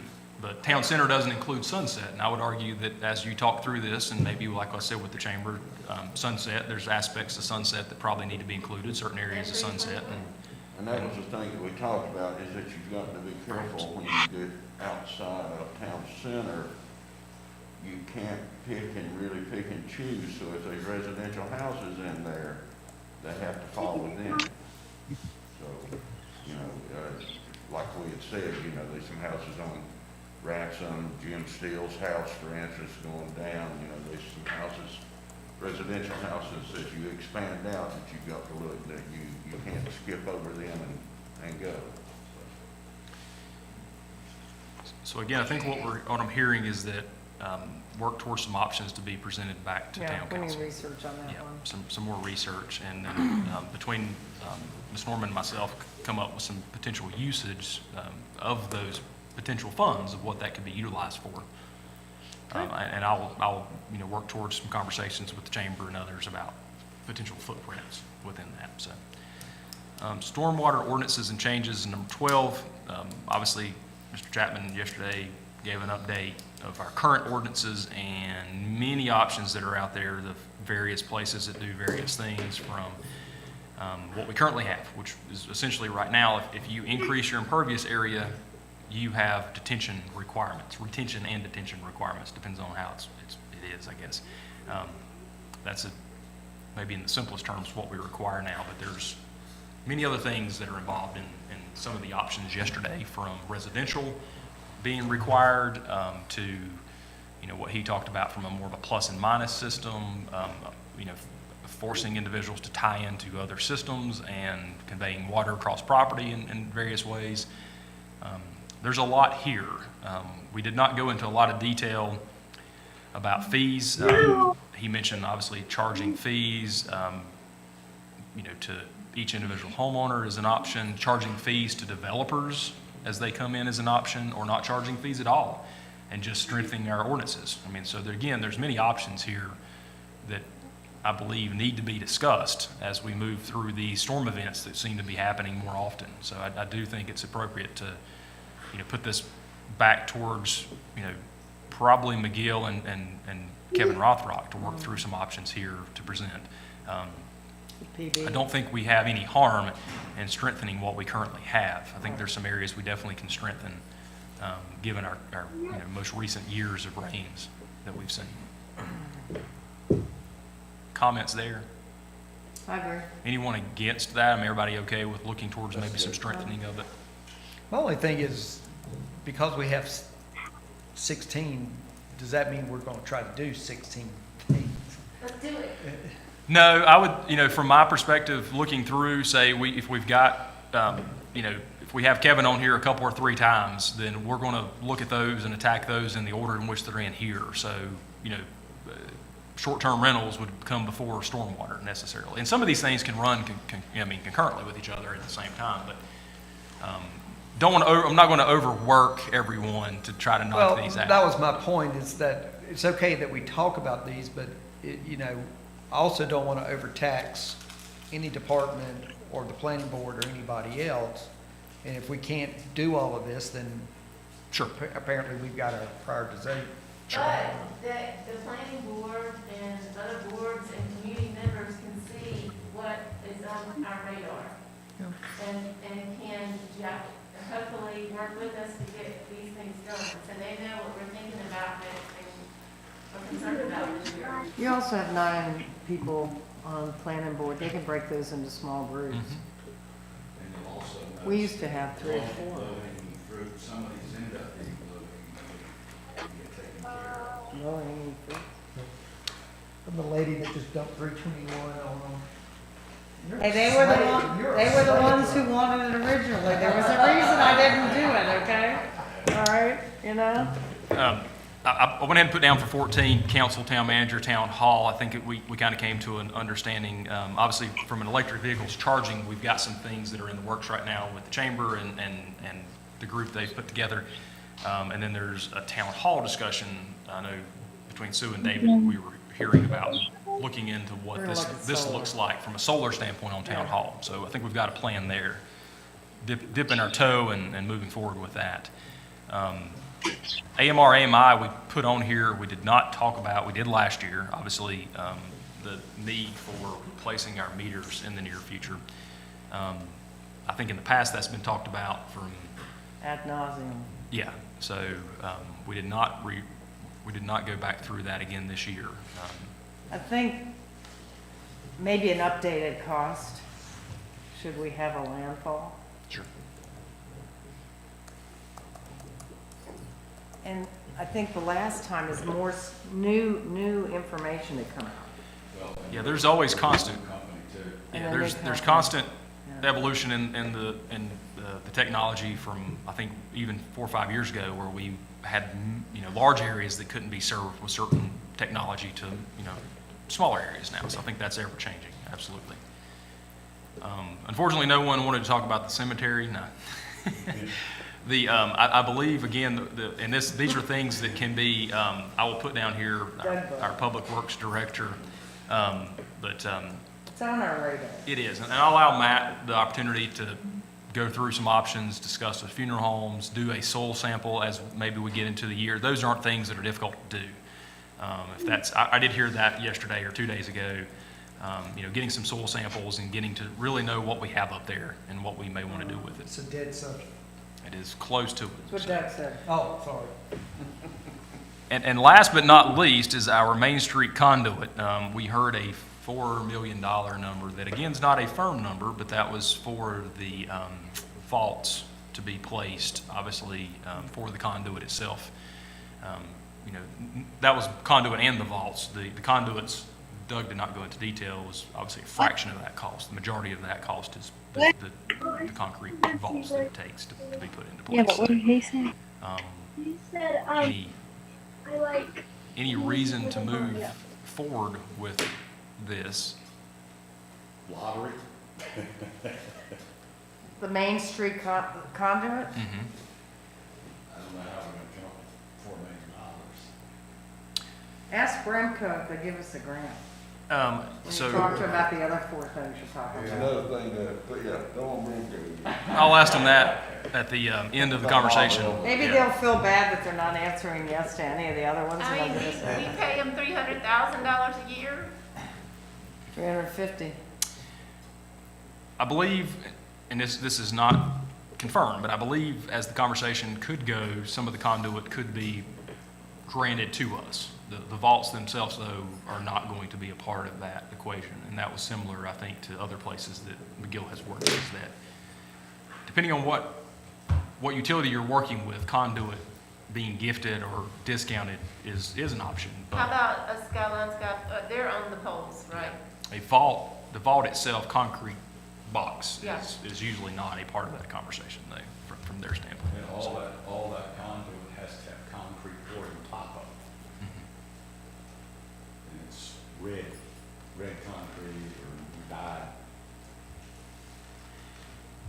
So I will, as Doug is working through these other projects, we'll kind of try to gather some conversations with utilities and see what's out there.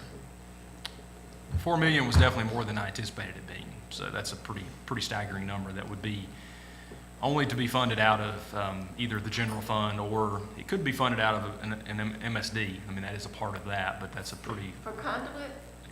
yes, burying power lines, utility lines can be a part of that. But again, that's not actually burying the lines, that's just putting the infrastructure in place to bury the lines. You still have the transformers and the poles. We can ask McGill at some point in the near future to kind of update those numbers. Best numbers we had was a few years ago was $17 million. Well, and, do we have any say-so on like new developments if they, have to put a conduit or not? Mhm. I mean, maybe, not that we have a lot of spaces to do new developments, but maybe you guys would like to see things underground. Any new homes built now Yeah, have to have their lines from Yeah. wherever underground to the That's- so that's- Edge of their property. When I was shaking my head, that's a given on that one. So with our new I wish we developments. did that for Sorry, renovations. we have that in place? It's not us, that's a utility. I believe that's a utility. Brimco bears. Yeah, Brimco does that as part of it. That's part of the cost. So they connect from poles and then they bury it in new To the leader. They'll run up to. at no cost? They're up to 300 feet, is it? Yeah, 400 feet? that's a utility. There's a Pay number. for it, but they don't add it up extra. Right. You pay for it. But that's part of them hooking you to the grid, part of that process. That's not a town process. I didn't realize that. Oh, yeah. And usually they will lay a line in for, cable in the ditch. You ask them to. I think Spectrum gives them the wiring to do that. Yes, they all place it in one ditch. It's What expensive. do you think, guys? Think we did good. Shane? So I would say 16 topics, ranked 1 through 16. How many hours? What's that? How many hours? 9, 16, yeah, 22 or so hours, 23. 16 and 22. Actually working? No. I would like to think that department heads, and McGill, obviously, for putting together these presentations and this list of topics. I felt as if each one did a tremendous job in presenting each one of these as being needs from a town's perspective, from each one of their departments' perspective. And so I'd like to say thank you to them for taking the time to put these presentations together. Thought each one was done in great skill and taste, obviously, with the outcome being important subjects to be talked about. 1 hour and 23 minutes per subject. Which is pretty good. Which is pretty good. It is, yeah. Thanks, Hillary. We spent for more taking time on good care of others. us. And yeah, and my last thing is say thank you to Hillary between all of the other things, breakfast, lunch, printouts, handouts, emails, minutes. I'm losing other stuff. And taxes while you're still working and answering phone calls and emails. Well, Hillary hadn't done anything in the last hour, I'll tell you that right now. She's been afraid to move in the last hour. Well, guys, thank you so very much. Thank you you. for the citizens that tuned in. And thank you, Shane, all the department heads, Hillary, Nicole, gosh, you can't name all of them. Just thank you to all of you. Thomas, Thomas, our audio visual. Evan, John, Jennifer, Nicole, Holly, Tammy. And Thomas started losing points today with the speaker issue, so. Each time that happened, We love him. David, Do I have a motion to I'm gonna adjourn? call Do I have a HCOG second? tomorrow or this week and see if they have any Okay. direction This that they retreat. can give us We do adjourn. on.